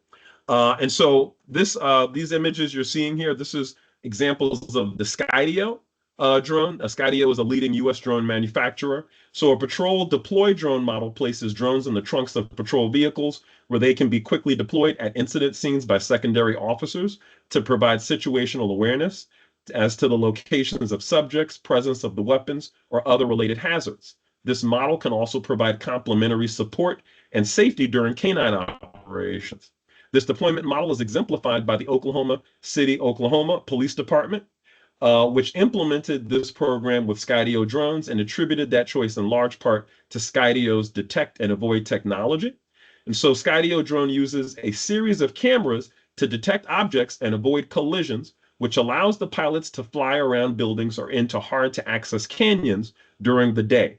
Skydio drones are AI, artificial intelligence-powered quadcopters that which can latch on to targets and follow them, dodging all sorts of obstacles like weaving between trees in a forest and capturing everything on high-quality video. Skydio claims that its software can even predict a target's next move, be that target a pedestrian or a vehicle. So understand, there's a lot of positives to using it, but the negatives are there's cameras on these things, okay? So like for the larger drone I showed you on the last slide, once that drone goes up in the air, from the time that it travels from the top of the rooftop to wherever it's going to do whatever it's supposed to do, and then from the time it takes for it to then return from doing whatever it did to now coming back to that rooftop to land, the whole time the cameras are on and they're constantly recording data, not just data on the scene where the drone goes to, but everything in between. So the whole time it's traveling from the headquarters to the location and back, it is collecting data through visual sensors. Now the question arises, what are they collecting the data? What data are they collecting? What are they going to do with the data? How is it being used? Who has access to it, etc.? Are they selling the data? Who are they selling it to? All of those questions need to be answered.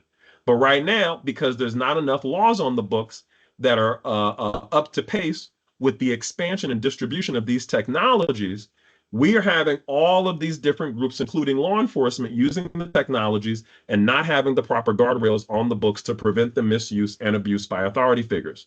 And so when we talk about infringement upon Fourth Amendment rights and expectation of privacy and search and seizure, when those cameras are constantly rolling and collecting data, you are infringing upon people's Fourth Amendment rights, okay? So just understand that when we look at the larger drone, that's a big issue. Now, the smaller ones, during a traffic stop, they can have, instead of a human body officer engaging with you, have this drone go up to your passenger side window, your driver's side window. They have a speaker that's equipped in the drones are equipped with, so that the officer can be in their vehicle and speak to you via the drone, and at the same time have the video camera from the drone to show, so that they could see your license plate, your license, your driver's license, your registration. They can also, a lot of times the drones will have heat vision, so they can see if there's certain heat patterns within the vehicle, etc. And even determine if they have probable cause with what they see to then do a search of the vehicle without the officer having to directly engage you. And so that's very dangerous in my opinion, because like I said, these are cameras and they are constantly rolling while they're engaging with you.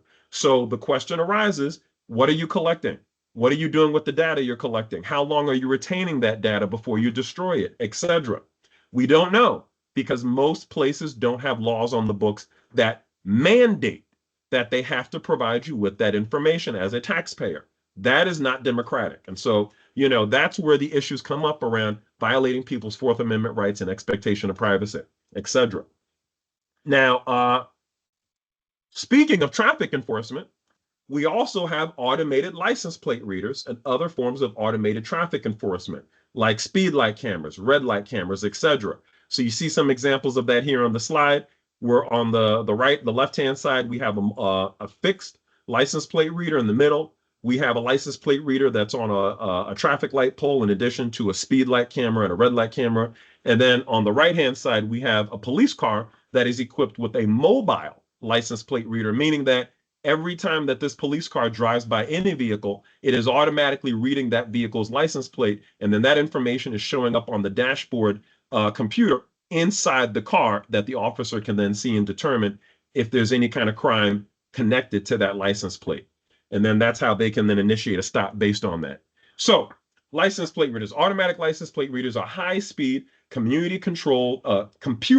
So these are high-speed, computer-controlled camera systems that automatically capture images of vehicle license plates. They are typically mounted on police patrol vehicles, roadside poles or traffic lights, fixed surveillance towers, mobile trailers, or portable units.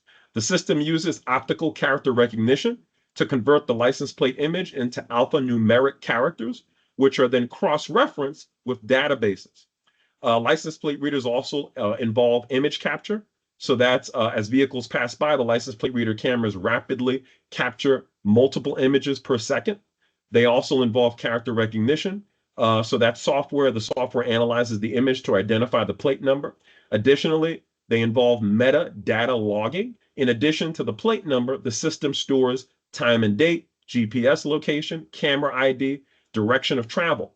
Likewise, database matching is included. The captured data is compared against hot lists, for instance, stolen vehicles, Amber Alerts for missing children, wanted individuals, etc. And then lastly, it involves alerts. And so if there's a match, the system can instantly notify nearby law enforcement units. Now, license plate readers are typically used for locating stolen vehicles or wanted suspects, traffic enforcement and toll collection, tracking vehicles related to investigations, establishing travel patterns, or identifying identifying frequenting of specific locations. The widespread deployment of license plate readers has sparked concerns about, like we've been talking about, mass warrantless surveillance and tracking of innocent drivers, data retention periods. So some jurisdictions store data for just some months, other ones for years. There needs to be a clearly explicit law and policy that says what it is and something that's agreed upon by all community safety stakeholders. Sharing with federal or third-party databases. So federal, we hear about ICE, right? Immigration enforcement in the US, how state and local police are sharing data from their license plate readers with immigration enforcement. So that way they can then go and target people who they believe are here undocumented. And we also have third-party databases, meaning like a private business, which has access to the data. How are they using it, right? Because they're not a government entity, they're a private business. All of that stuff is problematic. And then, of course, most importantly, lack of public transparency or consent, right? Like you don't know what's going on, nor have you consented, right? In a way where you're informed prior to consenting on what's going on, and then you can make a prior informed decision on that based on that information. Now, I do want to highlight the tracking of innocent drivers. So there was an incident last year in Kansas in the US where there was a police officer who used the license plate reader system in his police department to track and stalk his ex-intimate partner, his ex-girlfriend. It just goes to show when you don't have the proper guardrails on the books, policies and laws to govern the purchase, use, and acquisition of it, then you don't have anything to prevent the misuse and abuse by authority. Okay, so now let's move on to really popular gunshot detection technology. I'm sure all of y'all have heard about ShotSpotter. So that falls under this umbrella category. So gunshot detection technology attempts to provide police with a precise location of potential gunfire by using sensors mounted on rooftops or light poles to triangulate the sound of gunshots. Now, what you're seeing here are two different examples of what gunshot detection technology looks like. Some of you might already recognize this in your own communities. So some positive attributes of gunshot detection technology or pros are it helps police more accurately determine the locations of gunshots and get to the crime scene faster. It alerts police to gunfire before 911 is called. It alerts police to gunfire if 911 is called or not. It saves lives by ensuring that police show up to a scene before gunshot victims die from bleeding out. It helps police to solve gun crimes by arriving on the scene faster to collect important evidence. It helps to solve gun crimes by arriving on the scene faster to catch the offenders. And lastly, if law enforcement and city government or the government officials allow for this, allow gun violence interventionists to have access to the alerts through gunshot detection technology, it also helps gun violence interventionists to prevent violence by arriving on the scene and intervening sooner. So when I say gun violence interventionists, I'm talking about individuals who are not law enforcement, who are not armed. Usually these are people that are former gang members who are tasked with showing up on a scene before gun violence erupts in the community and then are able to use their swag, essentially, in other words, the fact that people know them or respect them, to be able to de-escalate a situation so that there's no gun violence, no injuries, and no deaths. And so allowing those kind of groups to have access to these alerts allows them to show up and de-escalate a lot sooner before law enforcement could show up and have an armed response. Now, some negatives, some cons about using this technology are that it encourages over-policing and excessive use of force of underprivileged populations. In America, this primarily are Black communities. and Latino communities or Hispanic communities.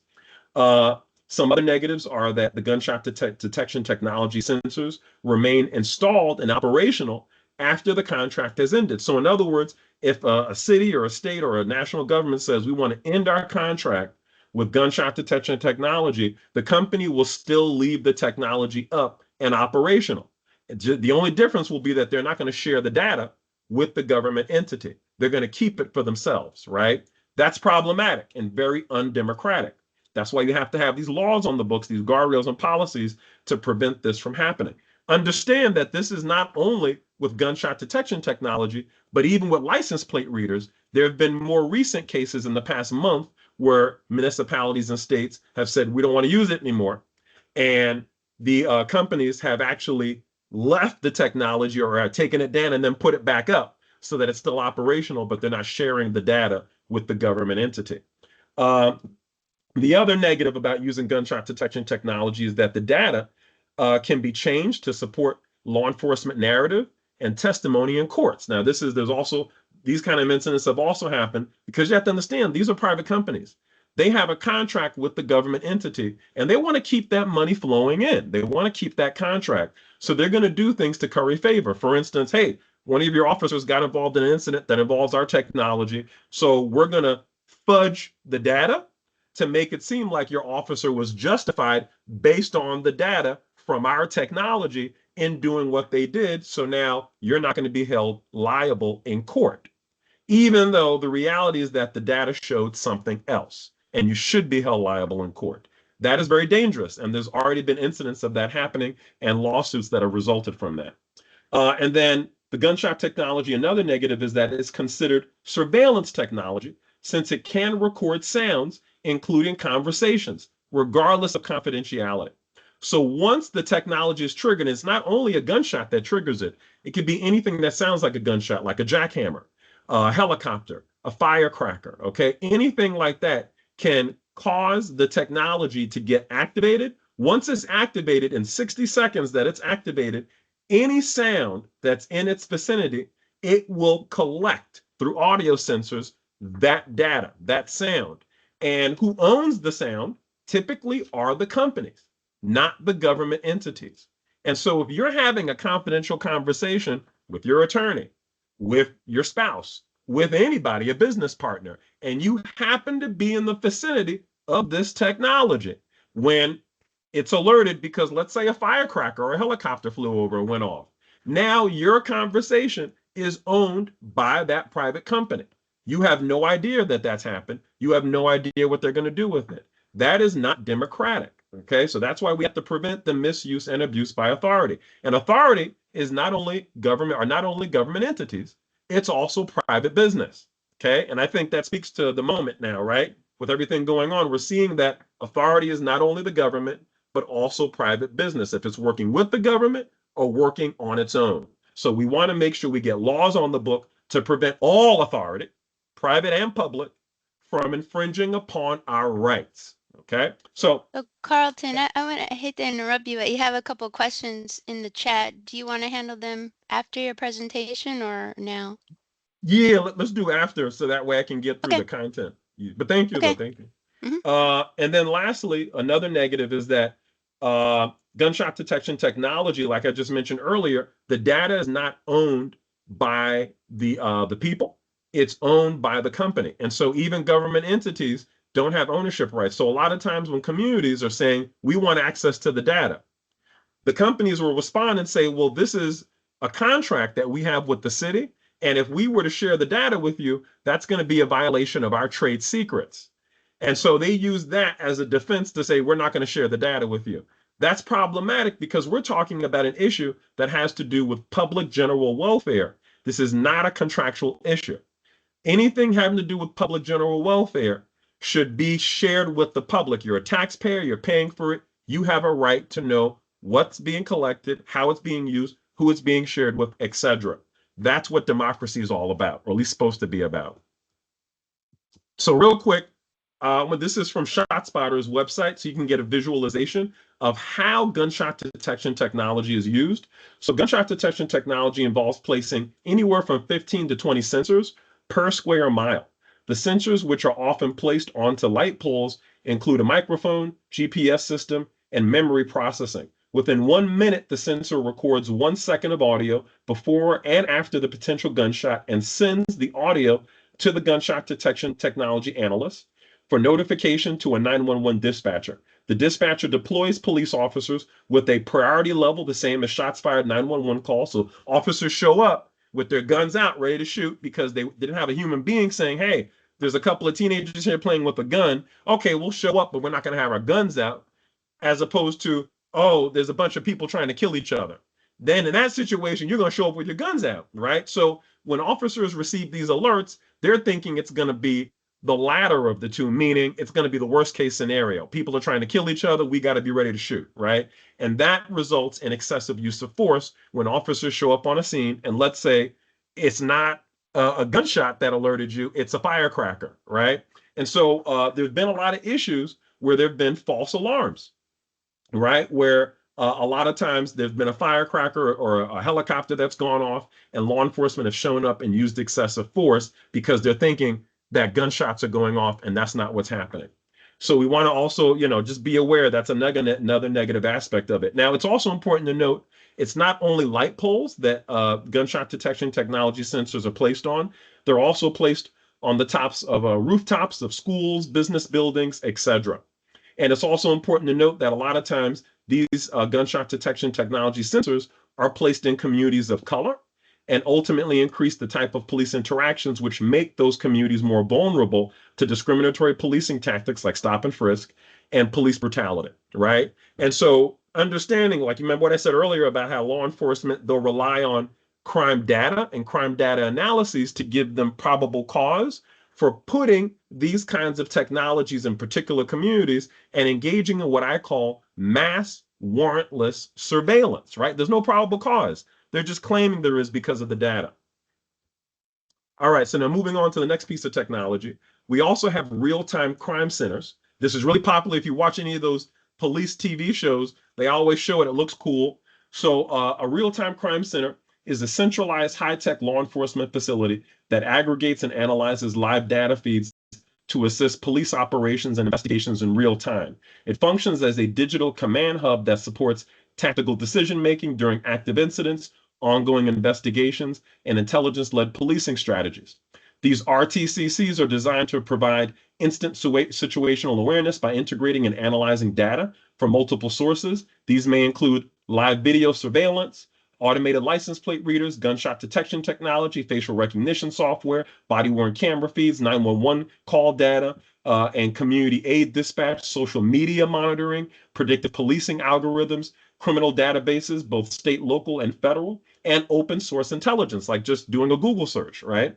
So the RTCs are usually staffed by crime analysts, surveillance tech operators, intelligence officers, and sworn law enforcement personnel. Understand that these RTCCs aim to rapidly assess unfolding incidents like shooting, pursuits, and protests, direct officers with the most current intelligence or real-time support, correlate past crime trends with live data to prevent future incidents, assist in investigations by retrieving historical surveillance footage and data, and generate reports, heat maps for strategic deployment of resources. In other words, a heat map meaning that they're looking at data saying that this is where the majority of violent offenses occur, or this is where most violent offenders live. So that justifies us having mass warrantless surveillance in those particular communities because the heat map, that's what it's showing us. That's where all these incidents are occurring, or the people that engage in them, that's where they live. Now, once again, really good for fighting crime, but not good because when you don't have the proper guardrails in place to make sure you know what are they doing with the data, what data are they collecting, who are they sharing with, etc. That's problematic because it's infringing upon your Fourth Amendment rights here in the United States of America and your expectation of privacy. So I'm gonna move quick on this. Now, this is a hot topic. This is what we've been talking about today: artificial intelligence and facial recognition technology. So AI refers to the use of machine learning algorithms and other computational models to analyze large sets of data, detect patterns, and make predictions or automate decision-making and generate information based on data analysis. In surveillance, AI powers real-time video analytics, anomaly detection like loitering, fights, abandoned objects, etc. Behavior prediction, so predictive policing, which, like I said earlier, can be people-based or location-based, meaning what kind of behavior is this person going to engage in based on the data we have? What do we think they're going to do in the future? Or what do we think is going to happen in this location based on the data we have, going forward? And also crowd flow analysis. It also is used for natural language processing for audio surveillance and transcript analysis, data fusion from multiple sources like cameras, license plate readers, sensors, social media. AI transforms passive surveillance like recording and storage, which regular cameras do that, right? The original body-worn cameras were doing that, into active surveillance, where now these systems are flagging, tracking, or even recommending actions with little or no human review. Now, when it comes to facial recognition technology, this uses AI-based algorithms to detect human face in an image or video, extract biometric features, compare that face to others in a database for verification or identification. Facial recognition technology is often embedded with public camera networks, RTCCs that we just talked about, the real-time crime centers, body-worn cameras, mobile police devices and unmanned drones, and private sector apps like airport check-ins, retail loss prevention. So artificial intelligence is critical to facial recognition technology's function. It enables face detection, feature extraction, and matching at scale, often across massive databases in seconds. Facial recognition technology has been shown, however, to have racial and gender biases with significantly higher error rates for Black and brown faces, including women, including elderly people, and including very young people. So if you're a Black woman, more than likely, facial recognition technology will misidentify you. And we've already seen evidence of that in police departments like Detroit Police Department in Michigan. They've already had numerous lawsuits for misidentifying Black people, in particular Black women, where it said that, oh, the facial recognition technology told the police department this Black woman has an outstanding warrant for her arrest. It turns out it's not her, it's another Black woman because it misidentified, okay? So that's very dangerous. Artificial intelligence-based decision systems can also reflect and reinforce existing systemic biases in policing. We know that's because of either who's coding the algorithms for AI, if that's somebody who has explicit or implicit biases that are not being checked when they're coding the AI. We also know that comes up because AI tends to get data from open sources, and open sources tend to have a lot of biased data. We know that already. These tools enable persistent and visible tracking of individuals, movements, associations, and behaviors without warrants or notice. Like I said, warrantless mass surveillance, infringing upon your Fourth Amendment right for expectation of privacy and search and seizure. Public places become zones of constant surveillance, impacting freedom of speech, religion, assembly. And I believe we're seeing that play out not only in the US, but all around the world. You're seeing all these uprisings happening, like Nepal, Madagascar, Bangladesh, etc. More are going to happen. And what's going to happen as a backlash to these uprisings is the expansion of the use of these technologies and the lack of expansion of getting the proper guardrails, laws, and policies on the books to make sure to prevent the misuse and abuse by authority. Okay, we're going to be wrapping up soon. So the last piece of technology I want to highlight with you, which is very popular right now, so you should know about this, is this box. You should know this box, okay? It's called Fuchsias. So Fuchsias is a real-time intelligence platform that acts as a central hub to integrate surveillance technologies, video feeds, sensor data across public and private systems. Its main goal is to give law enforcement agencies immediate access to a wide array of video sources and metadata to enhance situational awareness and support public safety operations. It is produced by Fuchsias LLC, a private technology company. Fuchsias is not a surveillance tool in itself. It is a surveillance unifier. I'm going to say that again. It is a surveillance unifier. What does that mean? It brings together multiple surveillance streams, both public and private, into a single AI-enhanced platform for police use with significant implications for privacy, transparency, and community control. So what does that mean? So let's say you have one area with 5 different kinds of technologies: gunshot detection technology, unmanned drone, license plate reader, speed light camera, red light camera. Okay, you have an officer that says, I want to know what happened at that location at this time on this date. Typically, they would get 5 different screens, one for each piece of automated enforcement technology, right? That would show it for this technology, this is what happened at that date, at that location, at that time, okay? Now with Fuchsia's, it's not going to be 5 screens anymore. It's going to all be consolidated onto one screen. So instead of having 5 different pathways of data coming in, all of that 5 different pathways of data is going to be consolidated into one pathway of data, so that when the officer says what happened at this location, this time, this date, Fuchsia's will allow for on one screen for the officer to see from all of those different pieces of technology, from those different perspectives and views, what happened at that location, at that time, and that date. That, in my opinion, is a lot of power and a lot of knowledge. And don't forget, knowledge equals power for one person or one entity to have access to without any monitoring or any accountability, any guardrails in place to make sure that community members that are paying for this with our tax-paying dollars have some kind of understanding and control on its use, and if it should be discontinued in use. Now, it's important to understand that Fuchsia's platform includes Fuchsia's Core, which is the box you're looking at. It's a small physical device installed on site if it's a business, school, or city building that connects existing CCTVs or cameras.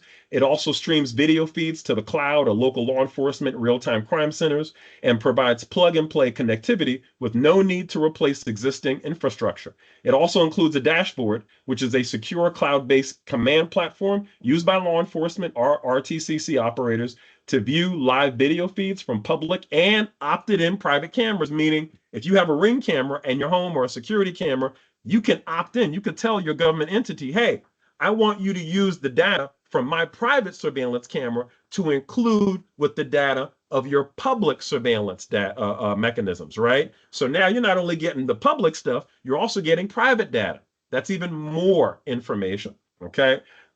Something else it does is that it overlays the video with maps, real-time alerts, license plate data, and AI analytics, and coordinates emergency response and dispatch. And then lastly, the last 2 things it does, it allows authorized users, school staff, business owners, etc., to trigger emergency alerts from their mobile devices, instantly alerting law enforcement and activating nearby video streams. So in other words, if an individual private person thinks, I'm in an alert situation right now, they can press a button on their phone, and then all of the video and audio sensors from their surveillance, private surveillance technology, will then feed into the public surveillance technology feed that law enforcement have access to. So now they can immediately get that data.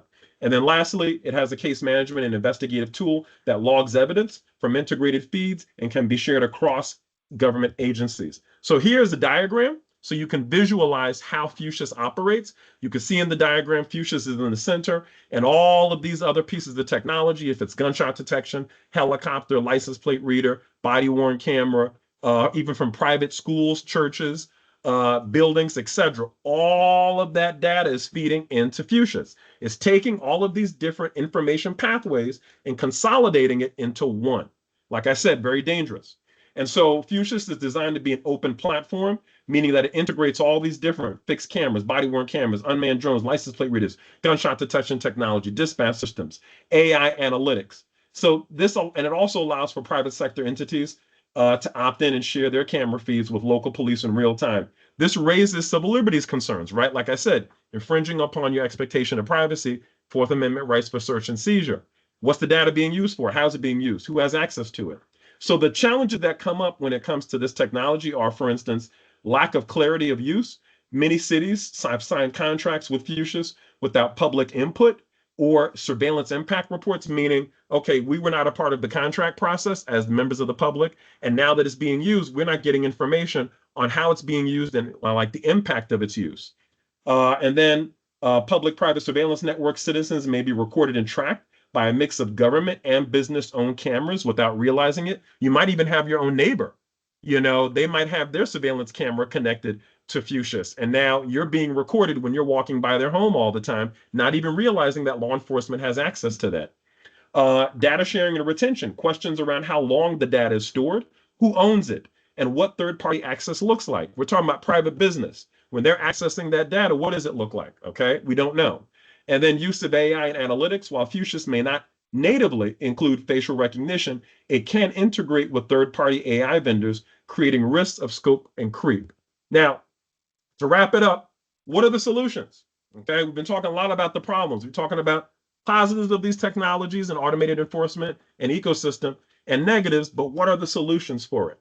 So like I said earlier, I work with communities around the world on advancing the CAP method. As you can see here on the slide, the CAP method consists of 3 components. Each component must be achieved in order for the CAP method to be successful. The first component is community empowerment, and that entails community members, especially those that are living in neighborhoods, zip codes, areas in their community where there's high level of community development challenges, if it be community violence, in crisis, environmental, healthcare, etc. In addition to also dealing with a history of high levels of negative police interactions like racial profiling, excessive use of force, etc.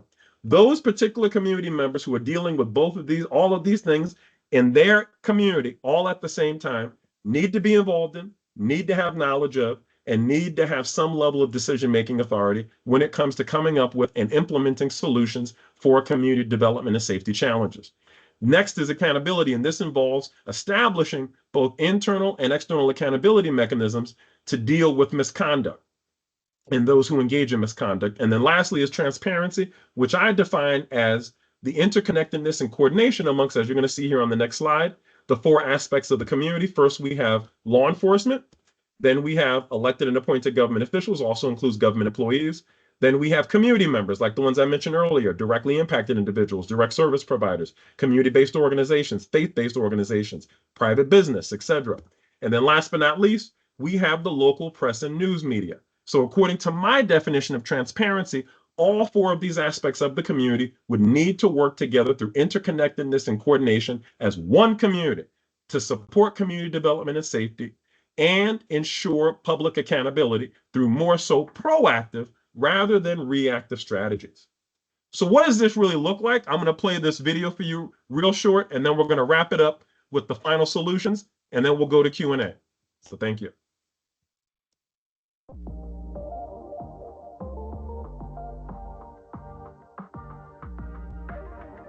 He is a civil rights attorney. He does police reform and training, as I mentioned, public safety as well, to police departments around the country. We're so happy to have him join us. Carlton, I'll give it to you. You take it away. We're all learning from you right now. It's like Twitter. So when you submit the answer in real time, the answer is up on the screen that we all can see. What is not on the screen, as what Tanisha just mentioned, is your name. It's all anonymous, okay? And the more that people submit the same answer, the bigger that the words appear on the screen. And so that's why you'll see some words that are bigger than others. It's giving us in real time a gauge of what people's opinions are related to the question. So we have 50 seconds left. When we end, I'll come back to you and we'll go through the responses. Thank you.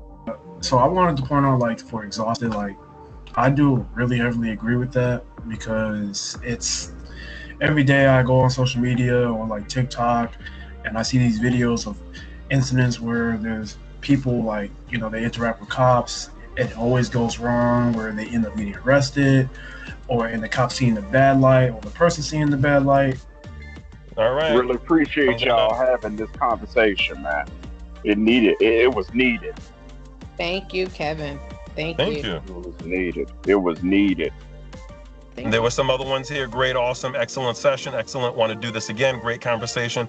Had a great time. Amazing webinar. Phenomenal session. Please do this again. And very informative. This was so informative. Excellent information and dialogue, and educational. What have you experienced as a barrier to police accountability? We got 2 minutes, so I'm going to let y'all send your responses for the next 2 minutes, and then when it's done, we're going to come back and have a conversation about it. All right?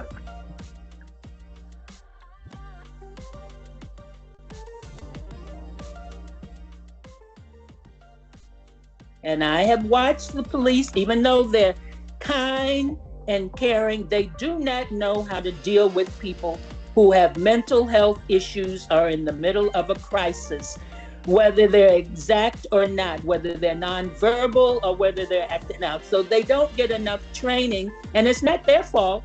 Y'all don't give them enough training to deal with people who have mental health issues. Their job is to protect and serve, and they treat mental health patients like criminals because they don't know anything different.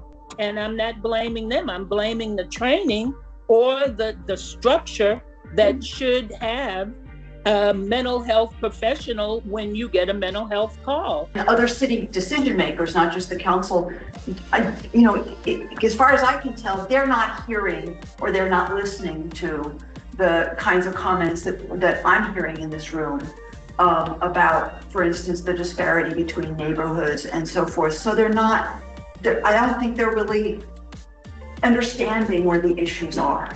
So thank you so much. It's been wonderful. Yes, I would like to give you a hand. Delighted to have you here. Fantastic call. Thank you. And for you as well, right? Yeah.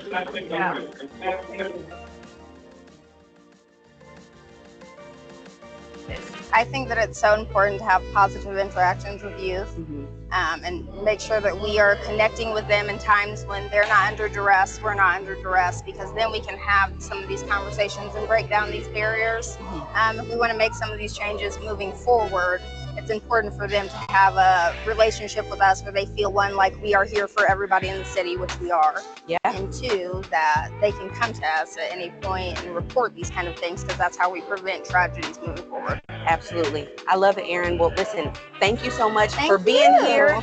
I thought tonight was very beneficial and important for us. So we can speak up and use our voice, change our community day by day. Because we are the future of tomorrow.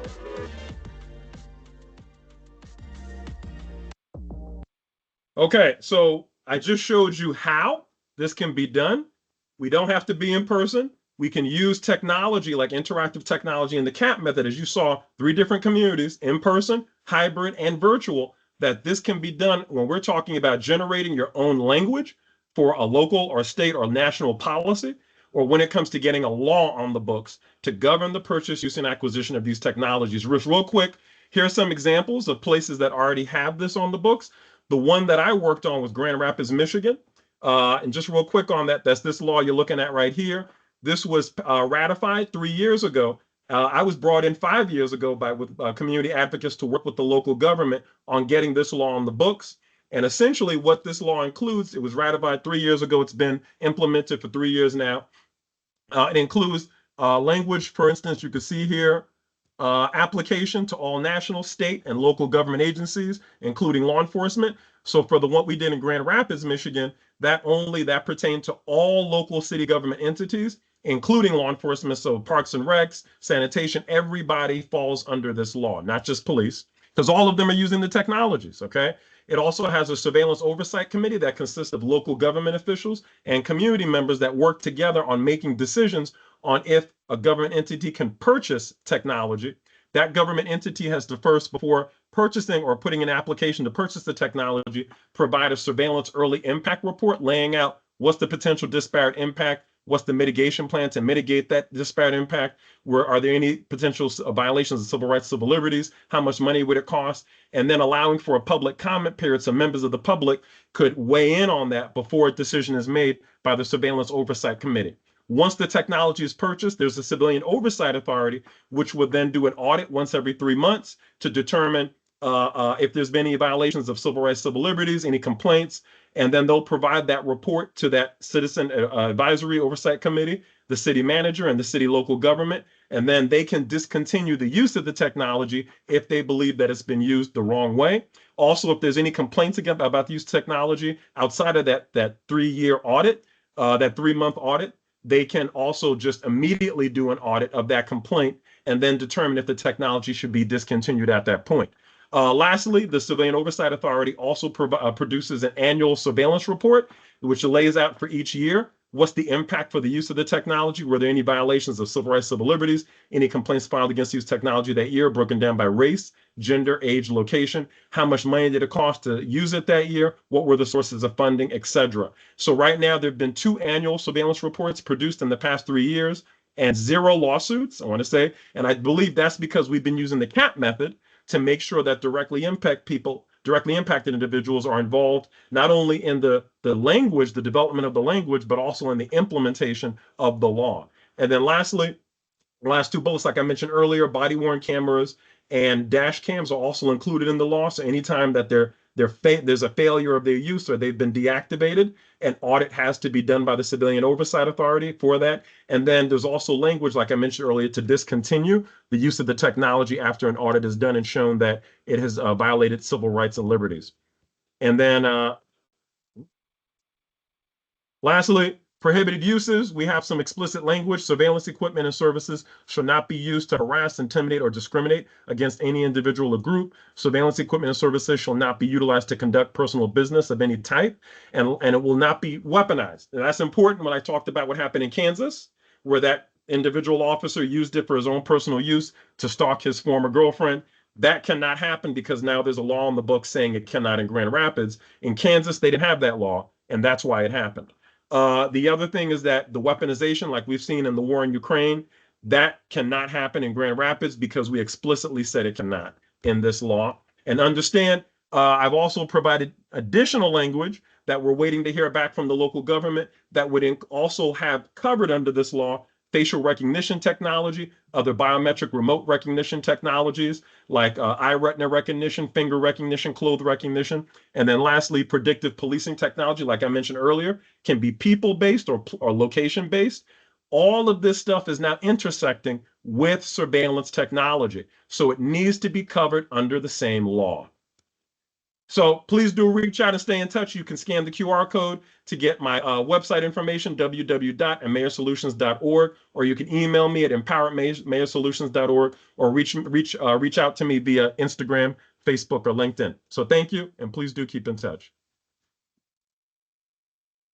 All right. Thank you so much, Carlton. It's a wealth of information and fast and furious that you gave us. Just very, very knowledgeable, and appreciate you joining our panel. There were a couple of questions. I think you've answered mine, but I will ask Mr. Joseph Jerry's question, which is, in cases where a drone is stolen or hacked, what protocols should be in place to prevent the misuse of captured footage or sensitive data? That's a really good question. That's one that actually has never come up before in any of the discussions I've had. In my opinion, I think that there needs to be some, and I think that's very applicable because we're looking at a lot of hacking happening all around the globe at this point. I do think that that's something that needs to be addressed in the law to essentially have certain safeguards in place. What I would say, looking at what we did in Grand Rapids to make sure that something like that does not happen, we made sure that we have two different mechanisms that allow the community to be directly involved. Actually, three different mechanisms. One is that community advisory committee, okay? And so they have regular monthly meetings where they're able to kind of go over what's going on in the space of surveillance technology. And then number two, and also, make decisions on those applications. Number two, we have the Civilian Oversight Authority, which I think they would probably be the number one go-to when it comes to an issue like that, because they already have the capability and the capacity to do that level of investigation, to be able to determine what exactly happened and then what needs to happen going forward. And then the last thing that I think is important is the public comment period, right? We have at least two different points of public comment based on the law in Grand Rapids. We have the point in the beginning before the technology is purchased, where members of the public are able to say, this is what we think about it. We saw the surveillance use report, we don't like it. And then the advisory committee can use that information to make a decision from the get-go.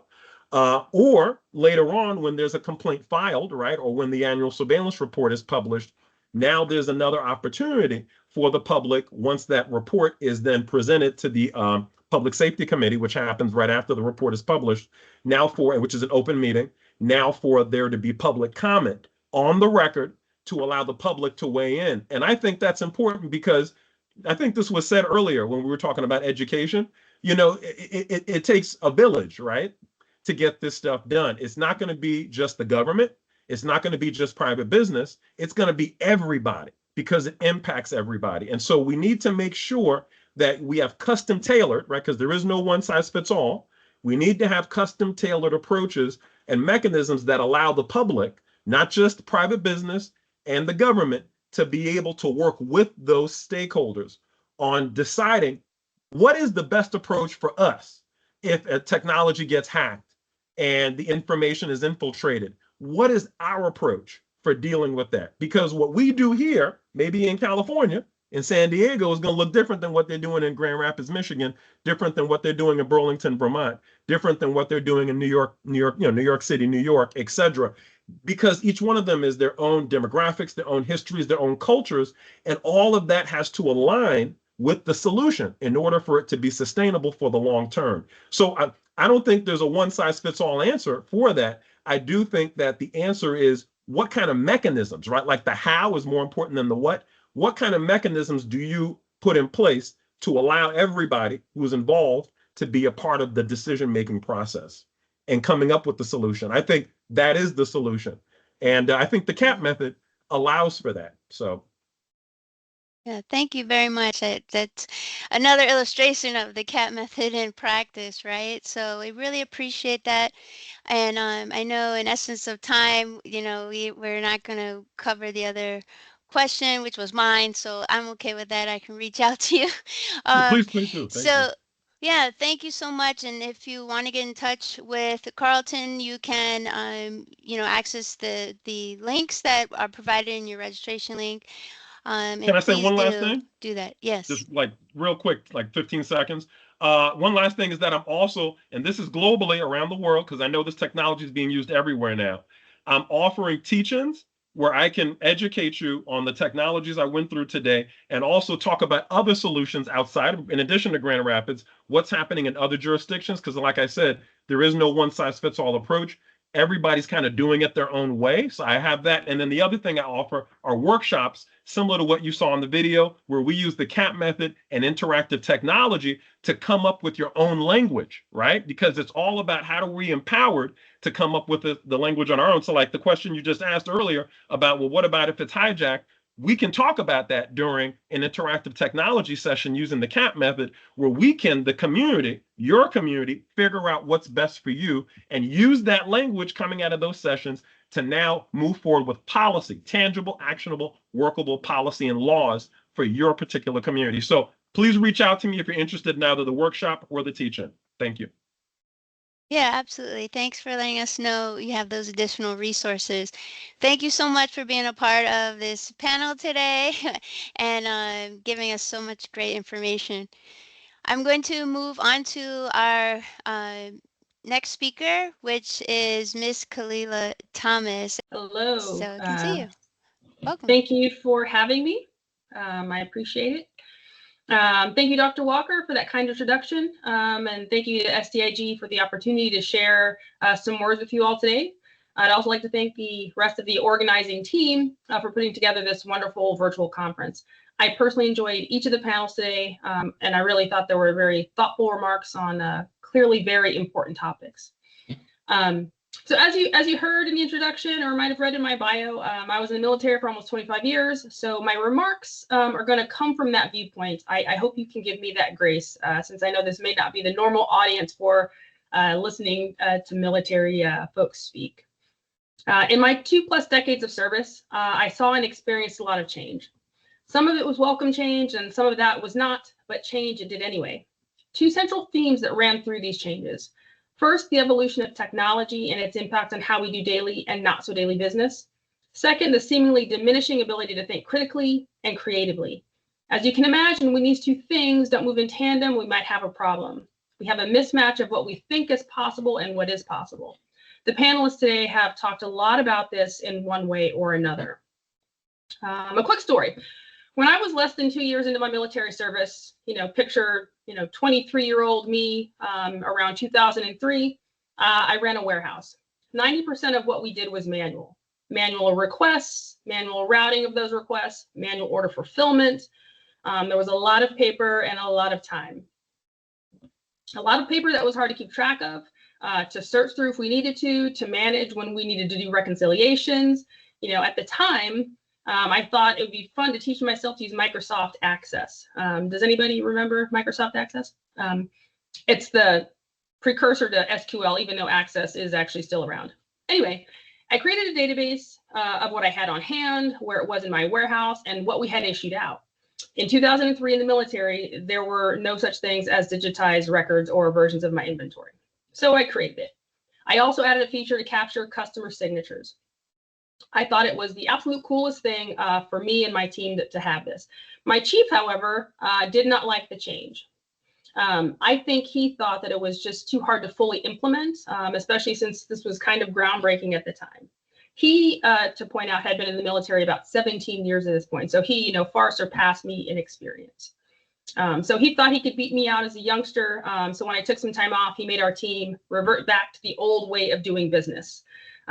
This incident was pivotal in my development in the military, not only as a leader, but as a supply operations specialist. After he and I talked it out, we eventually returned to making our records digital. Clearly, I was right, because in the long run, as we all know, everything is now digital, and manual options are just the backup. I'd love to have a conversation with him now about how we'd implement other automation or AI into our workflows. Would he be as hesitant today as he was then? And if so, I'd be curious as to why. And I believe this still relates to the panel that talked about expanding technology options and AI as primary drivers of growth and innovation for small business. I'm here to tell you that not only is this important to small businesses, because it is, it's also important to the military, extremely important to big business, important within the military directly, and important because of the nexus of small and big business with military needs. This is essentially the defense industrial based ecosystem at its core, and academia is also part of this. The past 20 years has seen a consolidation of the defense industrial base in the United States, meaning that where there were 50 notable companies working primarily on defense-related equipment and supplies, we now have 5. Technology, automation, AI, and quite frankly, less money are all part of reasons for this reduction. What the wars in Ukraine and Israel have shown us, however, is that number is insufficient to support a ramp up if and when we do need it.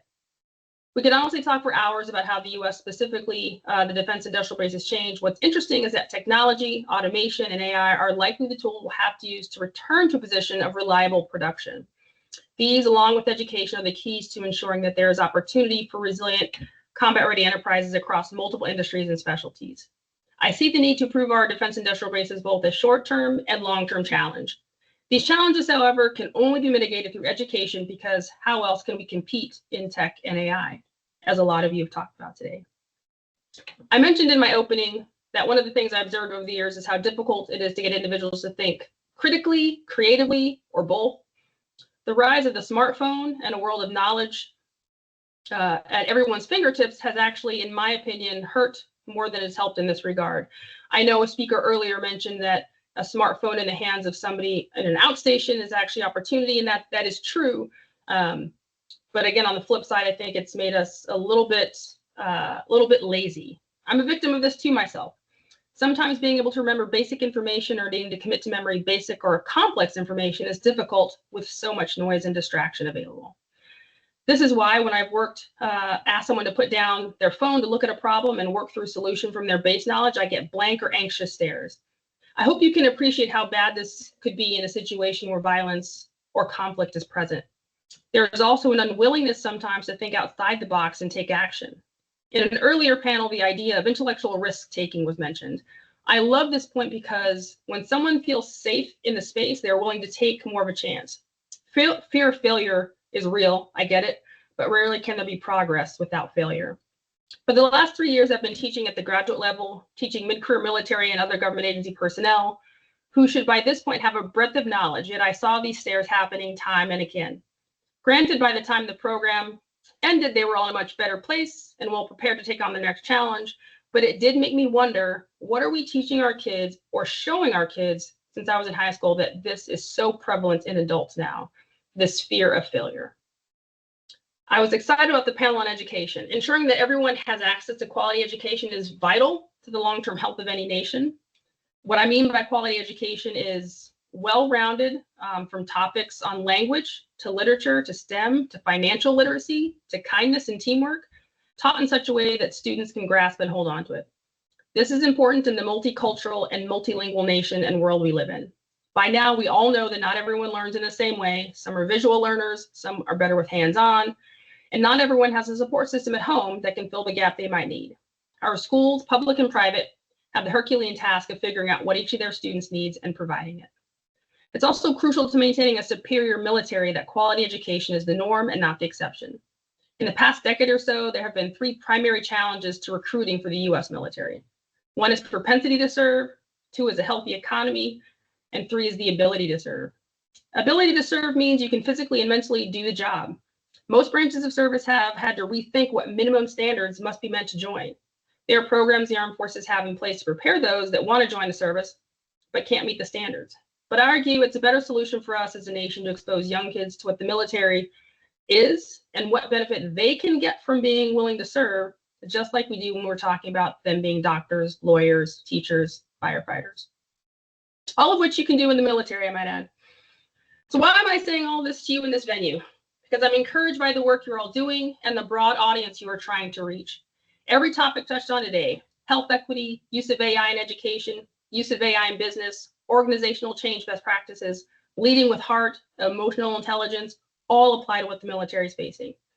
Other than mentioning war as another use for drones in the discussion on the drones and policing, I don't think I heard much national security or security defense mentioned, which is interesting because of the talk of AI.